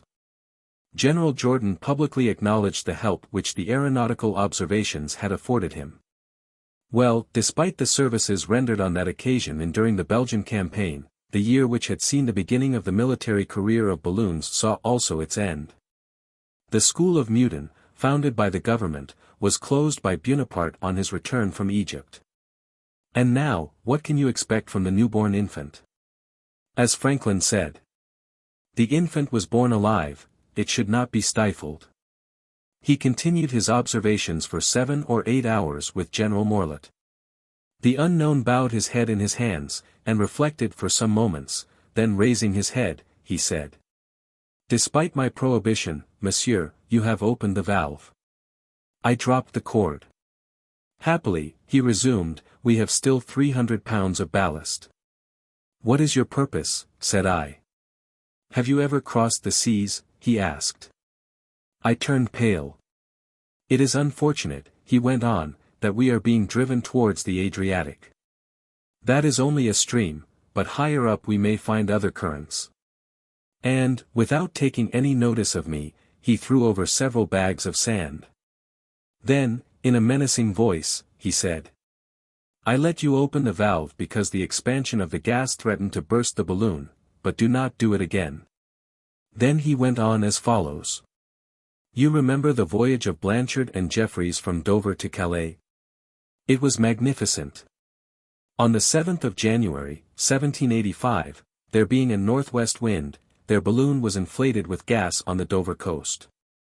A mistake of equilibrium, just as they were ascending, forced them to throw out their ballast so that they might not go down again, and they only kept 30 pounds. It was too little. For, as the wind did not freshen, they only advanced very slowly towards the French coast. Besides, the permeability of the tissue served to reduce the inflation little by little, and in an hour and a half the aeronauts perceived that they were descending. "What shall we do?" said Jeffreys. "We are only 1/4 of the way over," replied Blanchard, "and very low down. On rising, we shall perhaps meet more favorable winds. Let us throw out the rest of the sand. The balloon acquired some ascending force, but it soon began to descend again. Towards the middle of the transit the aeronauts threw over their books and tools. A quarter of an hour after, Blanchard said to Jeffries, "The barometer. It is going up. We are lost, and yet there is the French coast." A loud noise was heard. "Has the balloon burst?" asked Jeffries. "No. The loss of the gas has reduced the inflation of the lower part of the balloon. But we are still descending. We are lost. Out with everything useless." Provisions, oars, and rudder were thrown into the sea. The aeronauts were only 100 yards high. "We are going up again," said the doctor. "No. It is the spurt caused by the diminution of the weight, and not a ship in sight, not a bark on the horizon. To the sea with our clothing." The unfortunates stripped themselves, but the balloon continued to descend. "Blanchard," said Jeffries, "you should have made this voyage alone. You consented to take me. I will sacrifice myself. I am going to throw myself into the water, and the balloon, relieved of my weight, will mount again." "No, no. It is frightful." The balloon became less and less inflated, and as it doubled up its concavity pressed the gas against the sides, and hastened its downward course. The balloon became less and less inflated. "Adieu, my friend," said the doctor. "God preserve you." He was about to throw himself over, when Blanchard held him back. "There is one more chance," said he. "We can cut the cords which hold the car, and cling to the net. Perhaps the balloon will rise. Let us hold ourselves ready.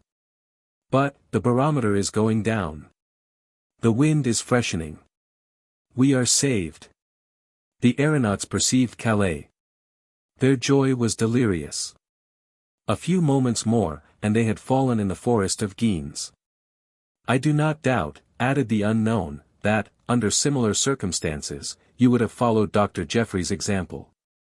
The clouds rolled in glittering masses beneath us. The balloon threw large shadows on this heap of clouds, and was surrounded as by an aureola. The thunder rumbled below the car. All this was terrifying. "Let us descend," I cried. "Descend, when the sun is up there, waiting for us? Out with more bags."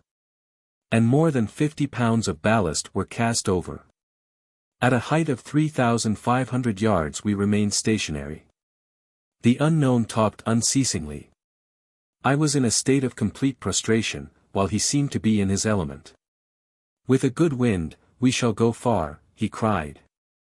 "In the Antilles there are currents of air which have a speed of 100 leagues an hour. When Napoleon was crowned, Garnerin sent up a balloon with colored lamps, at 11 o'clock at night. The wind was blowing north-northwest. The next morning, at daybreak, the inhabitants of Rome greeted its passage over the dome of St. Peter's. "We shall go farther and higher." I scarcely heard him. Everything whirled around me. An opening appeared in the clouds. "See that city," said the unknown. "It is spires." I leaned over the car and perceived a small blackish mass. It was spires. The Rhine, which is so large, seemed an unrolled ribbon. The sky was a deep blue over our heads. The birds had long abandoned us, for in that rarefied air they could not have flown. We were alone in space, and I in presence of this unknown. "It is useless for you to know whither I am leading you," he said, as he threw the compass among the clouds. "Ah! A fall is a grand thing. You know that but few victims of ballooning are to be reckoned, from Pilatre de Rosiers to Lieutenant Gale, and that the accidents have always been the result of imprudence. Pilatre de Rosiers set out with Romain of Boulogne, on the 13th of June, 1785. To his gas balloon he had affixed a Montgolfier apparatus of hot air, so as to dispense, no doubt, with the necessity of losing gas or throwing out ballast. It was putting a torch under a powder barrel. When they had ascended 400 yards, and were taken by opposing winds, they were driven over the open sea. Pilatre, in order to descend, essayed to open the valve, but the valve cord became entangled in the balloon, and tore it so badly that it became empty in an instant. It fell upon the Montgolfier apparatus, overturned it, and dragged down the unfortunates, who were soon shattered to pieces. It is frightful, is it not? I could only reply, for pity's sake, let us descend. The clouds gathered around us on every side, and dreadful detonations, which reverberated in the cavity of the balloon, took place beneath us. You provoke me, cried the unknown, and you shall no longer know whether we are rising or falling. The barometer went the way of the compass, accompanied by several more bags of sand. We must have been 5,000 yards high. Some icicles had already attached themselves to the sides of the car, and a kind of fine snow seemed to penetrate to my very bones. Meanwhile a frightful tempest was raging under us, but we were above it. Do not be afraid, said the unknown. It is only the imprudent who are lost. Olivari, who perished at Orleans, rose in a paper Montgolfier, his car, suspended below the chafing dish, and ballasted with combustible materials, caught fire, Olivari fell, and was killed. Mosement rose, at Lille, on a light tray, an oscillation disturbed his equilibrium, Mosement fell, and was killed.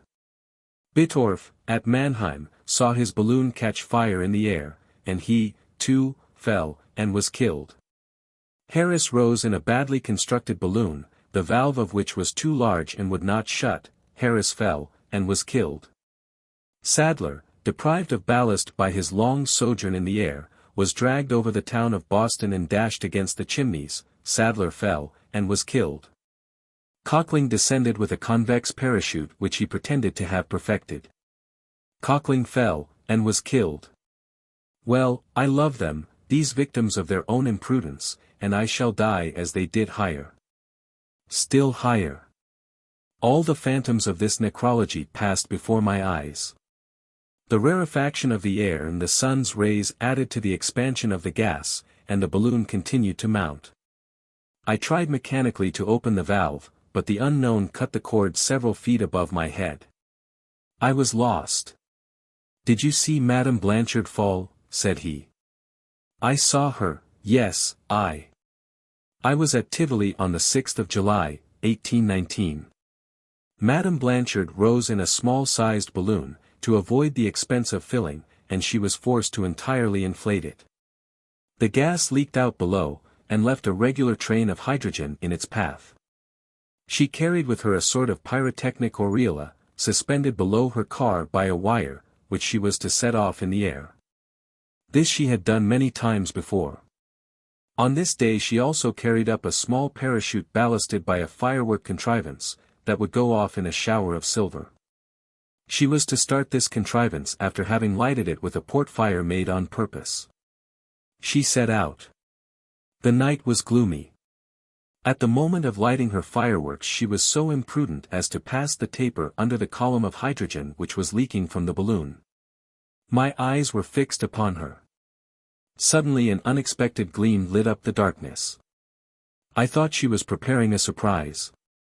The light flashed out, suddenly disappeared and reappeared, and gave the summit of the balloon the shape of an immense jet of ignited gas. This sinister glow shed itself over the boulevard and the whole Montmartre quarter. Then I saw the unhappy woman rise, try twice to close the appendage of the balloon, so as to put out the fire, then sit down in her car and try to guide her descent. For she did not fall.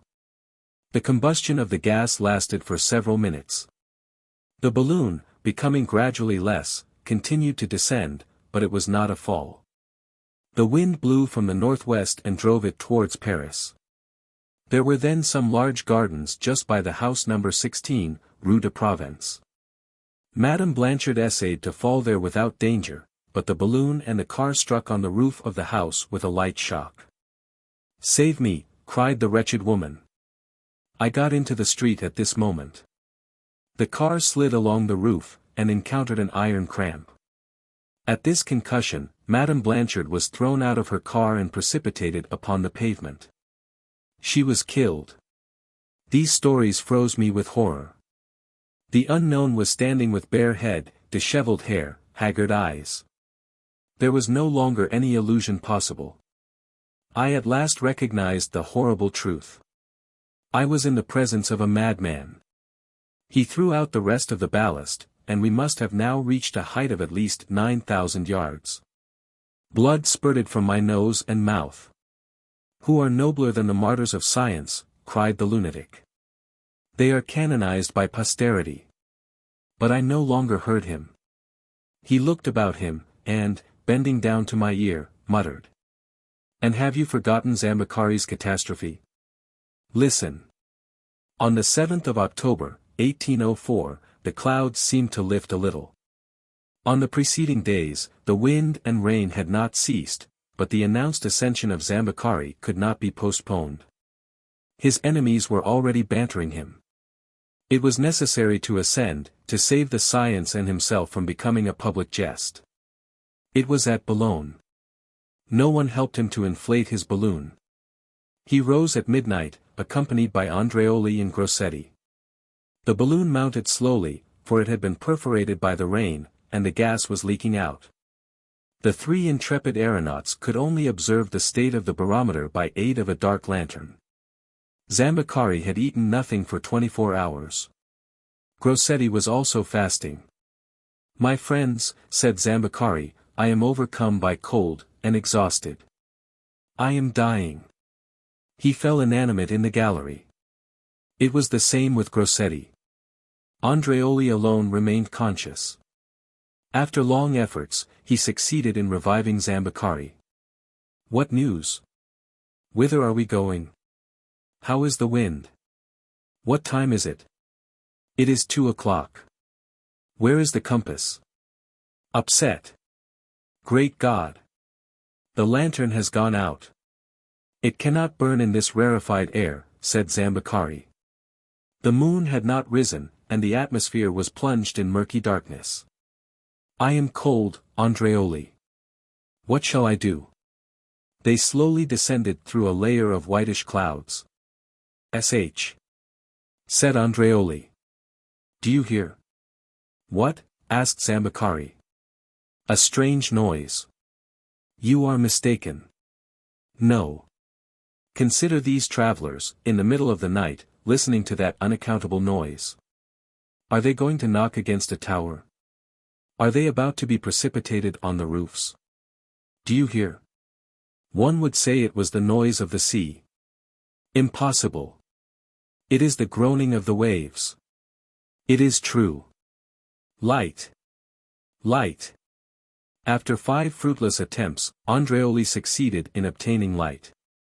It was 3 o'clock. The voice of violent waves was heard. They were almost touching the surface of the sea. "We are lost," cried Zambacari, seizing a large bag of sand. "Help," cried Andreoli. The car touched the water, and the waves came up to their breasts. "Throw out the instruments, clothes, money." The aeronauts completely stripped themselves. The balloon, relieved, rose with frightful rapidity. Zambacari was taken with vomiting. Grossetti bled profusely. The unfortunate men could not speak, so short was their breathing. They were taken with cold, and they were soon crusted over with ice. The moon looked as red as blood. After traversing the high regions for a half-hour, the balloon again fell into the sea. It was 4 in the morning. They were half submerged in the water, and the balloon dragged them along, as if under sail, for several hours. At daybreak they found themselves opposite Pesaro, 4 miles from the coast. They were about to reach it, when a gale blew them back into the open sea. They were lost. The frightened boats fled at their approach. Happily, a more intelligent boatman accosted them, hoisted them on board, and they landed at Ferrara. A frightful journey, was it not? But Zambacari was a brave and energetic man. Scarcely recovered from his sufferings, he resumed his ascensions. During one of them he struck against a tree, his spirit lamp was broken on his clothes, he was enveloped in fire, his balloon began to catch the flames, and he came down half consumed. At last, on the 21st of September, 1812, he made another ascension at Boulogne. The balloon clung to a tree, and his lamp again set it on fire. Zambakari fell, and was killed. And in presence of these facts, we would still hesitate. No. The higher we go, the more glorious will be our death. Zambakari fell, and was killed. The balloon being now entirely relieved of ballast and of all it contained, we were carried to an enormous height. It vibrated in the atmosphere. The least noise resounded in the vaults of heaven. Our globe, the only object which caught my view in immensity, seemed ready to be annihilated, and above us the depths of the starry skies were lost in thick darkness. I saw my companion rise up before me. "The hour is come," he said. "We must die. We are rejected of men. They despise us. Let us crush them." "Mercy!" I cried. "Let us cut these cords. Let this car be abandoned in space. The attractive force will change its direction, and we shall approach the sun." Despair galvanized me. I threw myself upon the madman, we struggled together, and a terrible conflict took place. But I was thrown down, and while he held me under his knee, the madman was cutting the cords of the car. "One," he cried. "My God! 2. 3. I made a superhuman effort, rose up, and violently repulsed the madman. 4. The car fell, but I instinctively clung to the cords and hoisted myself into the meshes of the netting. The madman disappeared in space. The madman disappeared in space. The balloon was raised to an immeasurable height. A horrible cracking was heard. The gas, too much dilated, had burst the balloon. I shut my eyes. Some instants after, a damp warmth revived me. I was in the midst of clouds on fire. The balloon turned over with dizzy velocity. Taken by the wind, it made 100 leagues an hour in a horizontal course, the lightning flashing around it. Meanwhile my fall was not a very rapid one. When I opened my eyes, I saw the country. I was 2 miles from the sea, and the tempest was driving me violently towards it, when an abrupt shock forced me to loosen my hold. My hands opened, a cord slipped swiftly between my fingers, and I found myself on the solid earth. It was the cord of the anchor, which, sweeping along the surface of the ground, was caught in a crevice, and my balloon, unballasted for the last time, careered off to lose itself beyond the sea.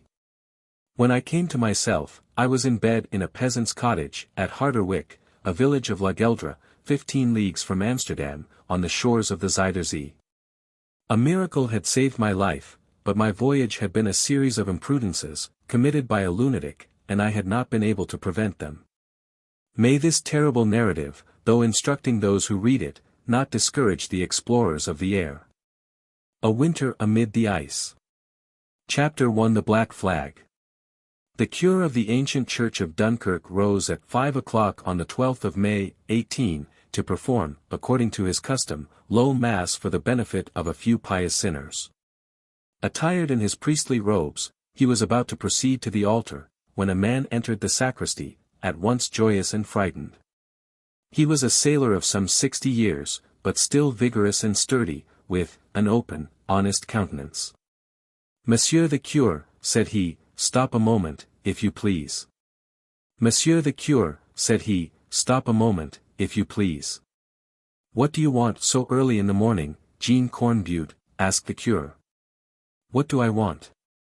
"Why, to embrace you in my arms, faith." "Well, after the mass at which you are going to be present." "The mass?" returned the old sailor, laughing. "Do you think you are going to say your mass now, and that I will let you do so?" "And why should I not say my mass?" asked the cure. "Explain yourself." "The third bell has sounded." "Whether it has or not," replied Jean Cornbutte, "it will sound many more times today, Monsieur the cure, for you have promised me that you will bless, with your own hands, the marriage of my son Louis and my niece Marie." "He has arrived, then," said the cure, joyfully. "It is nearly the same thing," replied Cornbutte, rubbing his hands. "Our brig was signaled from the lookout at sunrise, our brig, which you yourself christened by the good name of the Jeune Hardy. I congratulate you with all my heart, Cornbutte, said the cure, taking off his chasuble and stole. I remember our agreement. The vicar will take my place, and I will put myself at your disposal against your dear son's arrival. And I promise you that he will not make you fast long, replied the sailor. You have already published the bans, and you will only have to absolve him from the sins he may have committed between sky and water, in the Northern Ocean. I had a good idea, that the marriage should be celebrated the very day he arrived, and that my son Louis should leave his ship to repair at once to the church. Go, then, and arrange everything, Cornbutte. I fly, Monsieur the Cure. Good morning. The sailor hastened with rapid steps to his house, which stood on the quay, whence could be seen the Northern Ocean, of which he seemed so proud. Jean Cornbutte had amassed a comfortable sum at his calling. After having long commanded the vessels of a rich shipowner of Havre, he had settled down in his native town, where he had caused the brig Jeune Hardy to be constructed at his own expense. Several successful voyages had been made in the north, and the ship always found a good sale for its cargoes of wood, iron, and tar.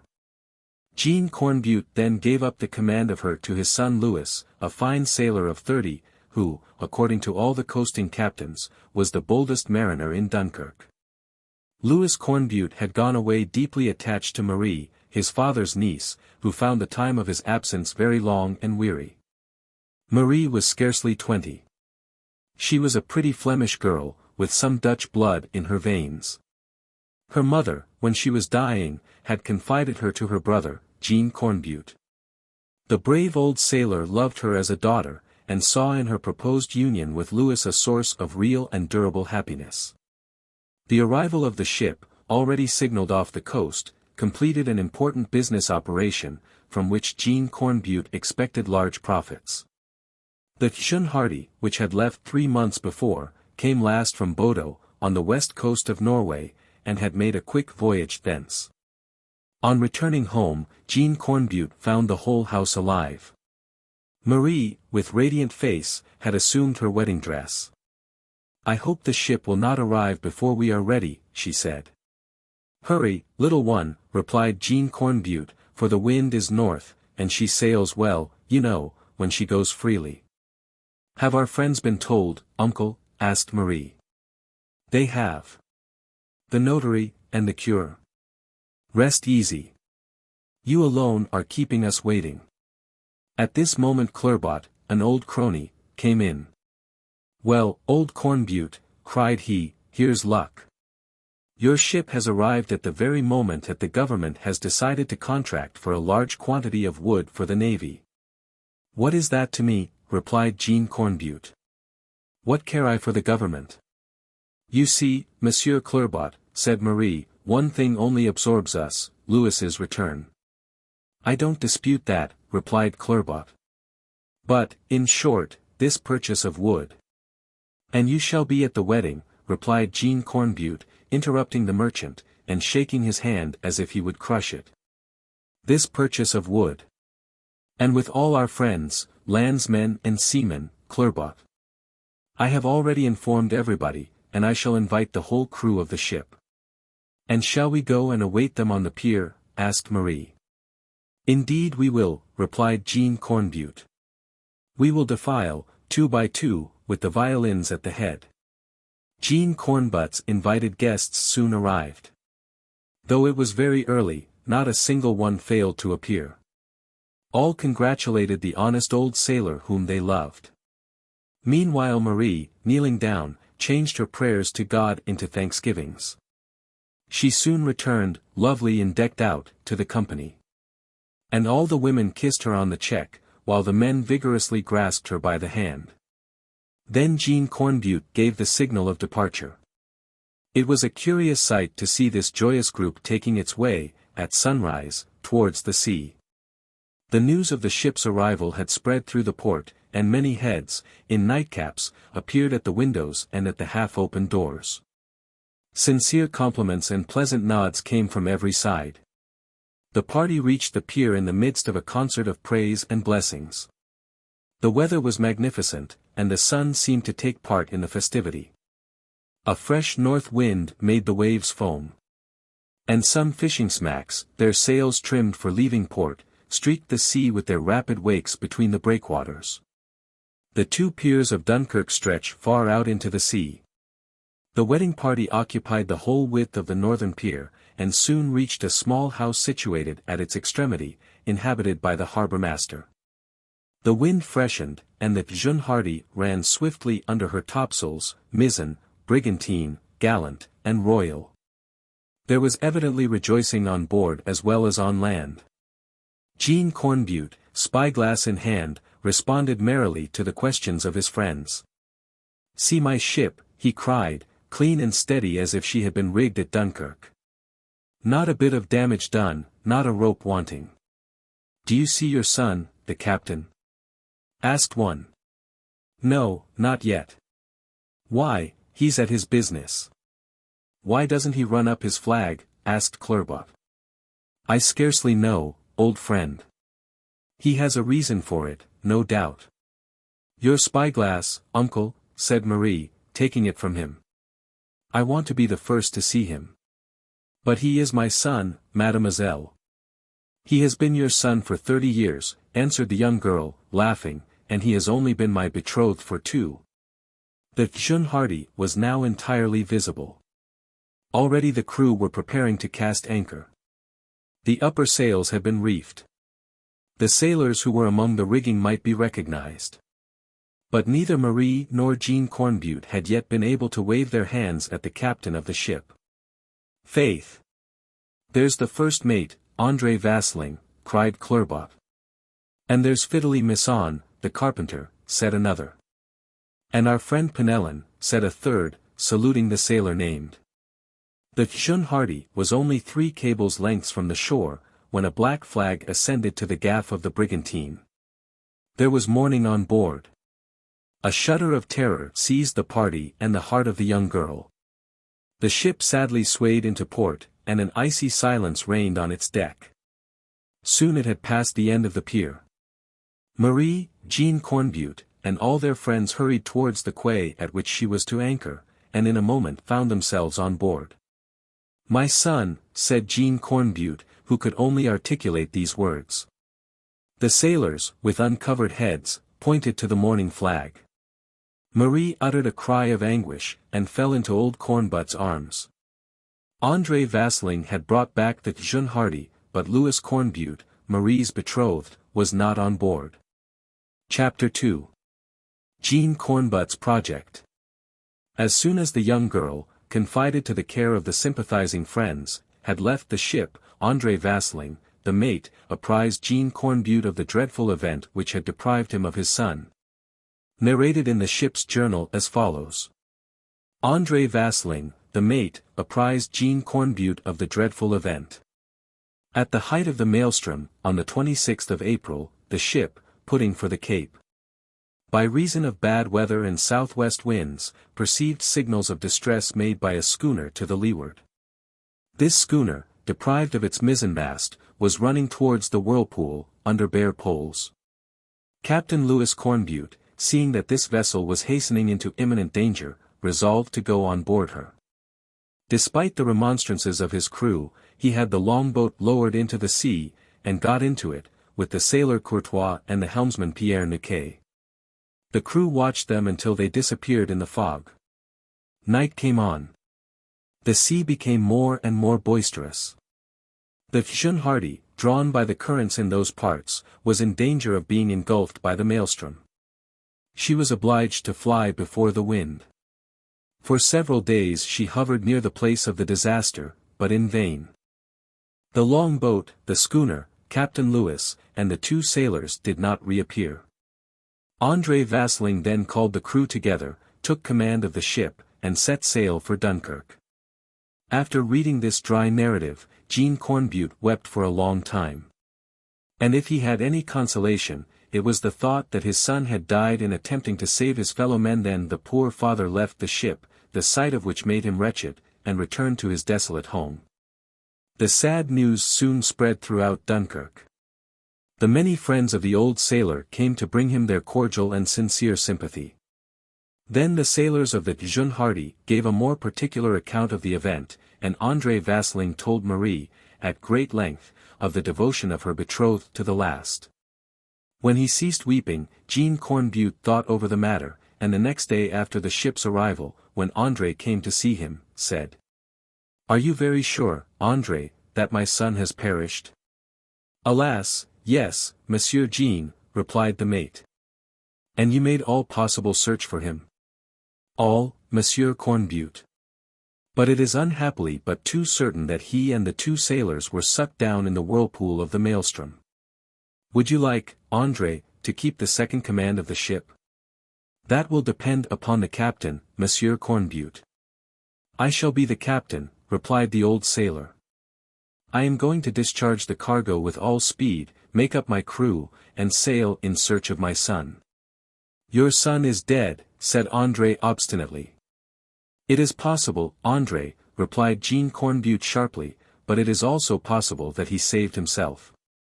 I am going to rummage all the ports of Norway whither he might have been driven, and when I am fully convinced that I shall never see him again, I will return here to die."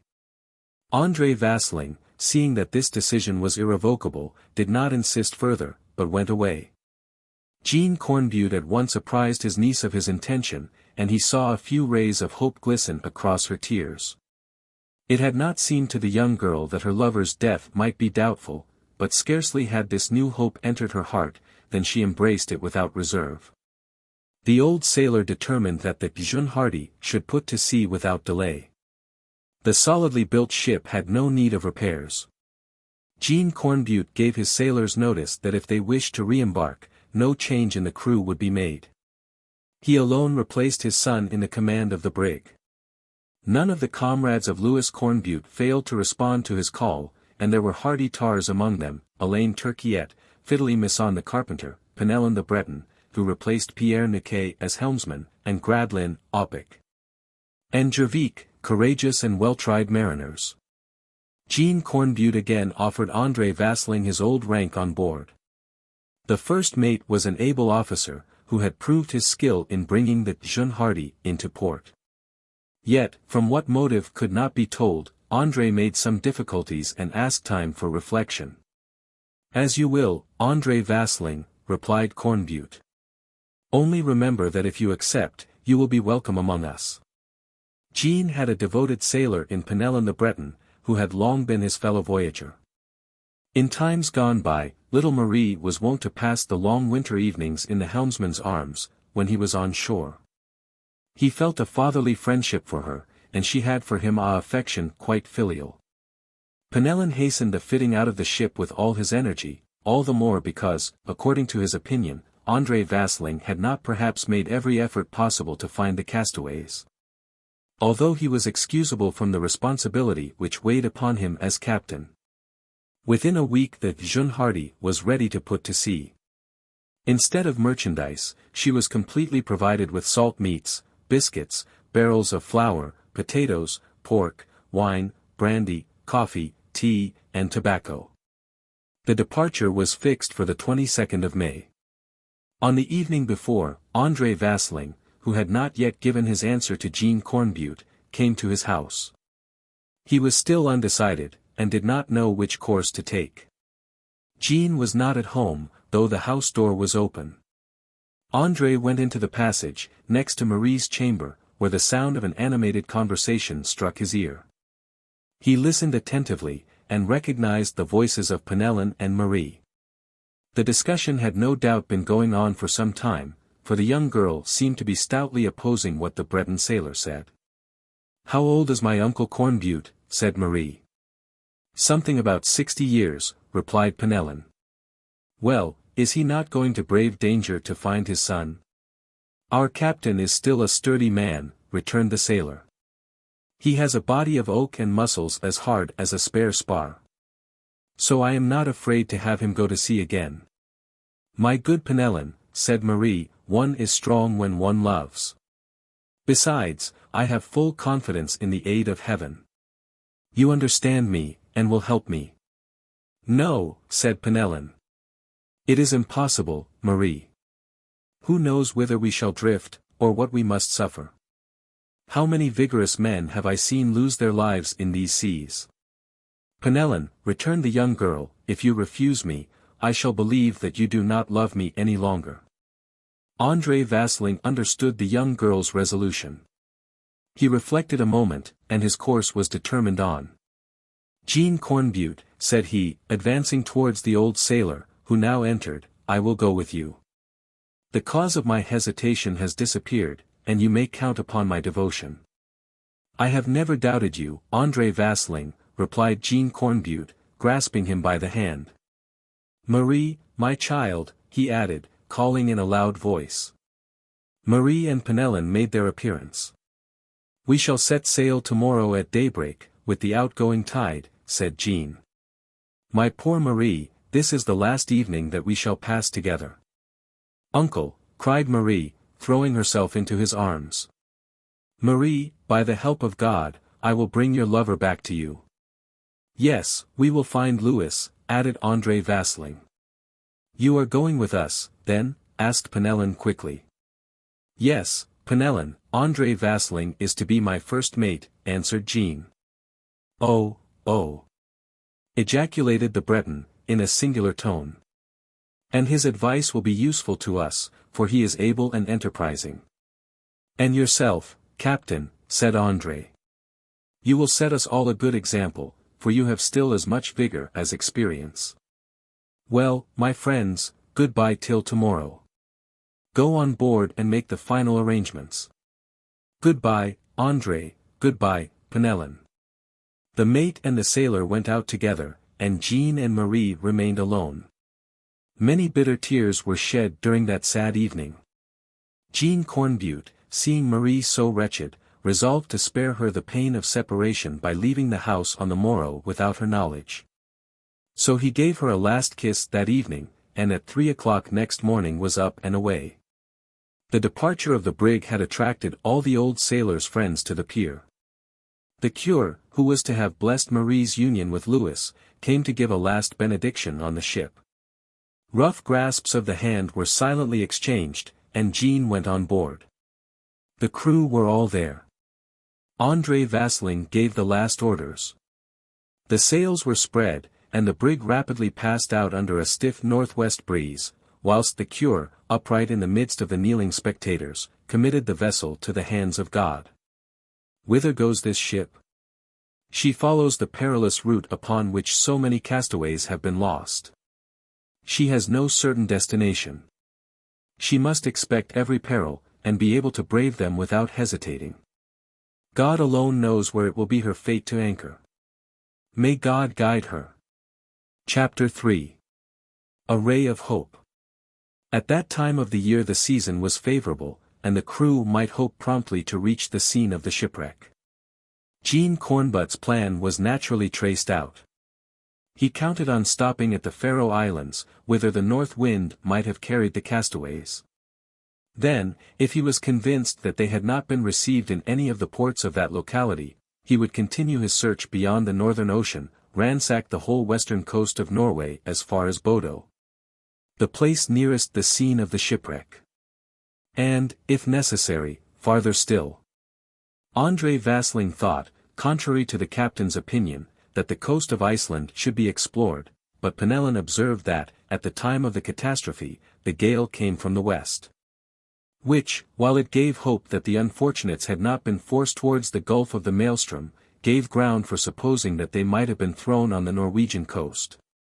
It was determined, then, that this coast should be followed as closely as possible, so as to recognize any traces of them that might appear. The day after sailing, Jean Cornbutte, intent upon a map, was absorbed in reflection, when a small hand touched his shoulder, and a soft voice said in his ear, "Have good courage, uncle." A soft voice said in his ear, "Have good courage, uncle." He turned, and was stupefied. Marie embraced him. "Marie, my daughter, on board," he cried. The wife may well go in search of her husband, when the father embarks to save his child. Unhappy Marie! How wilt thou support our fatigues? Dost thou know that thy presence may be injurious to our search? No, uncle, for I am strong. Who knows whither we shall be forced to go, Marie? Look at this map.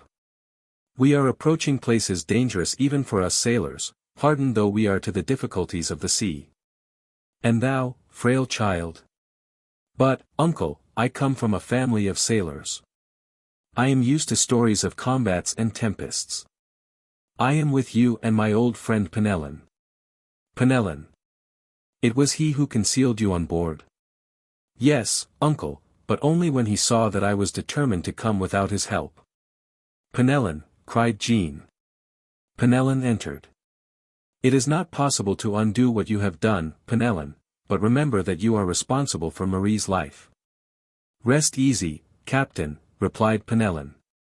The little one has force and courage, and will be our guardian angel. And then, Captain, you know it is my theory, that all in this world happens for the best. The young girl was installed in a cabin, which the sailors soon got ready for her, and which they made as comfortable as possible. A week later the Jeune Hardy stopped at the Faroe Islands, but the most minute search was fruitless. No wreck, or fragments of a ship had come upon these coasts. Even the news of the event was quite unknown. The brig resumed its voyage, after a stay of 10 days, about the 10th of June. The sea was calm, and the winds were favorable. The ship sped rapidly towards the Norwegian coast, which it explored without better result. Jean Cornbutte determined to proceed to Bodo. Perhaps he would there learn the name of the shipwrecked schooner to succor which Louis and the sailors had sacrificed themselves. On the 30th of June the brig cast anchor in that port. The authorities of Bodo gave Jean Cornbutte a bottle found on the coast, which contained a document bearing these words. This April 26th, on board the Froen, after being accosted by the long boat of the Jeune Hardy. We were drawn by the currents towards the ice. God have pity on us. Jean Cornbutte's first impulse was to thank heaven. He thought himself on his son's track. The Froen was a Norwegian sloop of which there had been no news, but which had evidently been drawn northward. Not a day was to be lost. The Jeune Hardy was at once put in condition to brave the perils of the polar seas. Fideli Misson, the carpenter, carefully examined her, and assured himself that her solid construction might resist the shock of the ice masses. Penellan, who had already engaged in whale fishing in the Arctic waters, took care that woolen and fur coverings, many sealskin moccasins, and wood for the making of sledges with which to cross the ice fields were put on board. The amount of provisions was increased, and spirits and charcoal were added, for it might be that they would have to winter at some point on the Greenland coast. They also procured, with much difficulty and at a high price, a quantity of lemons, for preventing or curing the scurvy, that terrible disease which decimates crews in the icy regions. The ship's hold was filled with salt meat, biscuits, brandy, etc., as the steward's room no longer sufficed. They provided themselves, moreover, with a large quantity of pemmican, an Indian preparation which concentrates a great deal of nutrition within a small volume. By order of the captain, some saws were put on board for cutting the ice fields, as well as picks and wedges for separating them. The captain determined to procure some dogs for drawing the sledges on the Greenland coast. The whole crew was engaged in these preparations, and displayed great activity. The sailors Opic, Jervik, and Gradlin zealously obeyed Penellan's orders. And he admonished them not to accustom themselves to woolen garments, though the temperature in this latitude, situated just beyond the polar circle, was very low. Penellan, though he said nothing, narrowly watched every action of André Vasling. This man was Dutch by birth, came from no one knew whither, but was at least a good sailor, having made 2 voyages on board the Jeune Hardy. Penellan would not as yet accuse him of anything, unless it was that he kept near Marie too constantly, but he did not let him out of his sight. Thanks to the energy of the crew, the brig was equipped by the 16th of July, a fortnight after its arrival at Bodo. It was then the favorable season for attempting explorations in the Arctic seas. The thaw had been going on for 2 months, and the search might be carried farther north. The Jeune Hardy set sail, and directed her way towards Cape Brewster, on the eastern coast of Greenland, near the 70th degree of latitude. Chapter 4. In the Passes. About the 23rd of July a reflection, raised above the sea, announced the presence of the first icebergs, which, emerging from Davis's Straits, advanced into the ocean. From this moment a vigilant watch was ordered to the lookout men, for it was important not to come into collision with these enormous masses. The crew was divided into 2 watches. The first was composed of Fideli Masson, Gradlin, and Jervik. And the second of André Vasling, Opic, and Penellan. These watches were to last only 2 hours, for in those cold regions a man's strength is diminished 1/2. Though the Jeune Hardy was not yet beyond the 63rd degree of latitude, the thermometer already stood at 9 degrees centigrade below zero. Rain and snow often fell abundantly. On fair days, when the wind was not too violent, Marie remained on deck, and her eyes became accustomed to the uncouth scenes of the polar seas. On the 1st of August she was promenading aft, and talking with her uncle, Penellan, and André Vasling. The ship was then entering a channel 3 miles wide, across which broken masses of ice were rapidly descending southwards. "When shall we see land?" asked the young girl. "In 3 or 4 days at the latest," replied Jean Cornbutte. "But shall we find there fresh traces of my poor Louis?" "Perhaps so, my daughter, but I fear that we are still far from the end of our voyage." It is to be feared that the Froen was driven farther northward. "That may be," added André Vasling, "for the squall which separated us from the Norwegian boat lasted 3 days, and in 3 days a ship makes good headway when it is no longer able to resist the wind." "Permit me to tell you, Monsieur Vasling," replied Penellan, that was in April, that the thaw had not then begun, and that therefore the Froen must have been soon arrested by the ice. "And no doubt dashed into 1,000 pieces," said the mate, as her crew could not manage her.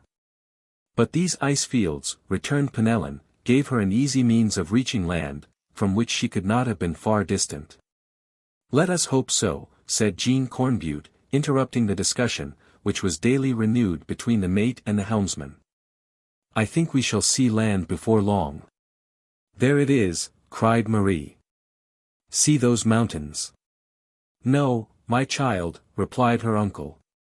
"Those are mountains of ice, the first we have met with. They would shatter us like glass if we got entangled between them." Penellan and Vasling overlooked the men. These floating masses, more than 50 of which now appeared at the horizon, came nearer and nearer to the brig. Penellan took the helm, and Jean Cornbutte, mounted on the gallant, indicated the route to take.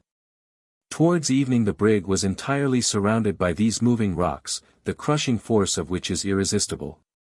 It was necessary, then, to cross this fleet of mountains, for prudence prompted them to keep straight ahead. Another difficulty was added to these perils. The direction of the ship could not be accurately determined, as all the surrounding points constantly changed position, and thus failed to afford a fixed perspective. The darkness soon increased with the fog. Marie descended to her cabin, and the whole crew, by the captain's orders, remained on deck.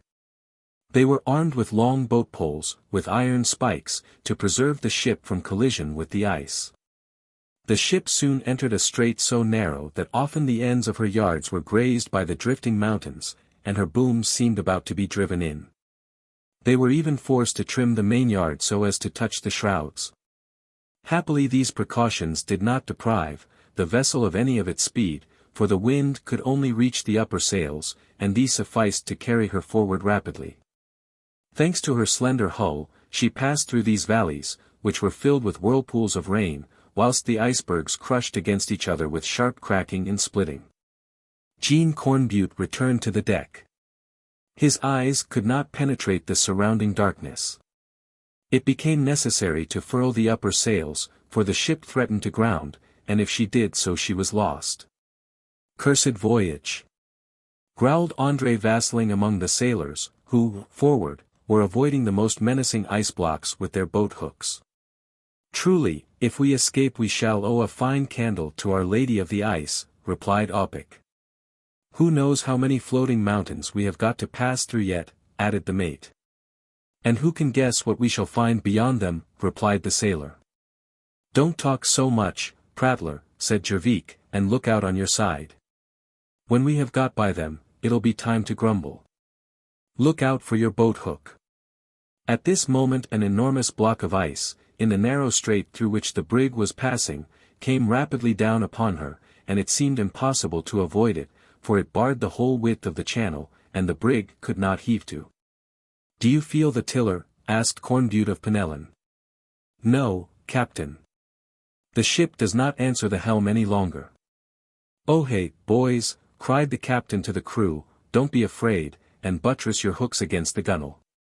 The block was nearly 60 feet high, and if it threw itself upon the brig she would be crushed. There was an undefinable moment of suspense, and the crew retreated backward, abandoning their posts despite the captain's orders. But at the instant when the block was not more than half a cable's length from the Jeune Hardy, a dull sound was heard, and a veritable waterspout fell upon the bow of the vessel, which then rose on the back of an enormous billow. The sailors uttered a cry of terror, but when they looked before them the block had disappeared, the passage was free, and beyond an immense plain of water, illumined by the rays of the declining sun, assured them of an easy navigation. "All's well," cried Penellan, "let's trim our topsails and mizzen." An incident very common in those parts had just occurred. When these masses are detached from one another in the thawing season, they float in a perfect equilibrium. But on reaching the ocean, where the water is relatively warmer, they are speedily undermined at the base, which melts little by little, and which is also shaken by the shock of other ice masses. A moment comes when the center of gravity of these masses is displaced, and then they are completely overturned. Only, if this block had turned over 2 minutes later, it would have fallen on the brig and carried her down in its fall. Chapter 5. Liverpool Island. The brig now sailed in a sea which was almost entirely open. At the horizon only, a whitish light, this time motionless, indicated the presence of fixed plains of ice. Jean Cornbutte now directed the Jeune Hardy towards Cape Brewster. They were already approaching the regions where the temperature is excessively cold, for the sun's rays, owing to their obliquity when they reach them, are very feeble. On the 3rd of August the brig confronted immovable and united ice masses. The passages were seldom more than a cable's length in width, and the ship was forced to make many turnings, which sometimes placed her heading the wind. Penellan watched over Marie with paternal care, and, despite the cold, prevailed upon her to spend 2 or 3 hours every day on deck, for exercise had become one of the indispensable conditions of health. Marie's courage did not falter. She even comforted the sailors with her cheerful talk, and all of them became warmly attached to her. André Vasling showed himself more attentive than ever, and seized every occasion to be in her company. But the young girl, with a sort of presentiment, accepted his services with some coldness. It may be easily conjectured that André's conversation referred more to the future than to the present, and that he did not conceal the slight probability there was of saving the castaways. He was convinced that they were lost, and the young girl ought thenceforth to confide her existence to someone else. André Vasling showed himself more attentive than ever. Marie had not as yet comprehended André's designs, for, to his great disgust, he could never find an opportunity to talk long with her alone. Penellan had always an excuse for interfering, and destroying the effect of André's words by the hopeful opinions he expressed. Marie, meanwhile, did not remain idle. Acting on the helmsman's advice, she set to work on her winter garments. For it was necessary that she should completely change her clothing. The cut of her dresses was not suitable for these cold latitudes. She made, therefore, a sort of furred pantaloons, the ends of which were lined with sealskin. And her narrow skirts came only to her knees, so as not to be in contact with the layers of snow with which the winter would cover the ice fields. A fur mantle, fitting closely to the figure and supplied with a hood, protected the upper part of her body. In the intervals of their work, the sailors, too, prepared clothing with which to shelter themselves from the cold. They made a quantity of high sealskin boots, with which to cross the snow during their explorations. They worked thus all the time that the navigation in the straits lasted.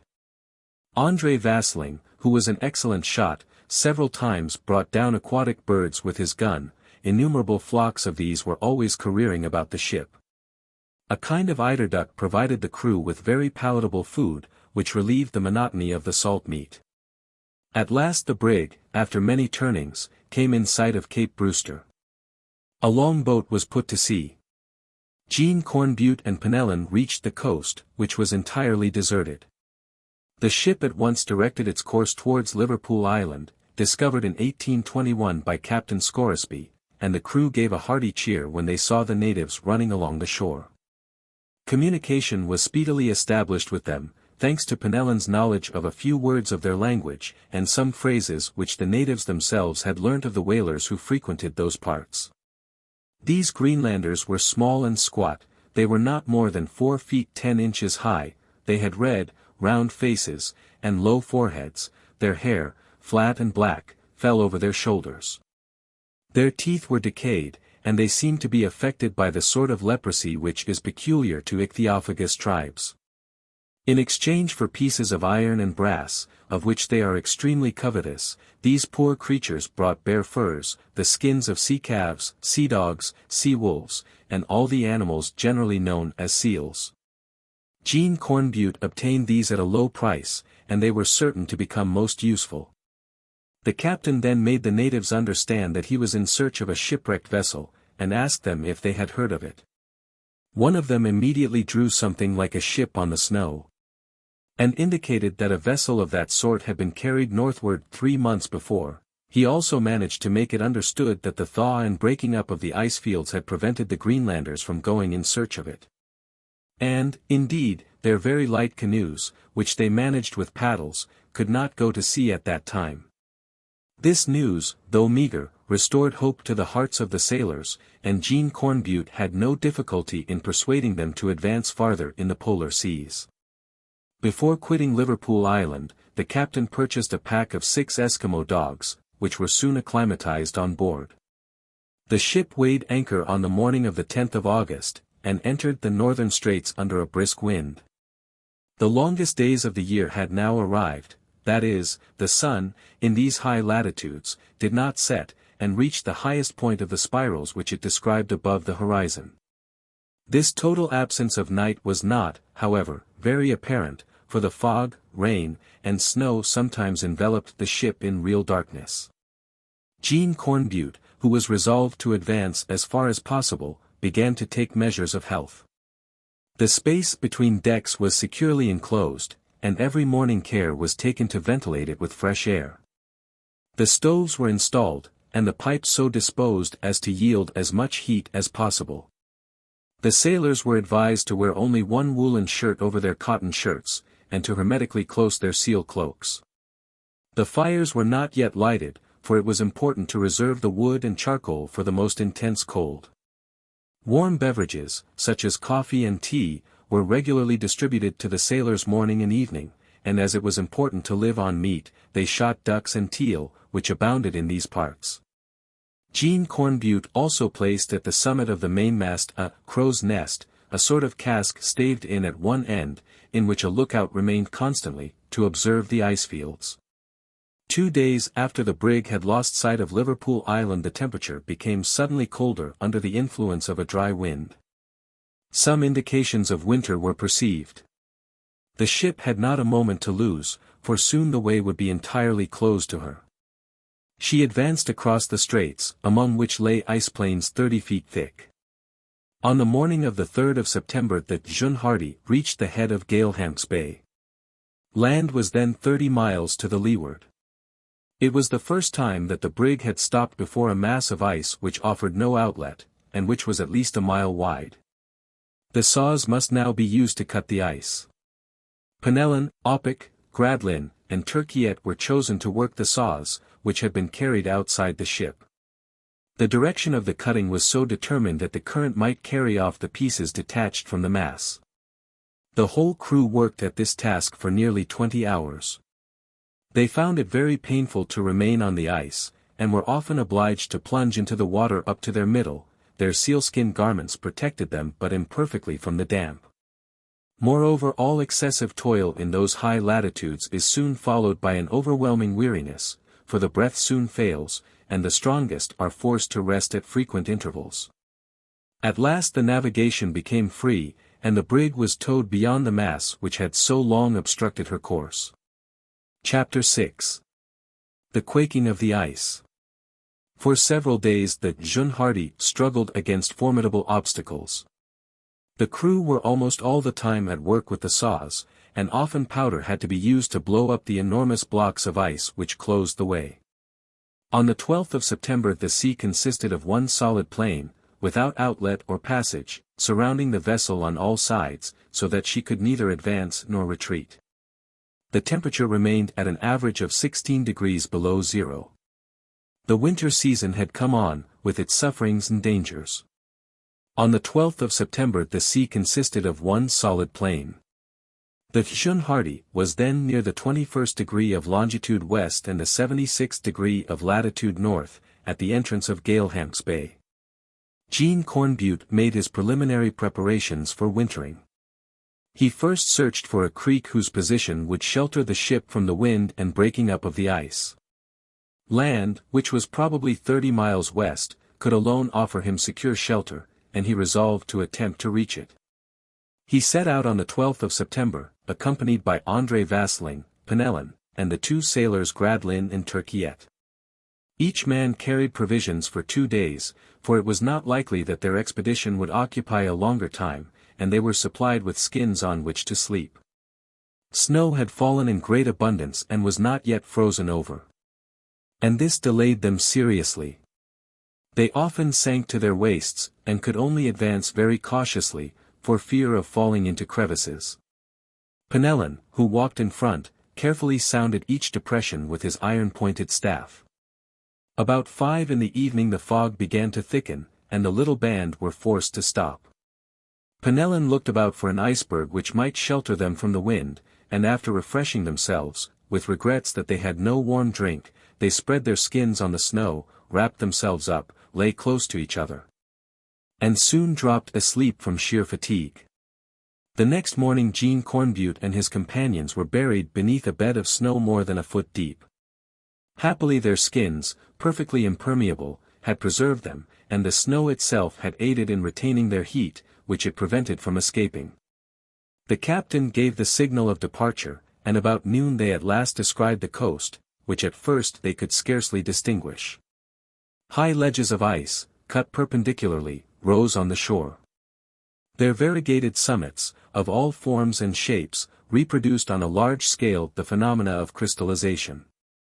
Myriads of aquatic fowl flew about at the approach of the party, and the seals, lazily lying on the ice, plunged hurriedly into the depths. "Faith," said Penellan, "we shall not want for either furs or game." "Those animals," returned Cornbutte, "give every evidence of having been already visited by men, for in places totally uninhabited they would not be so wild." "None but Greenlanders frequent these parts," said André Vasling.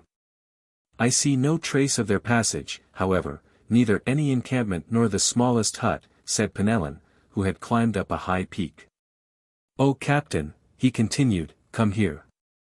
I see a point of land which will shelter us splendidly from the northeast wind."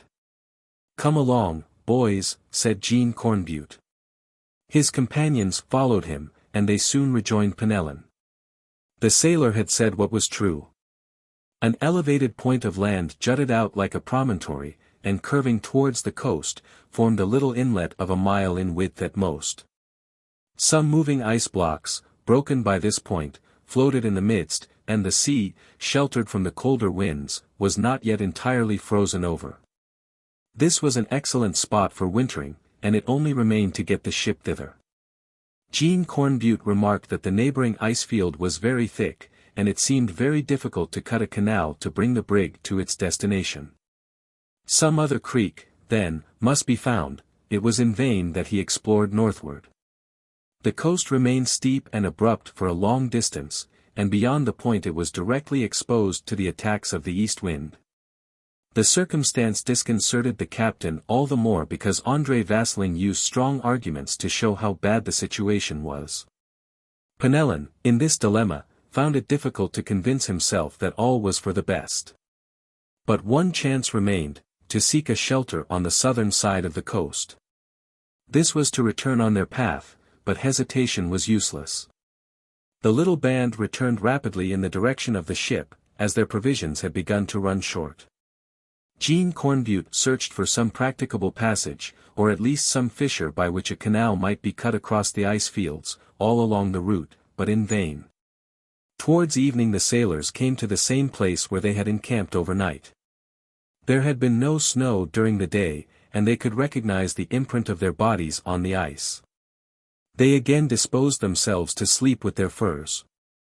Penelon, much disturbed by the bad success of the expedition, was sleeping restlessly, when, at a waking moment, his attention was attracted by a dull rumbling. He listened attentively, and the rumbling seemed so strange that he nudged Jean Cornbutte with his elbow. "What is that?" said the latter, whose mind, according to a sailor's habit, was awake as soon as his body. "Listen, Captain." The noise increased, with perceptible violence. "It cannot be thunder, in so high a latitude," said Cornbutte, rising. "I think we have come across some white bears," replied Penelon. "The devil! We have not seen any yet. Sooner or later, we must have expected a visit from them. Let us give them a good reception." Penelon, armed with a gun, lightly crossed the ledge which sheltered them. The darkness was very dense, he could discover nothing.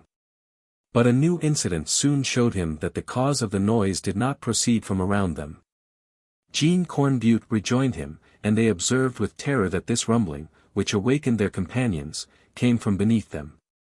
A new kind of peril menaced them. To the noise, which resembled peals of thunder, was added a distinct undulating motion of the ice field. Several of the party lost their balance and fell.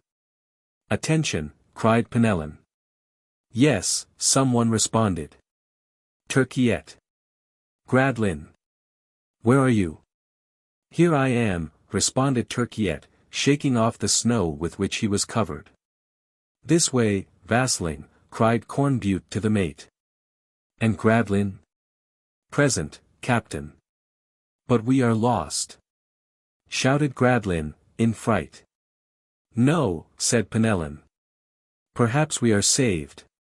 Hardly had he uttered these words when a frightful cracking noise was heard.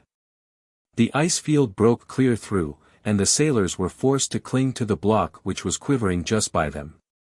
Despite the helmsman's words, they found themselves in a most perilous position, for an icequake had occurred. The ice masses had just weighed anchor, as the sailors say. The movement lasted nearly 2 minutes, and it was to be feared that the crevice would yawn at the very feet of the unhappy sailors. They anxiously awaited daylight in the midst of continuous shocks, for they could not, without risk of death, move a step, and had to remain stretched out at full length to avoid being engulfed. They found themselves in a most perilous position, for an icequake had occurred. As soon as it was daylight a very different aspect presented itself to their eyes. The vast plain, a compact mass the evening before, was now separated in 1,000 places, and the waves, raised by some submarine commotion, had broken the thick layer which sheltered them. The thought of his ship occurred to Jean Cornbutte's mind. "My poor brig," he cried. "It must have perished." The deepest despair began to overcast the faces of his companions. The loss of the ship inevitably preceded their own deaths. "Courage, friends," said Penelon. "Reflect that this night's disaster has opened us a path across the ice, which will enable us to bring our ship to the bay for wintering. And, stop! I am not mistaken. There is the Jeune Hardy, a mile nearer to us." All hurried forward, and so imprudently, that Turquiette slipped into a fissure, and would have certainly perished, had not Jean Cornbutte seized him by his hood.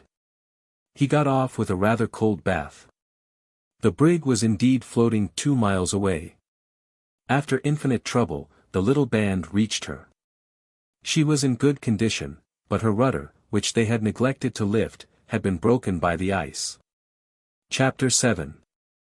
Settling for the winter. Penellan was once more right.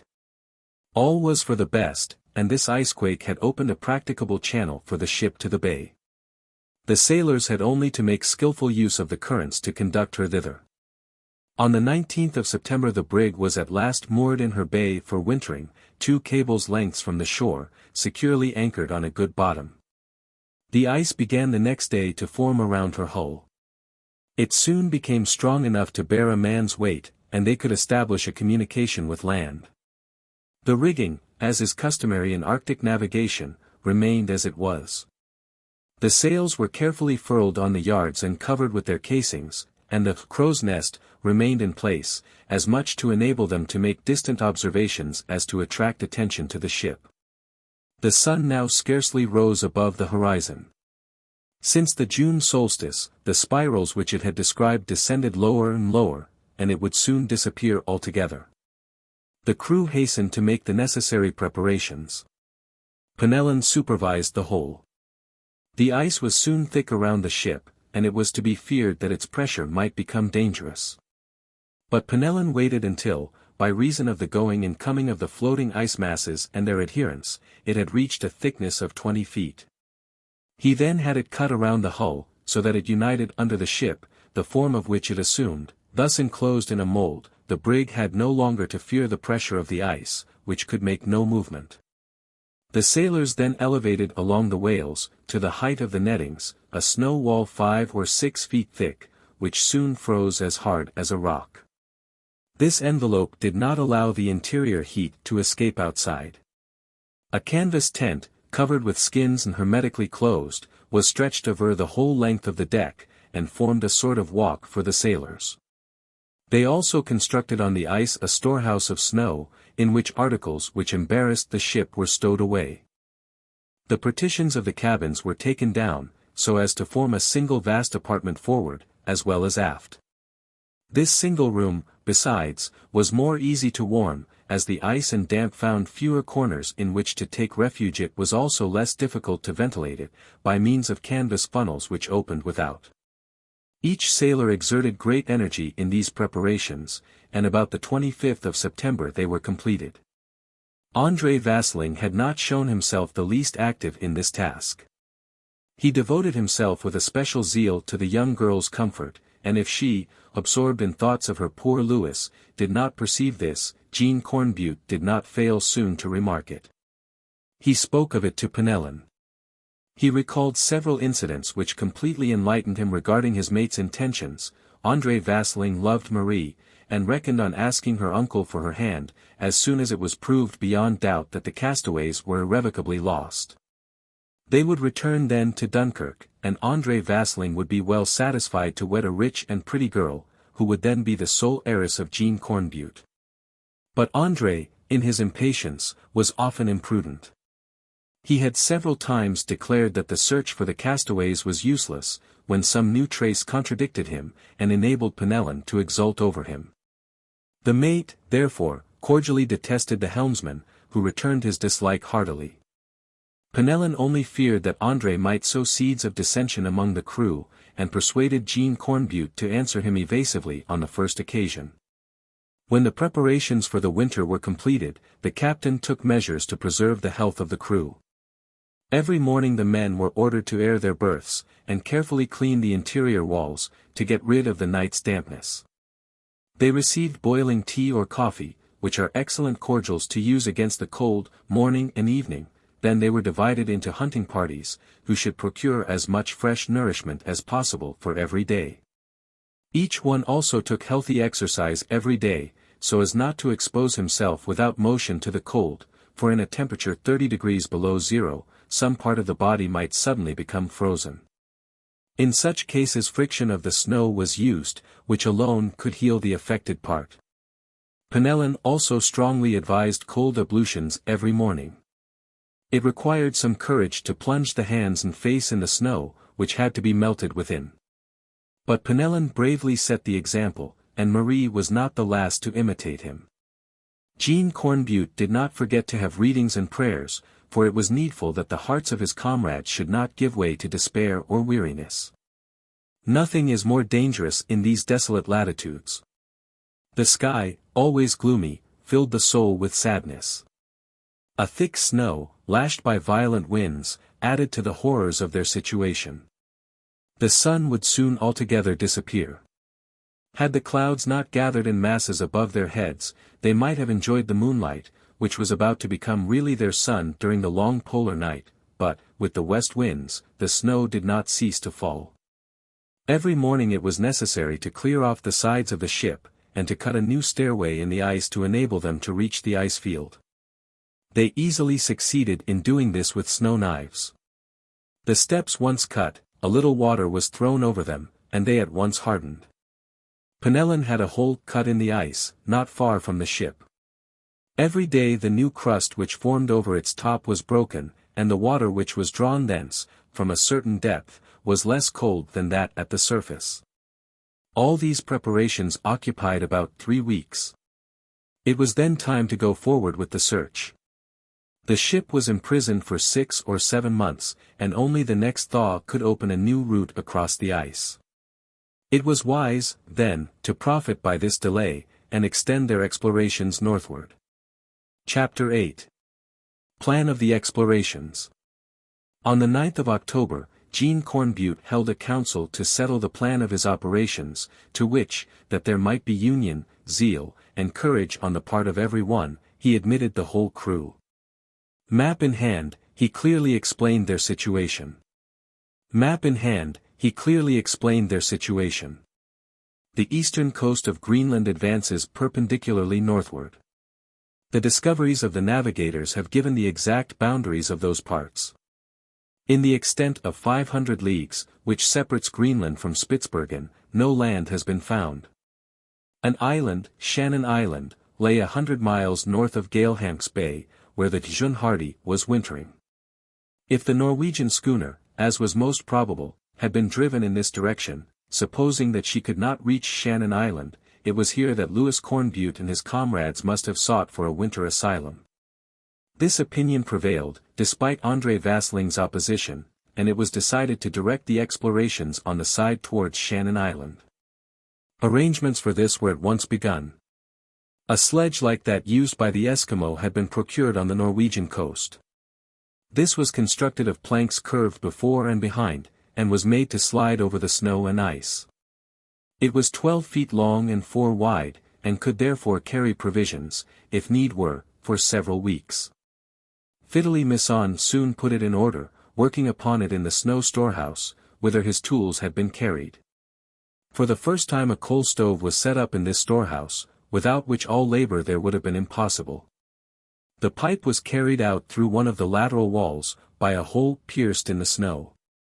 But a grave inconvenience resulted from this, for the heat of the stove, little by little, melted the snow where it came in contact with it, and the opening visibly increased. Jean Cornbutte contrived to surround this part of the pipe with some metallic canvas, which is impermeable by heat. This succeeded completely. While Misson was at work upon the sledge, Penellan, aided by Marie, was preparing the clothing necessary for the expedition. Sealskin boots they had, fortunately, in plenty. Jean Cornbutte and André Vasseling occupied themselves with the provisions. They chose a small barrel of spirits of wine for heating a portable chafing dish, reserves of coffee and tea in ample quantity were packed. A small box of biscuits, 200 pounds of pemmican, and some gourds of brandy completed the stock of viands. The guns would bring down some fresh game every day. A quantity of powder was divided between several bags. The compass, sextant, and spyglass were put carefully out of the way of injury. On the 11th of October the sun no longer appeared above the horizon. They were obliged to keep a lighted lamp in the lodgings of the crew all the time. There was no time to lose, the explorations must be begun. For this reason, in the month of January it would become so cold that it would be impossible to venture out without peril of life. For 2 months at least the crew would be condemned to the most complete imprisonment, then the thaw would begin, and continue till the time when the ship should quit the ice. This thaw would, of course, prevent any explorations. On the other hand, if Louis Cornbutte and his comrades were still in existence, it was not probable that they would be able to resist the severities of the Arctic winter. They must therefore be saved beforehand, or all hope would be lost. André Vasling knew all this better than anyone. He therefore resolved to put every possible obstacle in the way of the expedition. The preparations for the journey were completed about the 20th of October. It remained to select the men who should compose the party. The young girl could not be deprived of the protection of Jean Cornbutte or of Penelon, neither of these could, on the other hand, be spared from the expedition. The question, then, was whether Marie could bear the fatigues of such a journey. She had already passed through rough experiences without seeming to suffer from them, for she was a sailor's daughter, used from infancy to the fatigues of the sea. And even Penelon was not dismayed to see her struggling in the midst of this severe climate, against the dangers of the polar seas. It was decided, therefore, after a long discussion, that she should go with them, and that a place should be reserved for her, at need, on the sledge, on which a little wooden hut was constructed, closed in hermetically. As for Marie, she was delighted, for she dreaded to be left alone without her two protectors. The expedition was thus formed: Marie, Jean Cornbutte, Penelon, André Vasling, Opic, and Fidelie Misson were to go. Alain Turquiet remained in charge of the brig, and Jervic and Gradlin stayed behind with him. New provisions of all kinds were carried. For Jean Cornbutte, in order to carry the exploration as far as possible, had resolved to establish depots along the route, at each 7 or 8 days' march. When the sledge was ready it was at once fitted up, and covered with a skin tent. The whole weighed some 700 pounds, which a pack of 5 dogs might easily carry over the ice. On the 22nd of October, as the captain had foretold, a sudden change took place in the temperature. The sky cleared, the stars emitted an extraordinary light, and the moon shone above the horizon, no longer to leave the heavens for a fortnight. The thermometer descended to 25 degrees below zero. The departure was fixed for the following day. Chapter 9. The House of Snow. On the 23rd of October, at 11 in the morning, in a fine moonlight, the caravan set out. Precautions were this time taken that the journey might be a long one, if necessary. Jean Cornbutte followed the coast, and ascended northward. The steps of the travelers made no impression on the hard ice. Jean was forced to guide himself by points which he selected at a distance. Sometimes he fixed upon a hill bristling with peaks, sometimes on a vast iceberg which pressure had raised above the plain. The caravan set out. At the first halt, after going 15 miles, Penelon prepared to encamp. The tent was erected against an ice block. Marie had not suffered seriously with the extreme cold, for luckily the breeze had subsided, and was much more bearable. But the young girl had several times been obliged to descend from her sledge to avert numbness from impeding the circulation of her blood. Otherwise, her little hut, hung with skins, afforded her all the comfort possible under the circumstances. When night, or rather sleeping time, came, the little hut was carried under the tent, where it served as a bedroom for Marie. The evening repast was composed of fresh meat, pemmican, and hot tea. Jean Cornbutte, to avert danger of the scurvy, distributed to each of the party a few drops of lemon juice. Then all slept under God's protection. After 8 hours of repose, they got ready to resume their march. A substantial breakfast was provided to the men and the dogs, then they set out. The ice, exceedingly compact, enabled these animals to draw the sledge easily. The party sometimes found it difficult to keep up with them. But the sailors soon began to suffer one discomfort, that of being dazzled. Ophthalmia betrayed itself in Opic and Misson. The moon's light, striking on these vast white plains, burnt the eyesight, and gave the eyes insupportable pain. There was thus produced a very singular effect of refraction. As they walked, when they thought they were about to put foot on a hillock, they stepped down lower, which often occasioned falls, happily so little serious that Penelon made them occasions for bantering. Still, He told them never to take a step without sounding the ground with the ferruled staff with which each was equipped. About the 1st of November, 10 days after they had set out, the caravan had gone 50 leagues to the northward. Weariness pressed heavily on all. Jean Cornbutte was painfully dazzled, and his sight sensibly changed. Opic and Misson had to feel their way, for their eyes, rimmed with red, seemed burnt by the white reflection. Marie had been preserved from this misfortune by remaining within her hut, to which she confined herself as much as possible. Penelon, sustained by an indomitable courage, resisted all fatigue. But it was André Vasling who bore himself best, and upon whom the cold and dazzling seemed to produce no effect. His iron frame was equal to every hardship. And he was secretly pleased to see the most robust of his companions becoming discouraged, and already foresaw the moment when they would be forced to retreat to the ship again. On the 1st of November it became absolutely necessary to halt for a day or two. As soon as the place for the encampment had been selected, they proceeded to arrange it. It was determined to erect a house of snow, which should be supported against one of the rocks of the promontory. Misson at once marked out the foundations, which measured 15 feet long by 5 wide. Penelon, Opic, and Misson, by aid of their knives, cut out great blocks of ice, which they carried to the chosen spot and set up, as masons would have built stone walls. The sides of the foundation were soon raised to a height and thickness of about 5 feet, for the materials were abundant, and the structure was intended to be sufficiently solid to last several days. The 4 walls were completed in 8 hours.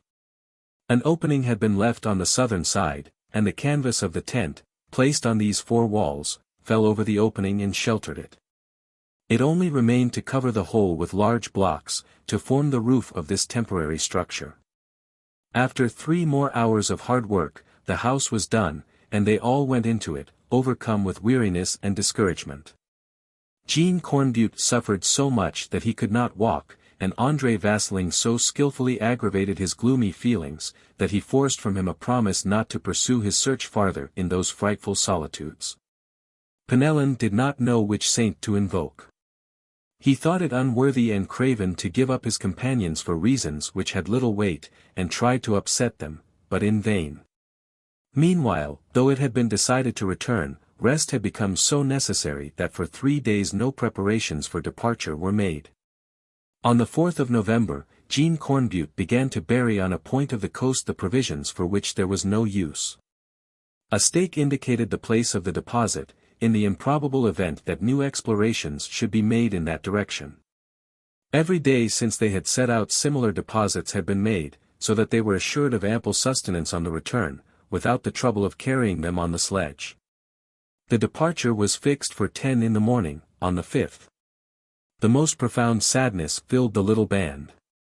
Marie with difficulty restrained her tears, when she saw her uncle so completely discouraged.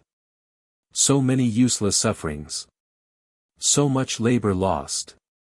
Penelon himself became ferocious in his ill humor. He consigned everybody to the nether regions, and did not cease to wax angry at the weakness and cowardice of his comrades, who were more timid and tired, he said, than Marie, who would have gone to the end of the world without complaint. André Vasling could not disguise the pleasure which this decision gave him. He showed himself more attentive than ever to the young girl, to whom he even held out hopes that a new search should be made when the winter was over. Knowing well that it would then be too late.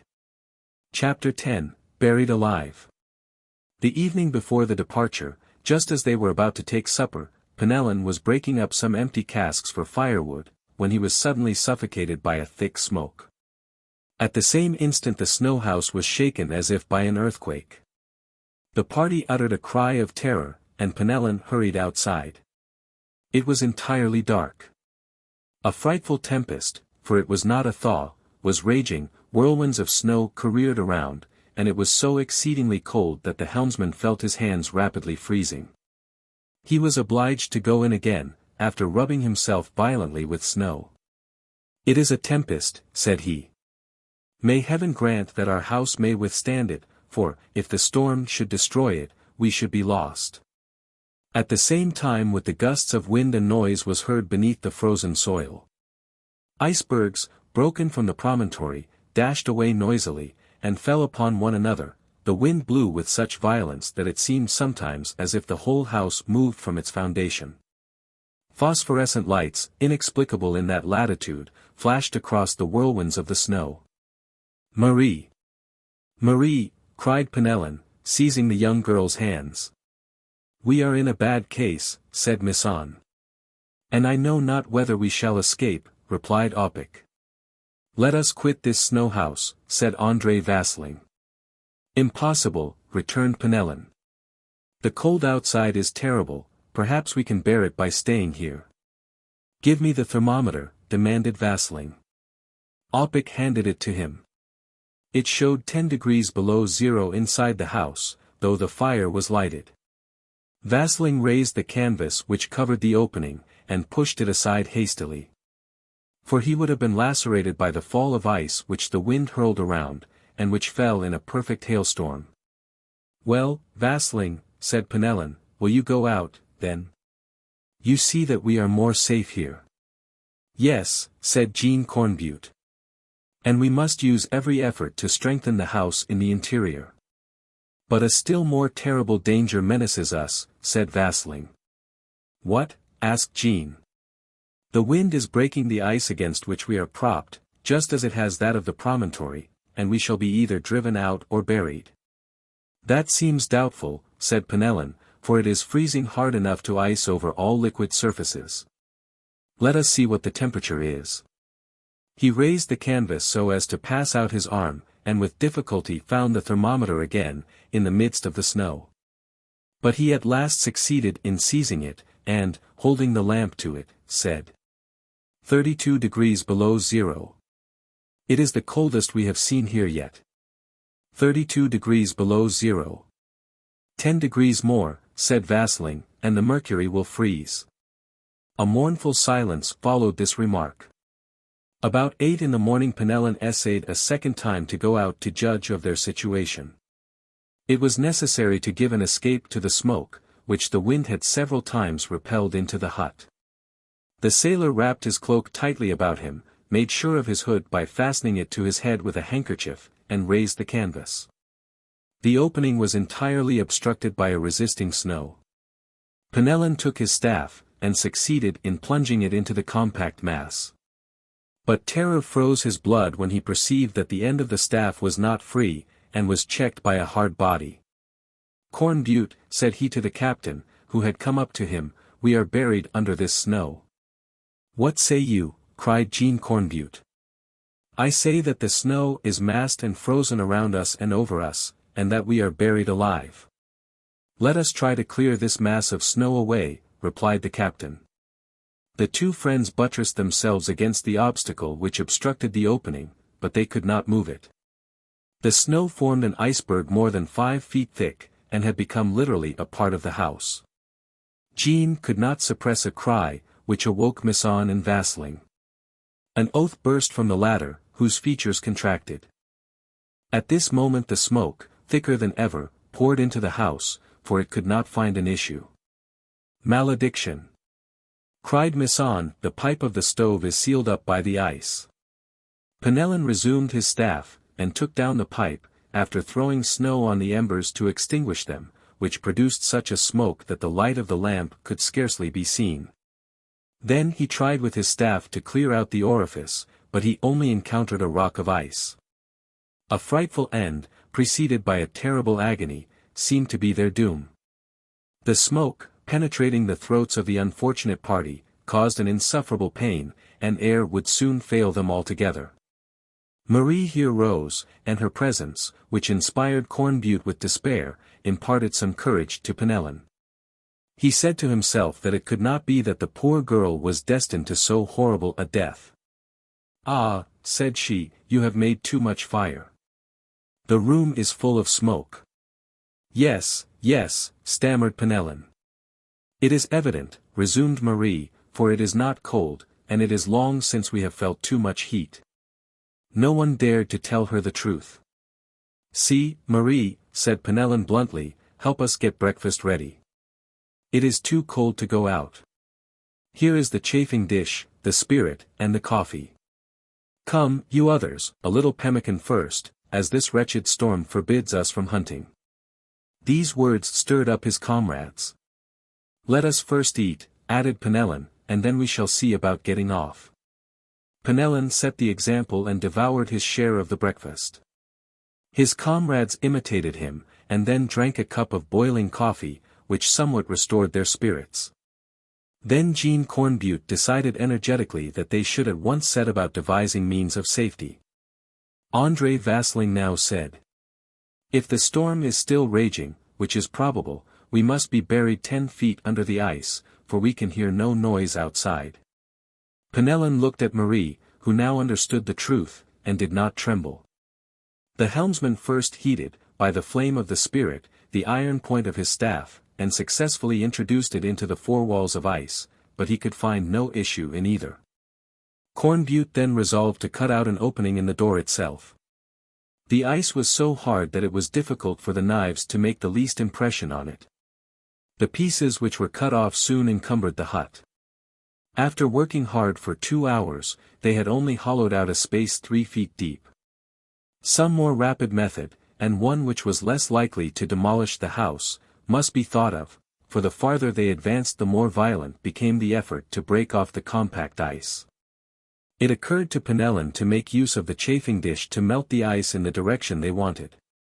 It was a hazardous method, for, if their imprisonment lasted long, the spirit, of which they had but little, would be wanting when needed to prepare the meals.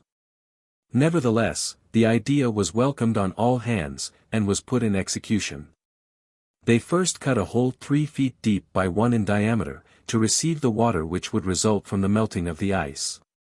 And it was well that they took this precaution, for the water soon dripped under the action of the flames, which Penellan moved about under the mass of ice. The opening widened little by little, but this kind of work could not be continued long, for the water, covering their clothes, penetrated to their bodies here and there. Penellan was obliged to pause in a quarter of an hour, and to withdraw the chafing dish in order to dry himself. Misson then took his place, and worked sturdily at the task. In 2 hours, though the opening was 5 feet deep, the points of the staffs could not yet find an issue without. "It is not possible," said Jean Cornbutte, "that snow could have fallen in such abundance. It must have been gathered on this point by the wind. Perhaps we had better think of escaping in some other direction." "I don't know," replied Penellan. "But if it were only for the sake of not discouraging our comrades, we ought to continue to pierce the wall where we have begun. We must find an issue ere long." "Will not the spirit fail us?" asked the captain. "I hope not. But let us, if necessary, dispense with coffee and hot drinks. Besides, that is not what most alarms me."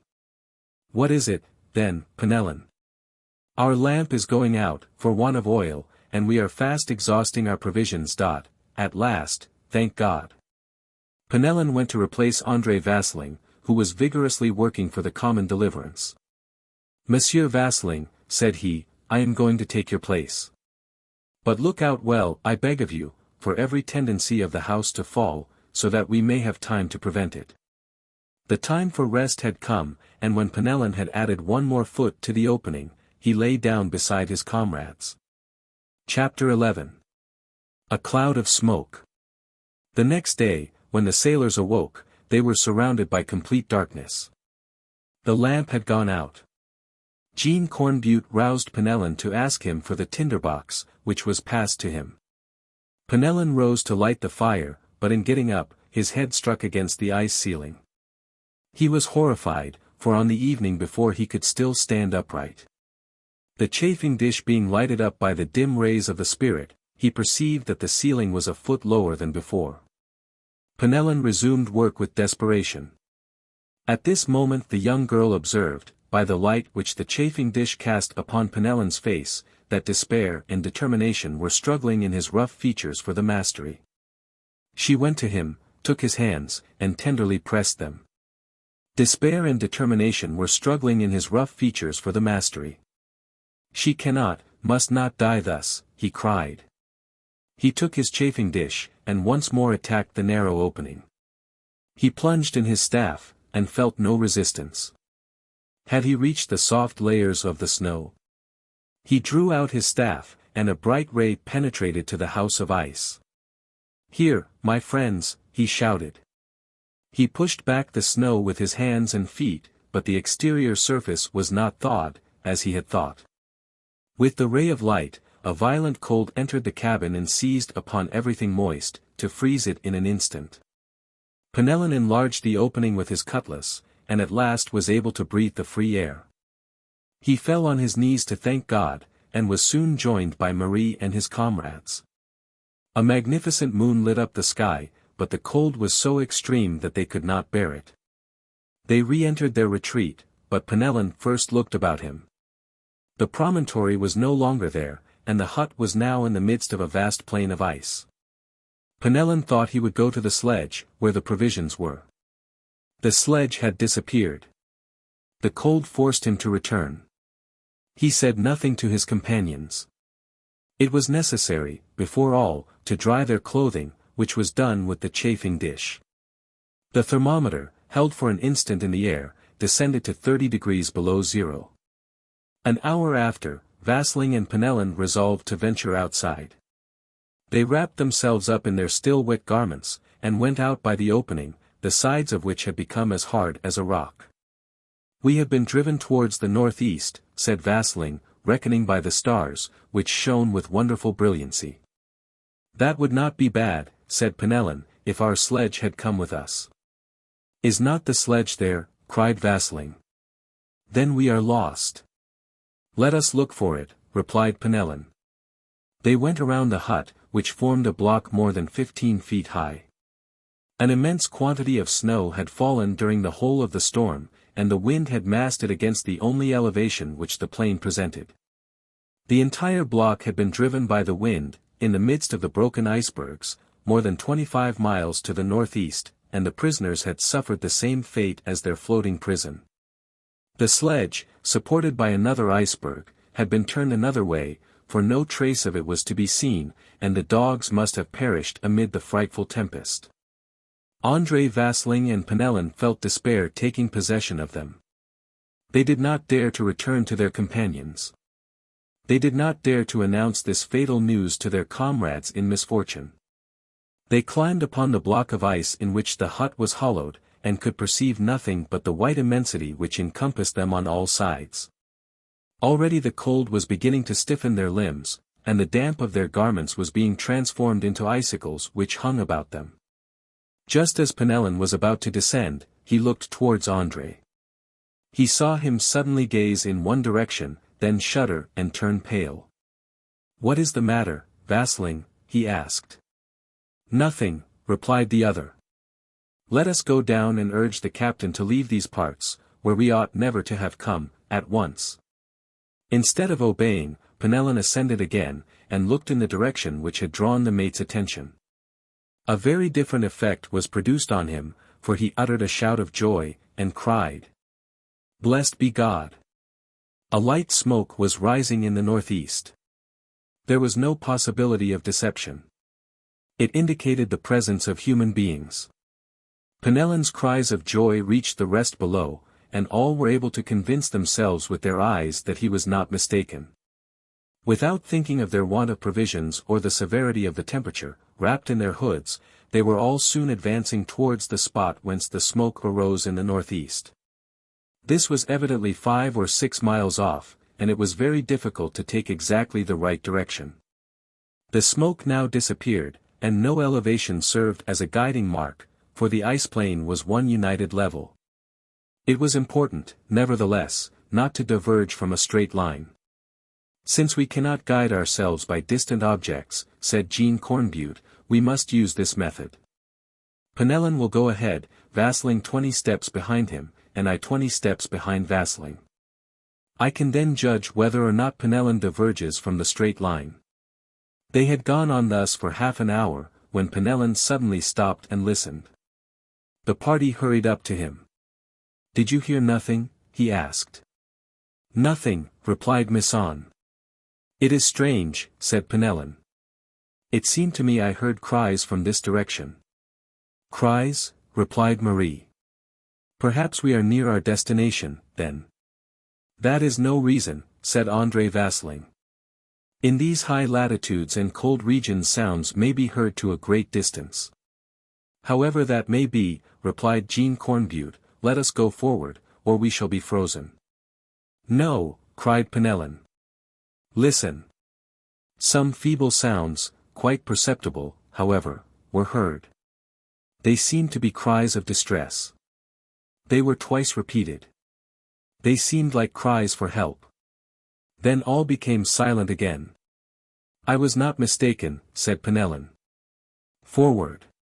He began to run in the direction whence the cries had proceeded. He went thus 2 miles, when, to his utter stupefaction, he saw a man lying on the ice. He went up to him, raised him, and lifted his arms to heaven in despair. André Vasling, who was following close behind with the rest of the sailors, ran up and cried. It is one of the castaways. It is our sailor Courtois. He is dead, replied Penellan. Frozen to death. Jean Cornbutte and Marie came up beside the corpse, which was already stiffened by the ice. Despair was written on every face. The dead man was one of the comrades of Louis Cornbutte. Forward, cried Penellan. They went on for half an hour in perfect silence, and perceived an elevation which seemed without doubt to be land. It is Shannon Island, said Jean Cornbutte. A mile farther on they distinctly perceived smoke escaping from a snow hut, closed by a wooden door. They shouted. 2 men rushed out of the hut, and Penellan recognized one of them as Pierre Niquet. Pierre, he cried. Pierre stood still as if stunned, and unconscious of what was going on around him. André Vasling looked at Pierre Niquet's companion with anxiety mingled with a cruel joy, for he did not recognize Louis Cornbutte in him. Pierre. It is I. Cried Penellan. These are all your friends. Pierre Niquet recovered his senses, and fell into his old comrade's arms. And my son, and Louis, cried Jean Cornbutte, in an accent of the most profound despair. Chapter 12. The return to the ship. At this moment a man, almost dead, dragged himself out of the hut and along the ice. It was Louis Cornbutte. It was Louis Cornbutte. My son. My beloved. These 2 cries were uttered at the same time, and Louis Cornbutte fell fainting into the arms of his father and Marie, who drew him towards the hut, where their tender care soon revived him. My father. Marie, cried Louis. I shall not die without having seen you. You will not die, replied Penellan, for all your friends are near you. André Vasling must have hated Louis Cornbutte bitterly not to extend his hand to him, but he did not. Pierre Niquet was wild with joy. He embraced everybody, then he threw some wood into the stove, and soon a comfortable temperature was felt in the cabin. There were 2 men there whom neither Jean Cornbutte nor Penellan recognized. They were Jockey and Herming, the only 2 sailors of the crew of the Norwegian schooner who were left. My friends, we are saved, said Louis. My father. Marie. You have exposed yourselves to so many perils. We do not regret it, my Louis, replied the father. Your brig, the Jeune Hardy, is securely anchored in the ice 60 leagues from here. We will rejoin her all together. When Courtois comes back he'll be mightily pleased, said Pierre Niquet. A mournful silence followed this, and Penellan apprised Pierre and Louis of their comrade's death by cold. My friends, said Penellan, we will wait here until the cold decreases. Have you provisions and wood?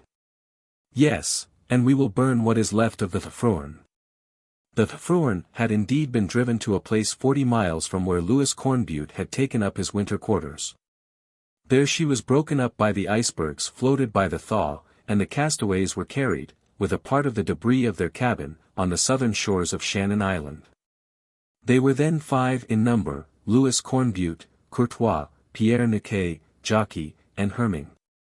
As for the rest of the Norwegian crew, they had been submerged with the longboat at the moment of the wreck. When Louis Cornbutte, shut in among the ice, realized what must happen, he took every precaution for passing the winter. He was an energetic man, very active and courageous.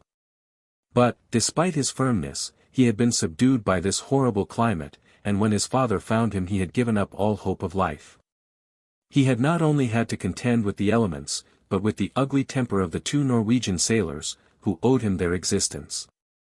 They were like savages, almost inaccessible to the most natural emotions. When Louis had the opportunity to talk to Penellan, he advised him to watch them carefully. In return, Penellan told him of André Vasseling's conduct. Louis could not believe it, but Penellan convinced him that after his disappearance Vasseling had always acted so as to secure Marie's hand.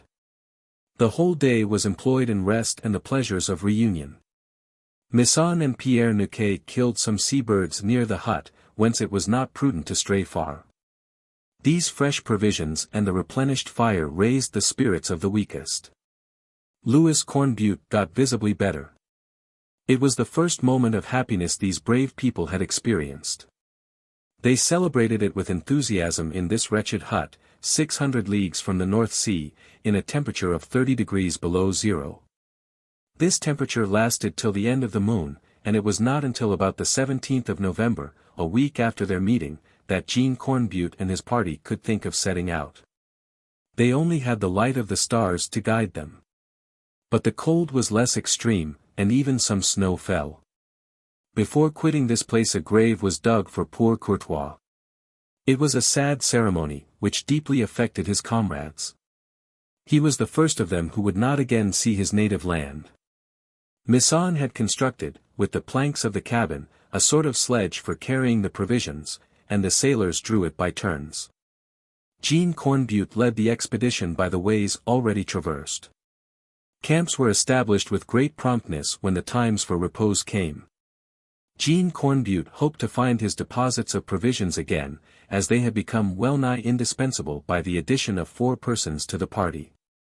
He was therefore very careful not to diverge from the route by which he had come. By good fortune he recovered his sledge, which had stranded near the promontory where they had all run so many dangers. The dogs, after eating their straps to satisfy their hunger, had attacked the provisions in the sledge.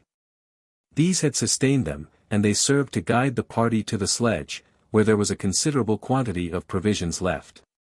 The little band resumed its march towards the bay. The dogs were harnessed to the sleigh, and no event of interest attended the return. It was observed that Oppik, André Vasseling, and the Norwegians kept aloof, and did not mingle with the others. But, unbeknown to themselves, they were narrowly watched. This germ of dissension more than once aroused the fears of Louis Cornbutte and Penellan. About the 7th of December, 20 days after the discovery of the castaways, they perceived the bay where the Jeune Hardy was lying. What was their astonishment to see the brig perched for yards in the air on blocks of ice. They hurried forward, much alarmed for their companions, and were received with joyous cries by Jervik, Turquiette, and Gradlin. All of them were in good health, though they too had been subjected to formidable dangers. The tempest had made itself felt throughout the polar sea. The ice had been broken and displaced, crushed one piece against another, and had seized the bed on which the ship rested. Though its specific weight tended to carry it under water, the ice had acquired an incalculable force, and the brig had been suddenly raised up out of the sea. The first moments were given up to the happiness inspired by the safe return. The exploring party were rejoiced to find everything in good condition, which assured them a supportable though it might be a rough winter. The ship had not been shaken by her sudden elevation, and was perfectly tight.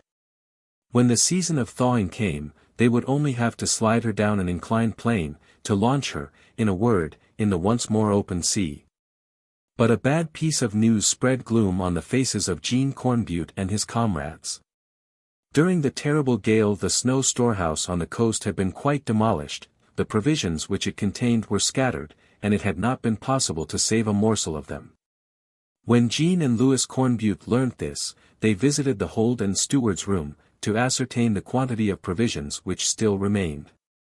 The thaw would not come until May, and the brig could not leave the bay before that period. They had therefore 5 winter months before them to pass amid the ice, during which 14 persons were to be fed. Having made his calculations, Jean Cornbutte found that he would at most be able to keep them alive till the time for departure, by putting each and all on half rations. Hunting for game became compulsory to procure food in larger quantity. For fear that they might again run short of provisions, it was decided to deposit them no longer in the ground. All of them were kept on board, and beds were disposed for the newcomers in the common lodging. Turquiette, Jervik, and Gradlin, during the absence of the others, had hollowed out a flight of steps in the ice, which enabled them easily to reach the ship's deck. Chapter 13. The Two Rivals. André Vasling had been cultivating the goodwill of the two Norwegian sailors. Oppik also made one of their band, and held himself apart, with loud disapproval of all the new measures taken. But Louis Cornbutte, to whom his father had transferred the command of the ship, and who had become once more master on board, would listen to no objections from that quarter, and in spite of Marie's advice to act gently, made it known that he intended to be obeyed on all points. Nevertheless, the two Norwegians succeeded, 2 days after, in getting possession of a box of salt meat. Louis ordered them to return it to him on the spot, but Oppik took their part, and André Vasling declared that the precautions about the food could not be any longer enforced. It was useless to attempt to show these men that these measures were for the common interest, for they knew it well, and only sought a pretext to revolt. Penellan advanced towards the Norwegians, who drew their cutlasses. But, aided by Misson and Turquiette, he succeeded in snatching the weapons from their hands, and gained possession of the salt meat. André Vasling and Oppik, seeing that matters were going against them, did not interfere. Louis Cornbutte, however, took the mate aside, and said to him. Penellan advanced towards the Norwegians. André Vasling, you are a wretch. I know your whole conduct, and I know what you are aiming at, but as the safety of the whole crew is confided to me, if any man of you thinks of conspiring to destroy them, I will stab him with my own hand. Louis Cornbutte, replied the mate, it is allowable for you to act the master, but remember that absolute obedience does not exist here, and that here the strongest alone makes the law. Marie had never trembled before the dangers of the polar seas, but she was terrified by this hatred, of which she was the cause, and the captain's vigor hardly reassured her. Despite this declaration of war, the meals were partaken of in common and at the same hours. Hunting furnished some ptarmigans and white hares, but this resource would soon fail them, with the approach of the terrible cold weather. This began at the solstice, on the 22nd of December, on which day the thermometer fell to 35 degrees below zero. The men experienced pain in their ears, noses, and the extremities of their bodies. They were seized with a mortal torpor combined with headache, and their breathing became more and more difficult. In this state they had no longer any courage to go hunting or to take any exercise. They remained crouched around the stove, which gave them but a meager heat, and when they went away from it, they perceived that their blood suddenly cooled. Jean Cornbutte's health was seriously impaired, and he could no longer quit his lodging. Symptoms of scurvy manifested themselves in him, and his legs were soon covered with white spots. Marie was well, however, and occupied herself tending the sick ones with the zeal of a sister of charity. The honest fellows blessed her from the bottom of their hearts. The 1st of January was one of the gloomiest of these winter days. The wind was violent, and the cold insupportable. They could not go out, except at the risk of being frozen. The most courageous were fain to limit themselves to walking on deck, sheltered by the tent. Jean Cornbutte, Jervik, and Gradlin did not leave their beds. The two Norwegians, Oppik and André Vasling, whose health was good, cast ferocious looks at their companions, whom they saw wasting away. Louis Cornbutte led Penellan on deck, and asked him how much firing was left. The coal was exhausted long ago, replied Penellan, and we are about to burn our last pieces of wood. If we are not able to keep off this cold, we are lost, said Louis. There still remains a way, said Penellan, to burn what we can of the brig, from the barricading to the waterline, and we can even, if need be, demolish her entirely, and rebuild a smaller craft. That is an extreme means, replied Louis, which it will be full time to employ when our men are well. For, he added in a low voice, our force is diminishing, and that of our enemies seems to be increasing. That is extraordinary. It is true, said Penellan, and unless we took the precaution to watch night and day, I know not what would happen to us. Let us take our hatchets, returned Lewis, and make our harvest of wood.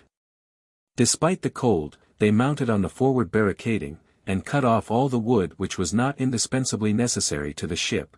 Then they returned with this new provision. The fire was started afresh, and a man remained on guard to prevent it from going out.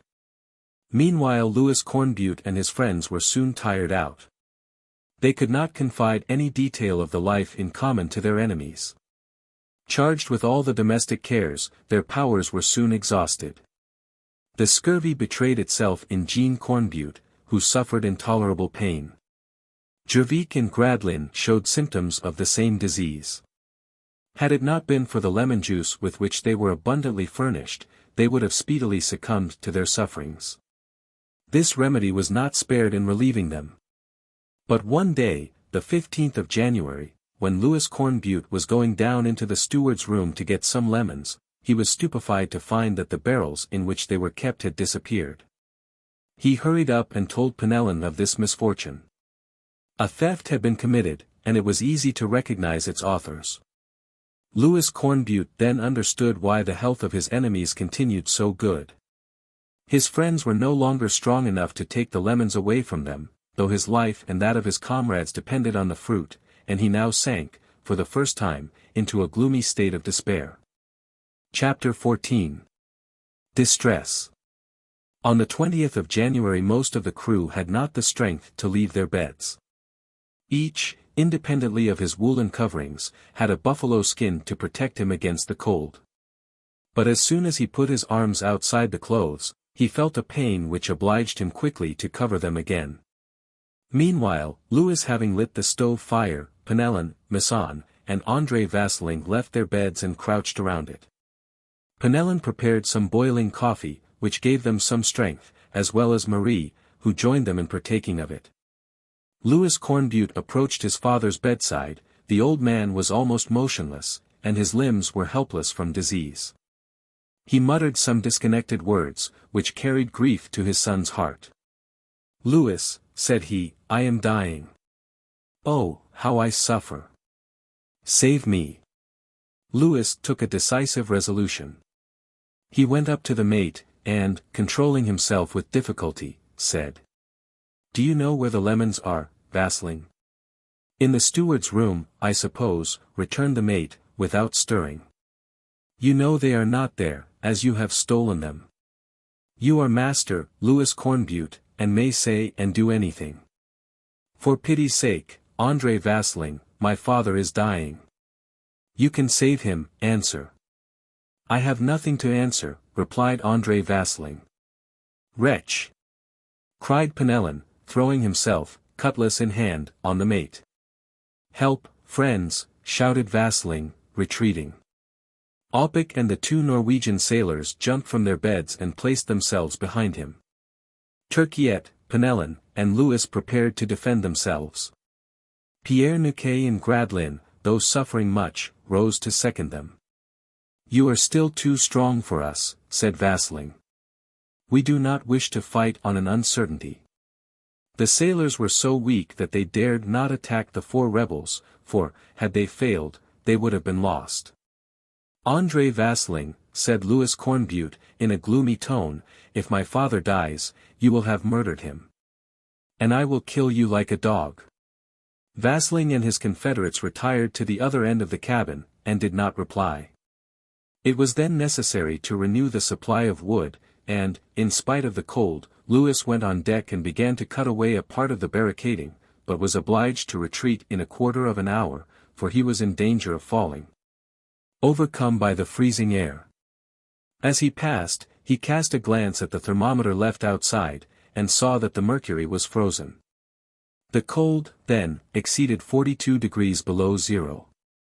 The weather was dry, and the wind blew from the north. On the 26th the wind changed to the northeast, and the thermometer outside stood at 35 degrees. Jean Cornbutte was in agony, and his son had searched in vain for some remedy with which to relieve his pain.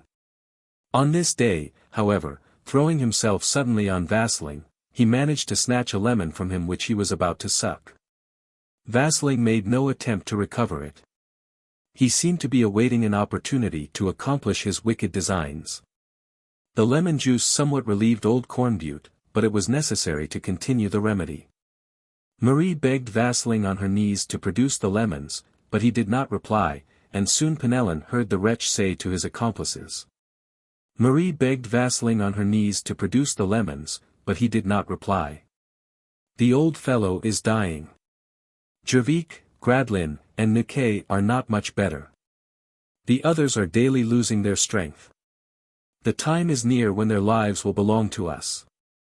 It was then resolved by Louis Cornbutte and his adherents not to wait, and to profit by the little strength which still remained to them. They determined to act the next night and to kill these wretches, so as not to be killed by them. The temperature rose a little. Louis Cornbutte ventured to go out with his gun in search of some game. He proceeded some 3 miles from the ship, and often, deceived by the effects of the mirage and refraction, he went farther away than he intended.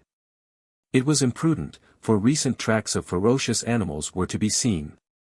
He did not wish, however, to return without some fresh meat, and continued on his route, but he then experienced a strange feeling, which turned his head. It was what is called white vertigo. The reflection of the ice hillocks and fields affected him from head to foot, and it seemed to him that the dazzling color penetrated him and caused an irresistible nausea. His eye was attacked. His sight became uncertain. He thought he should go mad with the glare. Without fully understanding this terrible effect, he advanced on his way, and soon put up a ptarmigan, which he eagerly pursued. The bird soon fell, and in order to reach it Louis leaped from an ice block and fell heavily, for the leap was at least 10 feet, and the refraction made him think it was only 2. The vertigo then seized him, and, without knowing why, he began to call for help, though he had not been injured by the fall. The cold began to take him, and he rose with pain, urged by the sense of self-preservation. Suddenly, without being able to account for it, he smelt an odor of boiling fat. As the ship was between him and the wind, he supposed that this odor proceeded from her, and could not imagine why they should be cooking fat, this being a dangerous thing to do, as it was likely to attract the white bears. Louis returned towards the ship, absorbed in reflections which soon inspired his excited mind with terror. It seemed to him as if colossal masses were moving on the horizon, and he asked himself if there was not another ice-quake. Several of these masses interposed themselves between him and the ship, and appeared to rise about its sides. He stopped to gaze at them more attentively, when to his horror he recognized a herd of gigantic bears. These animals had been attracted by the odor of grease which had surprised Louis. He sheltered himself behind a hillock and counted 3, which were scaling the blocks on which the Jeune Hardy was resting. Nothing led him to suppose that this danger was known in the interior of the ship, and a terrible anguish oppressed his heart. How resist these redoubtable enemies? Would André Vasling and his confederates unite with the rest on board in the common peril? Could Penellan and the others, half-starved, benumbed with cold, resist these formidable animals, made wild by unassuaged hunger? Would they not be surprised by an unlooked-for attack? Louis made these reflections rapidly. The bears had crossed the blocks, and were mounting to the assault of the ship. He might then quit the block which protected him. He went nearer, clinging to the ice, and could soon see the enormous animals tearing the tent with their paws, and leaping on the deck. He thought of firing his gun to give his comrades notice. But if these came up without arms, they would inevitably be torn in pieces, and nothing showed as yet that they were even aware of their new danger. Chapter 15. The White Bears. After Louis Cornbutte's departure, Penellan had carefully shut the cabin door, which opened at the foot of the deck steps. He returned to the stove, which he took it upon himself to watch, whilst his companions regained their berths in search of a little warmth. It was then 6 in the evening, and Penellan set about preparing supper. He went down into the steward's room for some salt meat, which he wished to soak in the boiling water. When he returned, he found André Vasling in his place, cooking some pieces of grease in a basin. "I was there before you," said Penellan roughly. "Why have you taken my place?" "For the same reason that you claim it," returned Vasling, "because I want to cook my supper." "You will take that off at once, or we shall see." "We shall see nothing," said Vasling. "My supper shall be cooked in spite of you." "You shall not eat it, then," cried Penellan, rushing upon Vasling, who seized his cutlass, crying, "Help, Norwegians! Help, Opic!" These, in the twinkling of an eye, sprang to their feet, armed with pistols and daggers. The crisis had come. Penellan precipitated himself upon Vasling, to whom, no doubt, was confided the task to fight him alone. For his accomplices rushed to the beds where lay Misson, Turquiette, and Niquet. The latter, ill and defenseless, was delivered over to Herming's ferocity. The carpenter seized a hatchet, and, leaving his berth, hurried up to encounter Opic. Turquiette and Jockey, the Norwegian, struggled fiercely. Jervik and Gradlin, suffering horribly, were not even conscious of what was passing around them. Niquet soon received a stab in the side, and Herming turned to Penellan, who was fighting desperately. André Vasling had seized him round the body. At the beginning of the affray the basin had been upset on the stove, and the grease running over the burning coals, impregnated the atmosphere with its odor. Marie rose with cries of despair, and hurried to the bed of old Jean Cornbutte. Marie rose with cries of despair, and hurried to the bed of old Jean Cornbutte. Vasling, less strong than Penellan, soon perceived that the latter was getting the better of him. They were too close together to make use of their weapons. The mate, seeing Herming, cried out. "Help, Herming! Help, Misson!" shouted Penellan, in his turn. But Misson was rolling on the ground with Opic, who was trying to stab him with his cutlass. The carpenter's hatchet was of little use to him, for he could not wield it, and it was with the greatest difficulty that he parried the lunges which Opic made with his knife. Meanwhile blood flowed amid the groans and cries. Turquiette, thrown down by Jockey, a man of immense strength, had received a wound in the shoulder, and he tried in vain to clutch a pistol which hung in the Norwegian's belt. The latter held him as in a vice, and it was impossible for him to move. At Vasling's cry for help, who was being held by Penellan close against the door, Herming rushed up. As he was about to stab the Breton's back with his cutlass, the latter felled him to the earth with a vigorous kick. His effort to do this enabled Vasling to disengage his right arm, but the door, against which they pressed with all their weight, suddenly yielded, and Vasling fell over. Of a sudden a terrible growl was heard, and a gigantic bear appeared on the steps. Vasling saw him first. He was not 4 feet away from him. At the same moment a shot was heard, and the bear, wounded or frightened, retreated. Vasling, who had succeeded in regaining his feet, set out in pursuit of him, abandoning Penellan. Penellan then replaced the door, and looked around him. Misson and Turquiette, tightly garroted by their antagonists, had been thrown into a corner, and made vain efforts to break loose.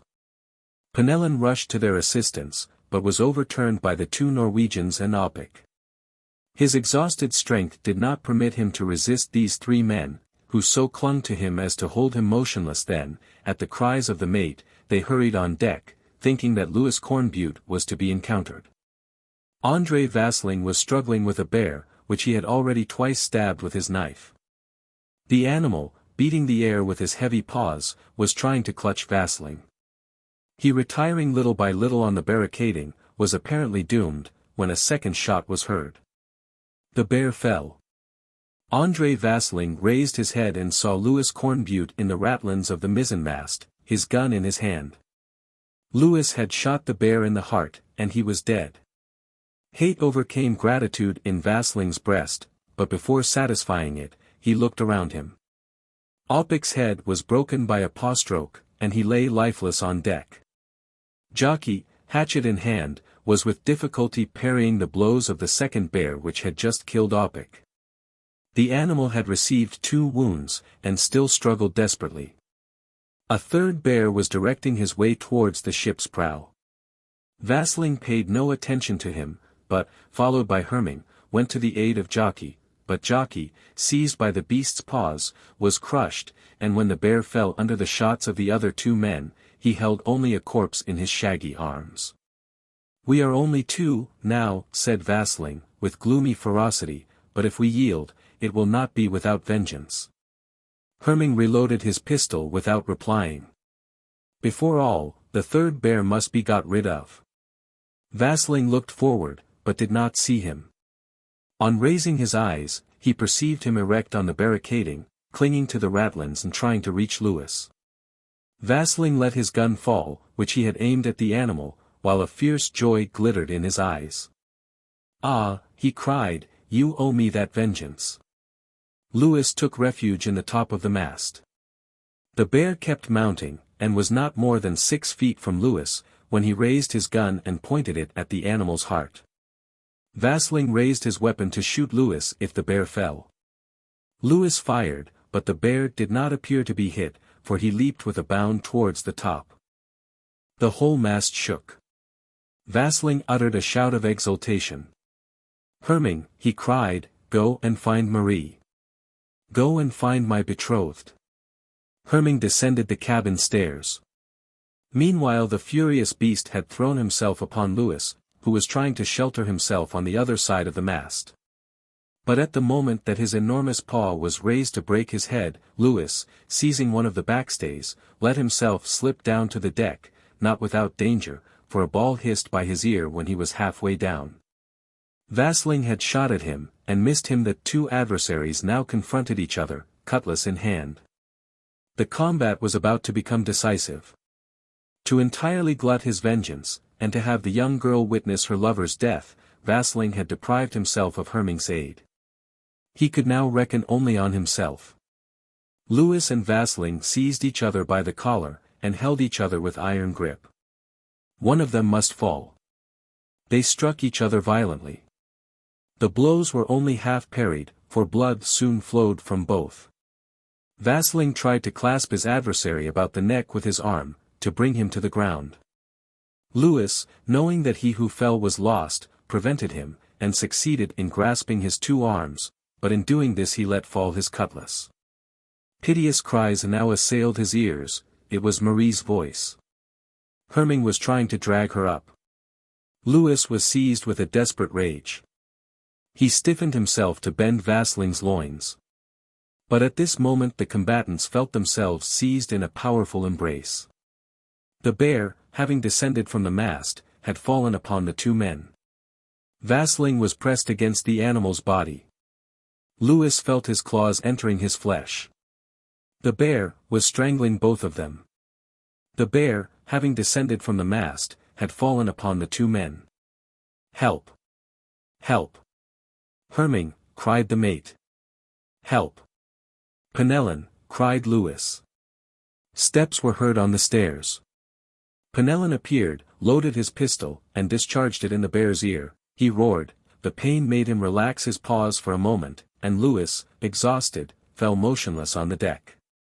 But the bear, closing his paws tightly in a supreme agony, fell, dragging down the wretched Vasling, whose body was crushed under him. Penellan hurried to Lewis Cornbutt's assistance. No serious wound endangered his life, he had only lost his breath for a moment. "Marie," he said, opening his eyes. "Saved," replied Perfellan. "Herming is lying there with a knife wound in his stomach." "And the bears?" "Dead, Lewis. Dead, like our enemies. But for those beasts we should have been lost. Truly, they came to our succor. Let us thank heaven." Lewis and Penellan descended to the cabin, and Marie fell into their arms. Chapter 16. Conclusion. Herming, mortally wounded, had been carried to a berth by Misson and Turquiette, who had succeeded in getting free. He was already at the last gasp of death. And the two sailors occupied themselves with Niquet, whose wound was not, happily, a serious one. But a greater misfortune had overtaken Lewis Cornbutte. His father no longer gave any signs of life. Had he died of anxiety for his son, delivered over to his enemies? Had he succumbed in presence of these terrible events? They could not tell.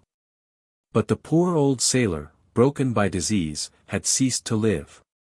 At this unexpected blow, Louis and Marie fell into a sad despair.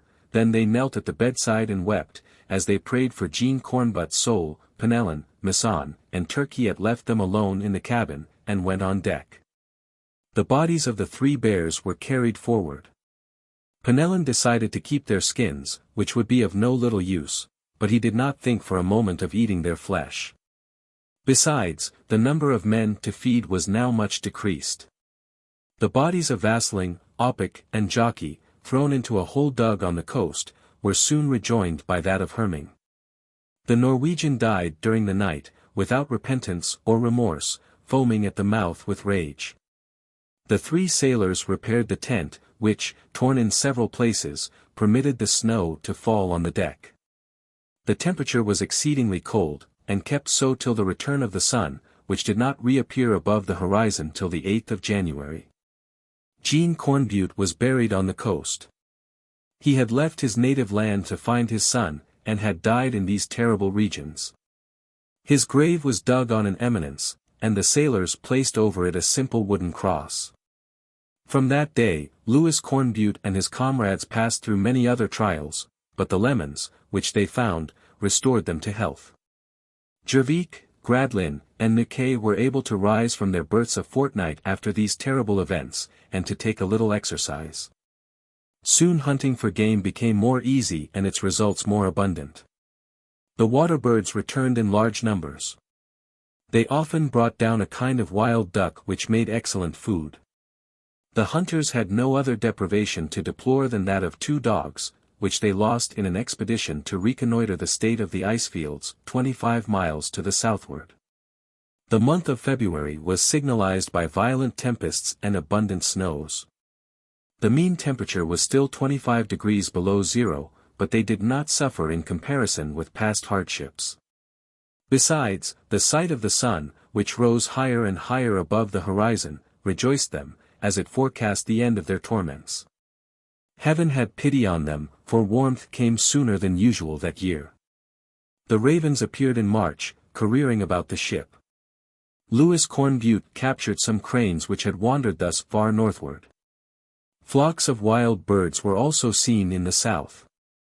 The return of the birds indicated a diminution of the cold. But it was not safe to rely upon this, for with a change of wind, or in the new or full moons, the temperature suddenly fell, and the sailors were forced to resort to their most careful precautions to protect themselves against it. They had already burned all the barricading, the bulkheads, and a large portion of the bridge. It was time, then, that their wintering was over. Happily, the mean temperature of March was not over 16 degrees below zero. Marie occupied herself with preparing new clothing for the advanced season of the year. After the equinox, the sun had remained constantly above the horizon. The 8 months of perpetual daylight had begun. This continual sunlight, with the increasing though still quite feeble heat, soon began to act upon the ice.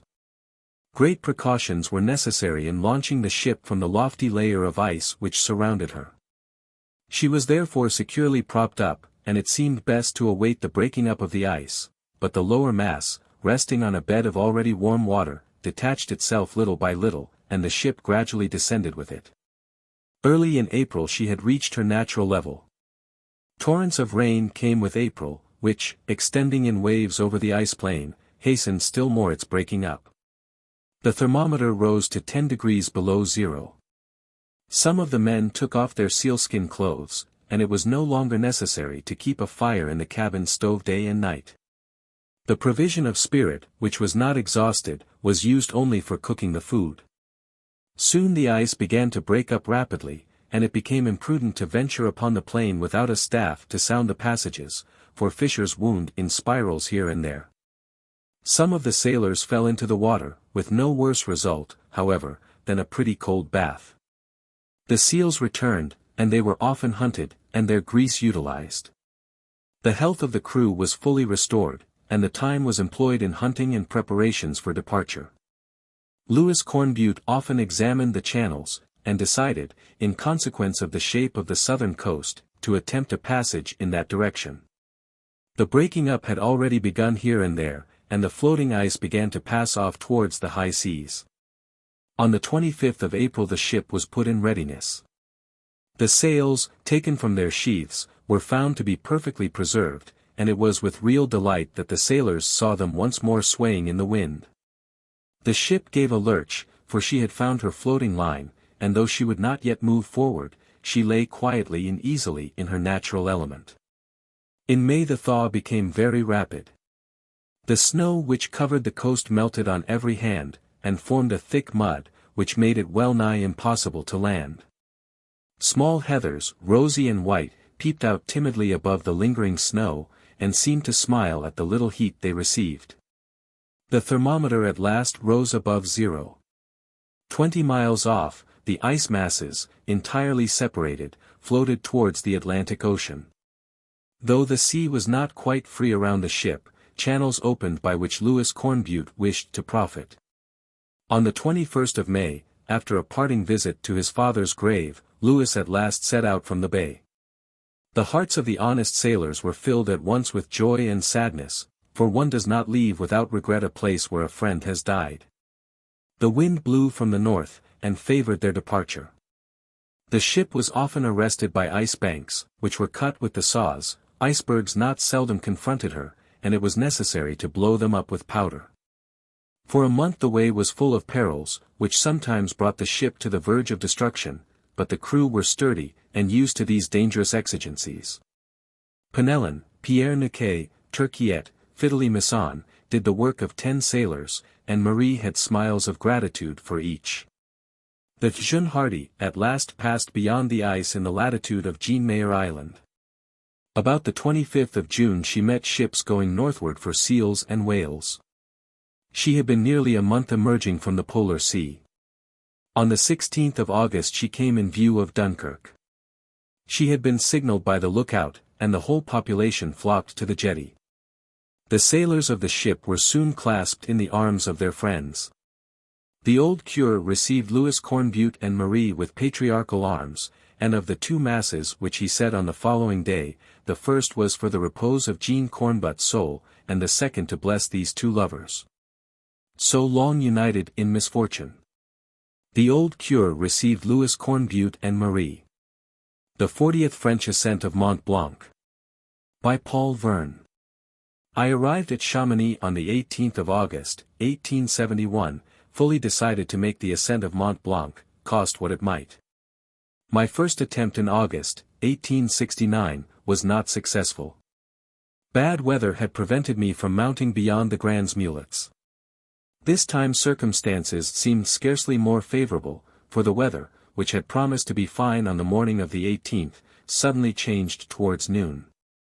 Mont Blanc, as they say in its neighborhood, put on its cap and began to smoke its pipe, which, to speak more plainly, means that it is covered with clouds, and that the snow, driven upon it by a southwest wind, formed a long crest on its summit in the direction of the unfathomable precipices of the Brenva glaciers. This crest betrayed to imprudent tourists the route they would have taken, had they had the temerity to venture upon the mountain. The next night was very inclement. The rain and wind were violent, and the barometer, below the change, remained stationary. Towards daybreak, however, several thunderclaps announced a change in the state of the atmosphere. Soon the clouds broke. The chain of the Brevent and the Aiguilles Rouges betrayed itself. The wind, turning to the northwest, brought into view above the Col de Baume, which shuts in the valley of Chamonix on the north, some light, isolated, fleecy clouds, which I hailed as the heralds of fine weather. Despite this happy augury and a slight rise in the barometer, M. Balmat, chief guide of Chamonix, declared to me that I must not yet think of attempting the ascent. If the barometer continues to rise, he added, and the weather holds good, I promise you guides for the day after tomorrow, perhaps for tomorrow. Meanwhile, have patience and stretch your legs, I will take you up the Brevent. The clouds are clearing away, and you will be able to exactly distinguish the path you will have to go over to reach the summit of Mont Blanc. If, in spite of this, you are determined to go, you may try it. This speech, uttered in a certain tone, was not very reassuring, and gave food for reflection. Still, I accepted his proposition, and he chose as my companion the guide Edward Ravenel, a very sedate and devoted fellow, who perfectly knew his business. M. Donatien Levesque, an enthusiastic tourist and an intrepid pedestrian, who had made early in the previous year an interesting and difficult trip in North America, was with me. He had already visited the greater part of America, and was about to descend the Mississippi to New Orleans, when the war cut short his projects and recalled him to France. We had met at Aix-les-Bains, and we had determined to make an excursion together in Savoy and Switzerland.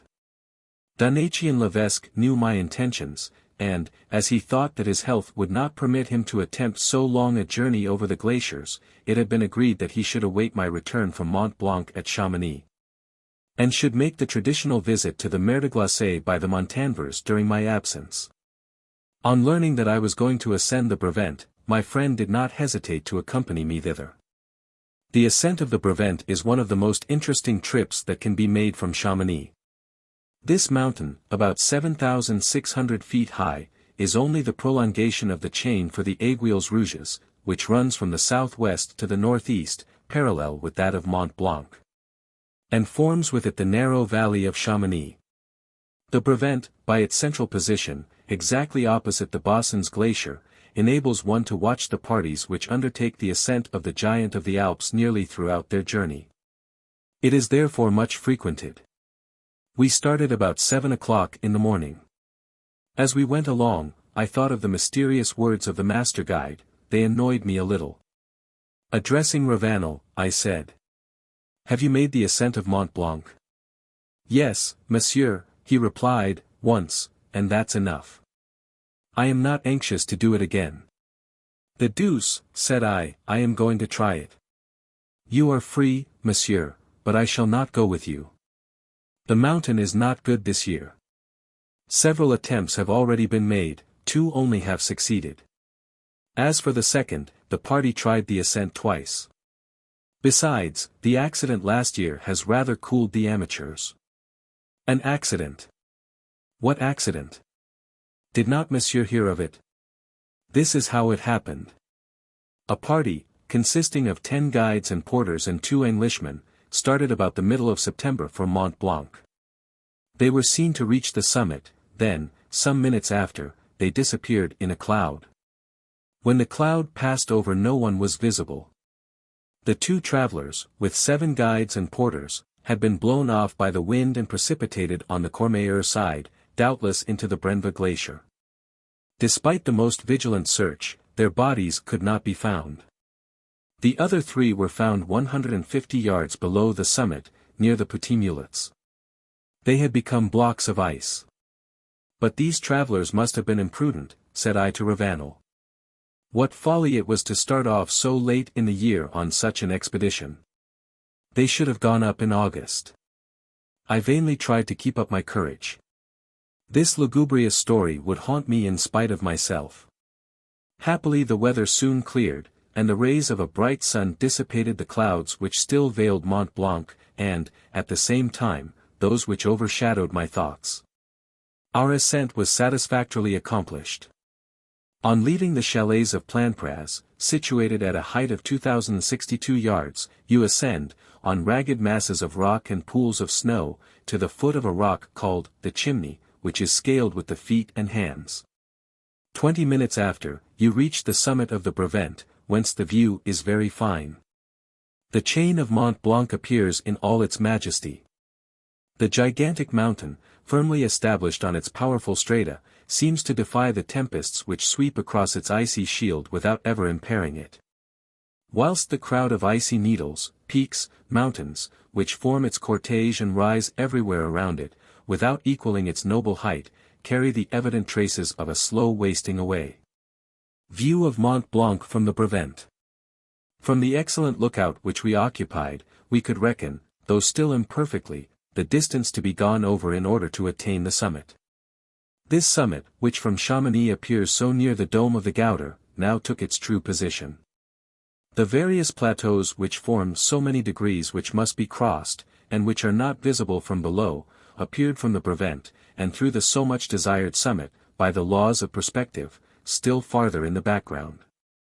The Bossons Glacier, in all its splendor, bristled with icy needles and blocks sometimes 10 yards square, which seemed, like the waves of an angry sea, to beat against the sides of the rocks of the Grands Mulets, the base of which disappeared in their midst. This marvelous spectacle was not likely to cool my impatience, and I more eagerly than ever promised myself to explore this hitherto unknown world. My companion was equally inspired by the scene, and from this moment I began to think that I should not have to ascend Mont Blanc alone. We descended again to Chamonix, the weather became milder every hour, the barometer continued to ascend. Everything seemed to promise well. The next day at sunrise I hastened to the master guide. The sky was cloudless, the wind, almost imperceptible, was northeast. The chain of Mont Blanc, the higher summits of which were gilded by the rising sun, seemed to invite the many tourists to ascend it. One could not, in all politeness, refuse so kindly an invitation. M. Balmat, after consulting his barometer, declared the ascent to be practicable, and promised me the 2 guides and the porter prescribed in our agreement. I left the selection of these to him. But an unexpected incident disturbed my preparations for departure. As I came out of M. Balmat's office, I met Ravanel, my guide of the day before. "Is Monsieur going to Mont Blanc?" he asked. "Yes, certainly," said I. "Is it not a favorable time to go?" He reflected a few moments, and then said with an embarrassed air, "Monsieur, you are my traveler, I accompanied you yesterday to the brevet, so I cannot leave you now. And, since you are going up, I will go with you, if you will kindly accept my services. It is your right, for on all dangerous journeys the traveler can choose his own guides. Only, if you accept my offer, I ask that you will also take my brother, Ambrose Ravanel, and my cousin, Gaspard Simon. These are young, vigorous fellows, they do not like the ascent of Mont Blanc better than I do. But they will not shirk it, and I answer for them to you as I would for myself." This young man inspired me with all confidence. I accepted his proposition, and hastened to apprise M. Balmat of the choice I had made. But M. Balmat had meanwhile been selecting guides for me according to their turn on his list. One only had accepted, Edward Simon.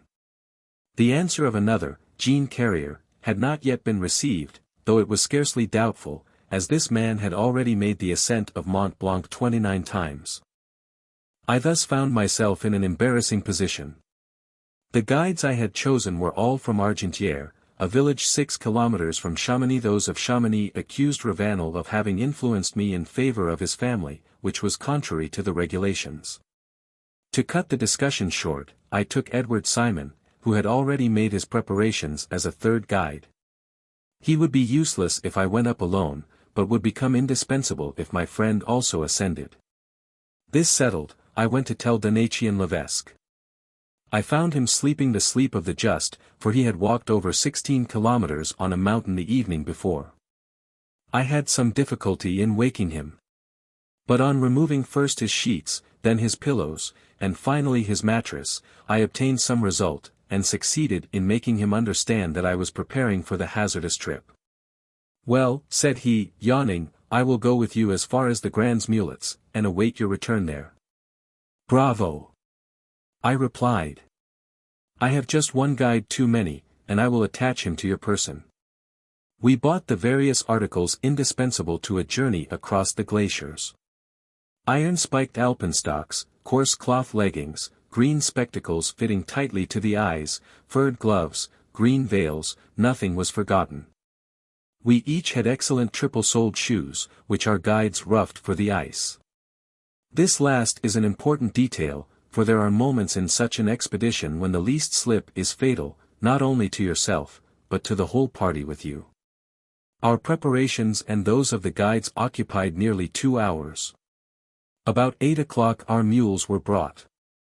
And we set out at last for the chalet of the Pierre Pointu, situated at a height of 6,500 feet, or 3,000 above the valley of Chamonix, not far from 8,500 feet below the summit of Mont Blanc. On reaching the Pierre Pointu, about 10 o'clock, we found there a Spanish tourist M.N., accompanied by 2 guides and a porter. His principal guide, Paccard, a relative of the Dr. Paccard who made, with Jacques Balmat, the first ascent of Mont Blanc, had already been to the summit 18 times. M.N. was also getting himself ready for the ascent. He had traveled much in America, and had crossed the Cordilleras to Quito, passing through snow at the highest points. He therefore thought that he could, without great difficulty, carry through his new enterprise, but in this he was mistaken. He had reckoned without the steepness of the inclinations which he had to cross, and the rarefaction of the air. I hasten to add, to his honor, that, since he succeeded in reaching the summit of Mont Blanc, it was due to a rare moral energy, for his physical energies had long before deserted him. We breakfasted as heartily as possible at the Pierre Pointu. This being a prudent precaution, as the appetite usually fails higher up among the ice. View of Bosson's Glacier, near the Grands Mulets. M.N. set out at 11, with his guides, for the Grands Mulets. We did not start until noon. The mule road ceases at the Pierre Pointu. We had then to go up a very narrow zigzag path, which follows the edge of the Bosson's Glacier, and along the base of the Aiguille du Midi. After an hour of difficult climbing in an intense heat, we reached a point called the Pierre à l'Echelle, 8,100 feet high. The guides and travelers were then bound together by a strong rope, with 3 or 4 yards between each. We were about to advance upon the Bosson's Glacier. This glacier, difficult at first, presents yawning and apparently bottomless crevasses on every hand. The vertical sides of these crevasses are of a glaucous and uncertain color, but too seducing to the eye. When, approaching closely, you succeed in looking into their mysterious depths, you feel yourself irresistibly drawn towards them, and nothing seems more natural than to go down into them. Passage of the Bosson's Glacier. You advance slowly, passing round the crevasses, or on the snow bridges of dubious strength. Then the rope plays its part. It is stretched out over these dangerous transits. If the snow bridge yields, the guide or traveler remains hanging over the abyss. He is drawn beyond it, and gets off with a few bruises. Sometimes, if the crevasse is very wide but not deep, he descends to the bottom and goes up on the other side. In this case it is necessary to cut steps in the ice, and the 2 leading guides, armed with a sort of hatchet, perform this difficult and perilous task. A special circumstance makes the entrance on the Bossons dangerous. You go upon the glacier at the base of the Aiguille du Midi, opposite a passage whence stone avalanches often descend. This passage is nearly 600 feet wide. It must be crossed quickly, and as you pass, a guide stands on guard to avert the danger from you if it presents itself. In 1869 a guide was killed on this spot, and his body, hurled into space by a stone, was dashed to pieces on the rocks 900 feet below. Crevasse and Bridge. We were warned, and hastened our steps as fast as our inexperience would permit. But on leaving this dangerous zone, another, not less dangerous, awaited us. This was the region of the seracs, immense blocks of ice, the formation of which is not as yet explained. View of the seracs. These are usually situated on the edge of a plateau, and menace the whole valley beneath them. A slight movement of the glacier, or even a light vibration of the temperature, impels their fall, and occasions the most serious accidents. View of the seracs. Messrs, keep quiet, and let us pass over quickly. These words, roughly spoken by one of the guides, checked our conversation. We went across rapidly and in silence.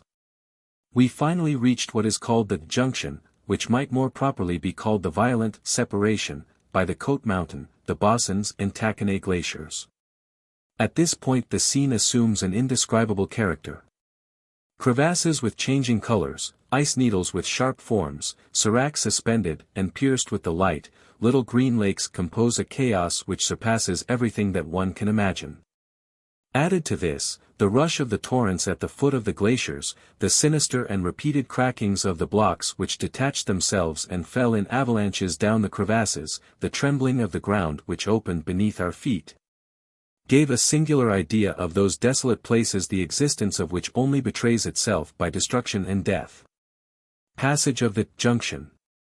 After passing the junction, you follow the Taconic Glacier for a while, and reach the side which leads to the Grands Mulets.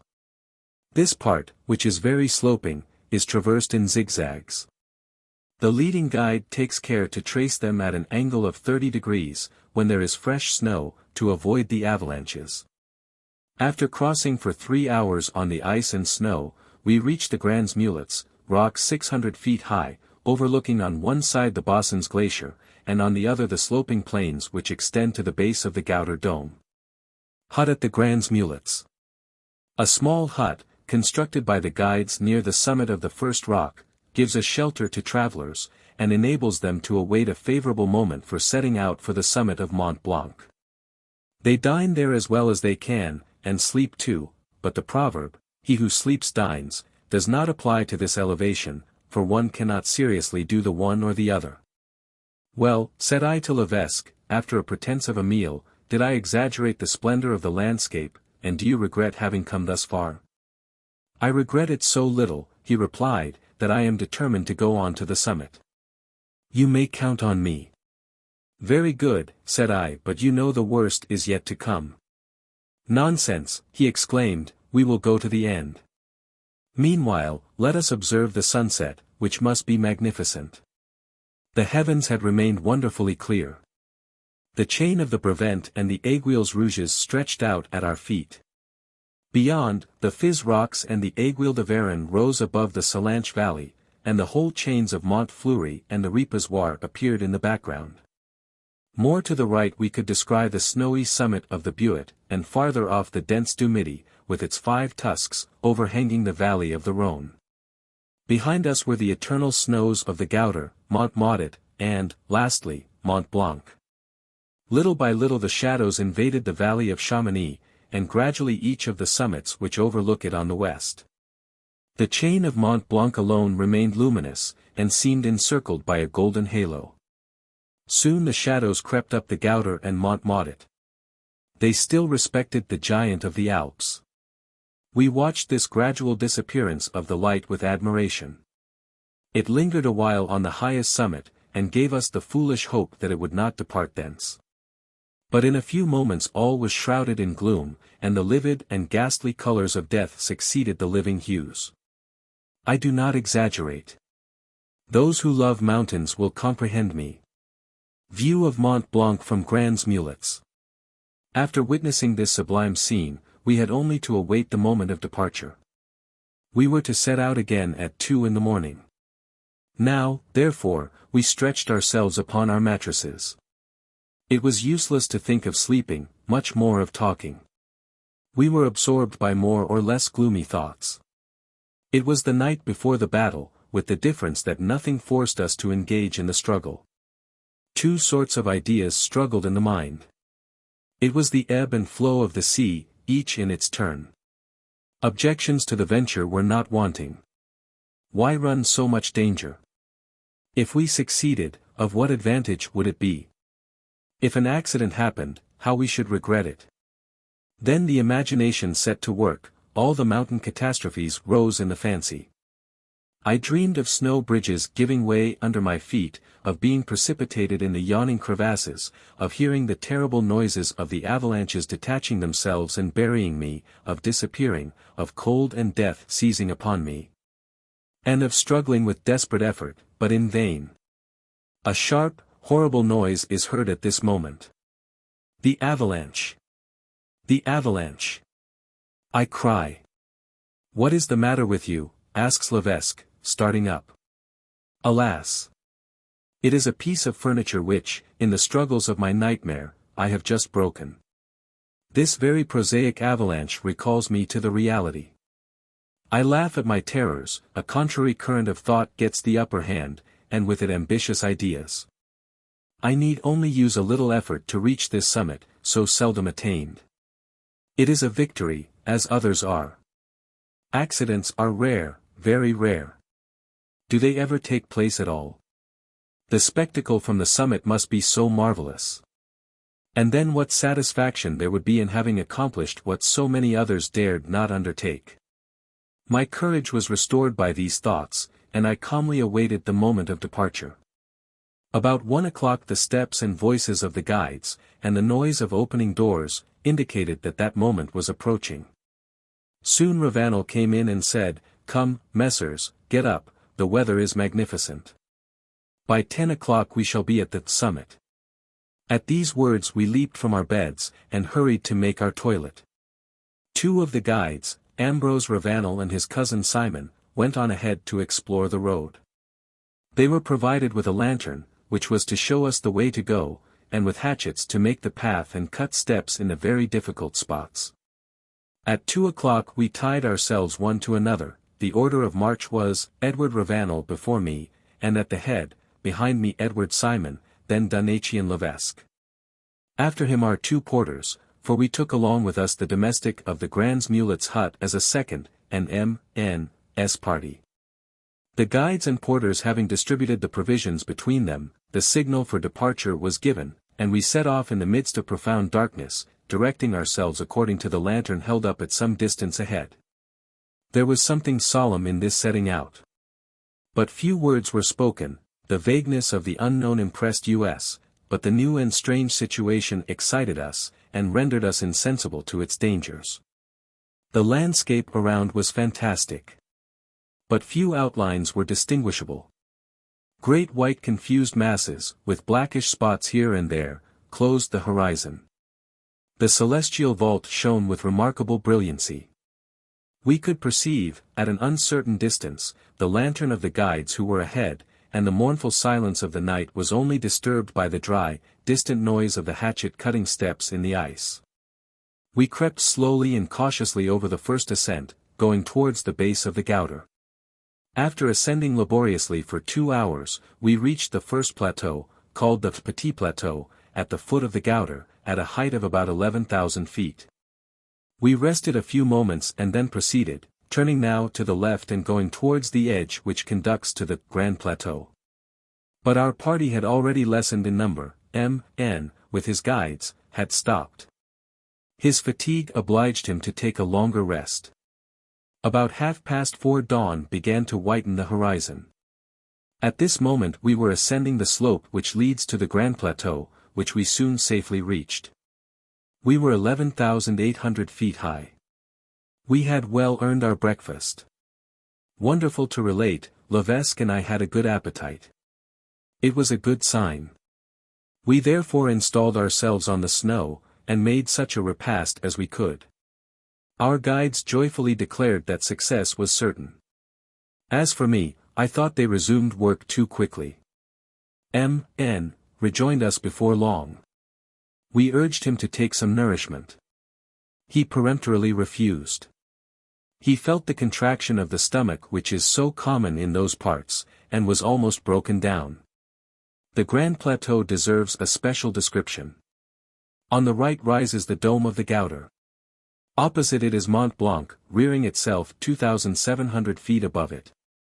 On the left are the Rouges rocks and Mont Maudet. This immense circle is one mass of glittering whiteness. On every side are vast crevasses.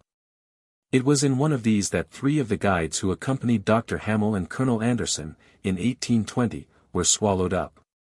In 1864 another guide met his death there.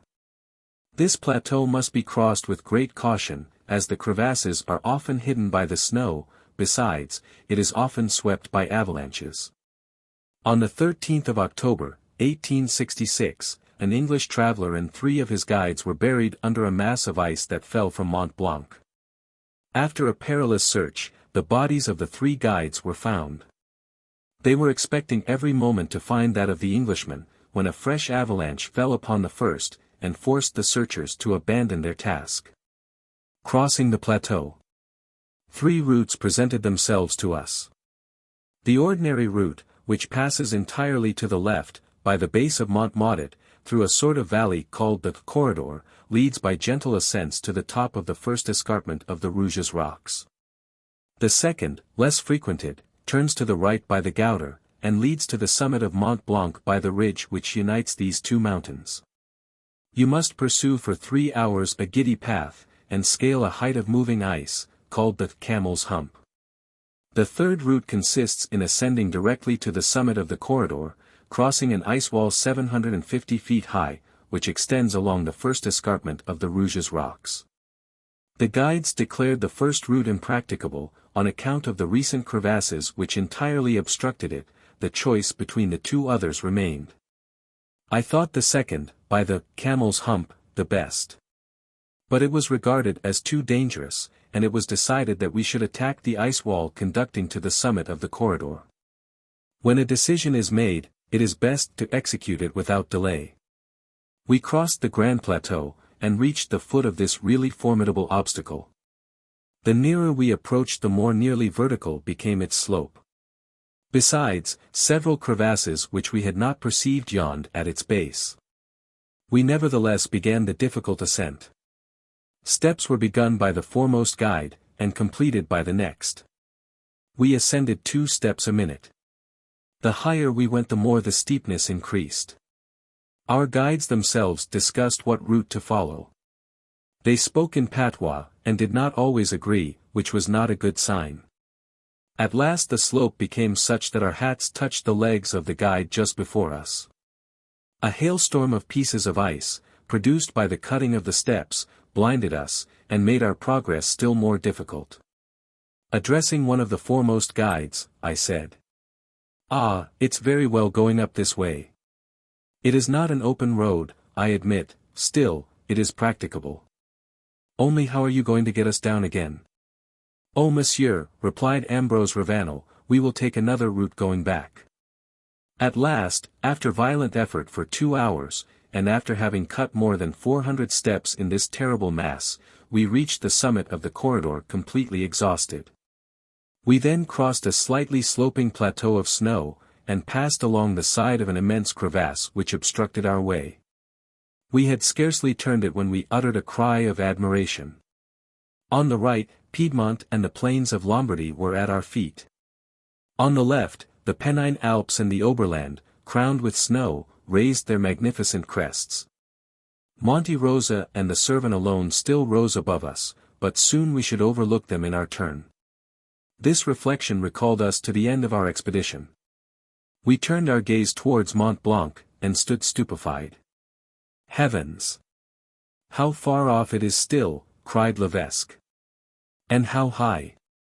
I added. It was a discouraging sight.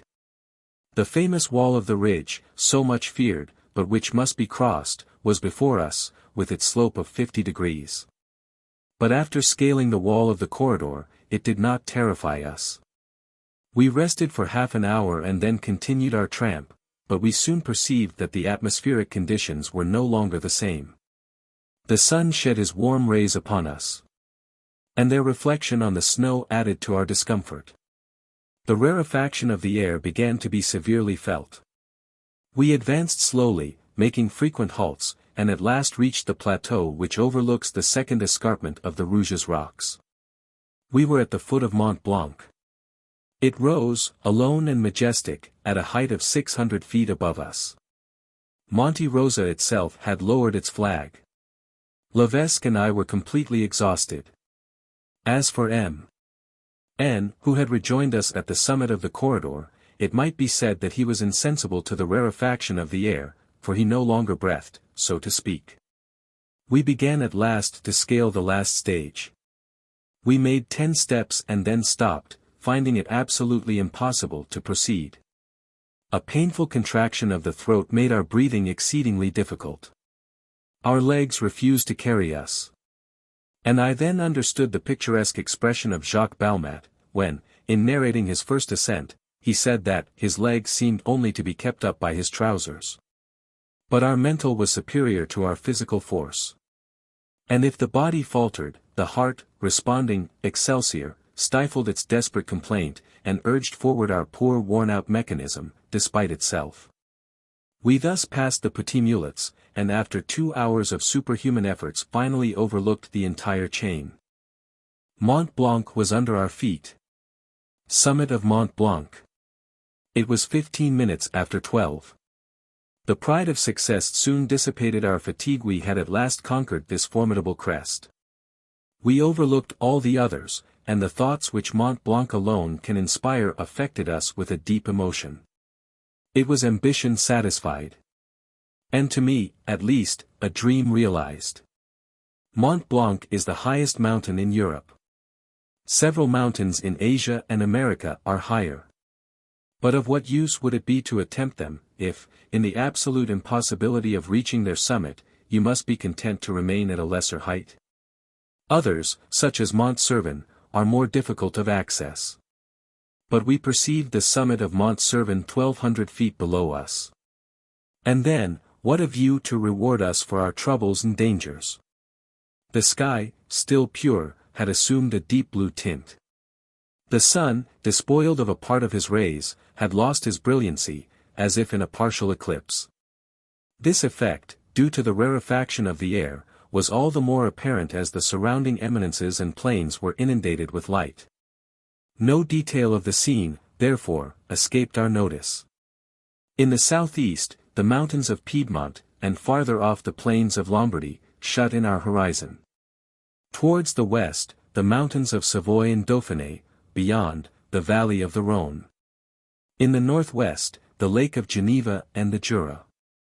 Then, descending towards the south, a chaos of mountains and glaciers, beyond description, overlooked by the masses of Monte Rosa, the Mischabel Horner, the Cervin, the Weisshorn, the most beautiful of crests. As Tyndall calls it, and farther off by the Jungfrau, the Monk, the Eiger, and the Finsteraarhorn. The extent of our range of vision was not less than 60 leagues. We therefore saw at least 120 leagues of country. A special circumstance happened to enhance the beauty of the scene. Clouds formed on the Italian side and invaded the valleys of the Pennine Alps without veiling their summits. We soon had under our eyes a second sky, a lower sky, a sea of clouds, whence emerged a perfect archipelago of peaks and snow-wrapped mountains. There was something magical in it, which the greatest poets could scarcely describe. The summit of Mont Blanc forms a ridge from southwest to northeast, 200 paces long and a yard wide at the culminating point. It seemed like a ship's hull overturned, the keel in the air. Strangely enough, the temperature was very high, 10 degrees above zero. The air was almost still. Sometimes we felt a light breeze. The first care of our guides was to place us all in a line on the crest opposite Chamonix, that we might be easily counted from below, and thus make it known that no one of us had been lost.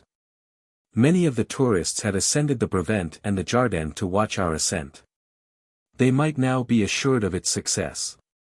But to ascend was not all, we must think also of going down. The most difficult, if not most wearisome, task remained. And then one quits with regret a summit attained at the price of so much toil. The energy which urges you to ascend, the need, so natural and imperious, of overcoming, now fails you. You go forward listlessly, often looking behind you. It was necessary, however, to decide, and, after a last traditional libation of champagne, we put ourselves in motion. We had remained on the summit an hour. The order of march was now changed. M.N.'s party led off. And, at the suggestion of his guide Packard, we were all tied together with a rope. M.N.'s fatigue, which his strength, but not his will, betrayed, made us fear falls on his part which would require the help of the whole party to arrest. The event justified our foreboding. On descending the side of the wall, M.N. made several false steps. His guides, very vigorous and skillful, were happily able to check him. But ours, feeling, with reason, that the whole party might be dragged down, wished to detach us from the rope. Levesque and I opposed this, and, by taking great precautions, we safely reached the base of this giddy ledge. There was no room for illusions. The almost bottomless abyss was before us, and the pieces of detached ice, which bounded by us with the rapidity of an arrow, clearly showed us the route which the party would take if a slip were made. Once this terrible gap crossed, I began to breathe again. We descended the gradual slopes which led to the summit of the corridor. The snow, softened by the heat, yielded beneath our feet. We sank in it to the knees, which made our progress very fatiguing. We steadily followed the path by which we ascended in the morning, and I was astonished when Gaspard Simon, turning towards me, said, "Monsieur, we cannot take any other road, for the corridor is impracticable. And we must descend by the wall which we climbed up this morning." I told Levesque this disagreeable news. "Only," added Gaspard Simon, "I do not think we can all remain tied together. However, we will see how M.N. bears it at first." We advanced towards this terrible wall. M.N.'s party began to descend, and we heard Paccard talking rapidly to him. The inclination became so steep that we perceived neither him nor his guides, though we were bound together by the same rope. As soon as Gaspard Simon, who went before me, could comprehend what was passing, he stopped, and after exchanging some words in patois with his comrades, declared that we must detach ourselves from M.N.'s party. "We are responsible for you," he added, "but we cannot be responsible for others, and if they slip, they will drag us after them." Saying this, he got loose from the rope. We were very unwilling to take this step, but our guides were inflexible. We then proposed to send 2 of them to help M.N.'s guides. They eagerly consented, but having no rope they could not put this plan into execution. We then began this terrible descent. Only one of us moved at a time, and when each took a step the others buttressed themselves ready to sustain the shock if he slipped. The foremost guide, Edward Ravenel, had the most perilous task. It was for him to make the steps over again, now more or less worn away by the ascending caravan. We progressed slowly, taking the most careful precautions. Our route led us in a right line to one of the crevasses which opened at the base of the escarpment. When we were going up we could not look at this crevasse, but in descending we were fascinated by its green and yawning sides. All the blocks of ice detached by our passage went the same way, and after 2 or 3 bounds, engulfed themselves in the crevasse, as in the jaws of the Minotaur, only the jaws of the Minotaur closed after each morsel. While the unsatiated crevasse yawned perpetually, and seemed to await, before closing, a larger mouthful. It was for us to take care that we should not be this mouthful, and all our efforts were made for this end. In order to withdraw ourselves from this fascination, this moral giddiness, if I may so express myself, we tried to joke about the dangerous position in which we found ourselves, and which even a chamois would not have envied us. We even got so far as to hum one of Offenbach's couplets, but I must confess that our jokes were feeble, and that we did not sing the airs correctly. I even thought I discovered Levesque obstinately setting the words of Barbe Louis to one of the airs in Il Trovatore, which rather indicated some grave preoccupation of the mind. In short, in order to keep up our spirits, we did as do those brave cowards who sing in the dark to forget their fright. We remained thus, suspended between life and death, for an hour, which seemed an eternity. At last we reached the bottom of this terrible escarpment. We there found M.N. and his party, safe and sound. After resting a little while, we continued our journey. As we were approaching the Petit Plateau, Edward Ravenel suddenly stopped, and, turning towards us, said, "See what an avalanche! It has covered our tracks." An immense avalanche of ice had indeed fallen from the Gouter, and entirely buried the path we had followed in the morning across the Petit Plateau.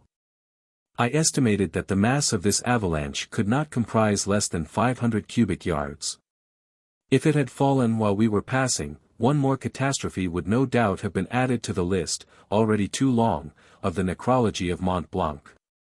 This fresh obstacle forced us to seek a new road, or to pass around the foot of the avalanche. As we were much fatigued, the latter course was assuredly the simplest, but it involved a serious danger. A wall of ice more than 60 feet high, already partly detached from the Gouter, to which it only clung by one of its angles, overhung the path which we should follow. This great mass seemed to hold itself in equilibrium. What if our passing, by disturbing the air, should hasten its fall? Our guides held a consultation. Each of them examined with a spyglass the fissure which had been formed between the mountain and this alarming ice mass. The sharp and clear edges of the cleft betrayed a recent breaking off, evidently caused by the fall of the avalanche. After a brief discussion, our guides, recognizing the impossibility of finding another road, decided to attempt this dangerous passage. "We must walk very fast, even run, if possible," said they, "and we shall be in safety in 5 minutes. Come, messers, a last effort." A run of 5 minutes is a small matter for people who are only tired. But for us, who were absolutely exhausted, to run even for so short a time on soft snow, in which we sank up to the knees, seemed an impossibility. Nevertheless, we made an urgent appeal to our energies, and after 2 or 3 tumbles, drawn forward by one, pushed by another, we finally reached a snow hillock, on which we fell breathless. We were out of danger. It required some time to recover ourselves. We stretched out on the snow with a feeling of comfort which every one will understand.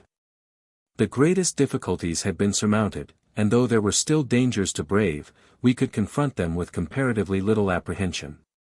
We prolonged our halt in the hope of witnessing the fall of the avalanche, but in vain. As the day was advancing, and it was not prudent to tarry in these icy solitudes, we decided to continue on our way, and about 5 o'clock we reached the hut of the Grands Mulets. After a bad night, attended by fever caused by the sunstrokes encountered in our expedition, we made ready to return to Chamonix. But, before setting out, we inscribed the names of our guides and the principal events of our journey, according to the custom, on the register kept for this purpose at the Grands Mulets. About 8 o'clock we started for Chamonix. The passage of the Bossons was difficult, but we accomplished it without accident. Grands Mulets. Party descending from the hut. Half an hour before reaching Chamonix, we met, at the chalet of the Dard Falls, some English tourists, who seemed to be watching our progress. When they perceived us, they hurried up eagerly to congratulate us on our success. One of them presented us to his wife, a charming person, with a well-bred air. After we had given them a sketch of our perilous peregrinations, she said to us, in earnest accents, "How much you are envied here by everybody! Let me touch your alpenstocks." These words seemed to interpret the general feeling. The ascent of Mont Blanc is a very painful one. It is asserted that the celebrated naturalist of Geneva, de Saussure, acquired there the seeds of the disease of which he died in a few months after his return from the summit. I cannot better close this narrative than by quoting the words of M. Markham Sherwell. However it may be, he says, in describing his ascent of Mont Blanc, "I would not advise anyone to undertake this ascent, the rewards of which can never have an importance proportionate to the dangers encountered by the tourist, and by those who accompany him." The end.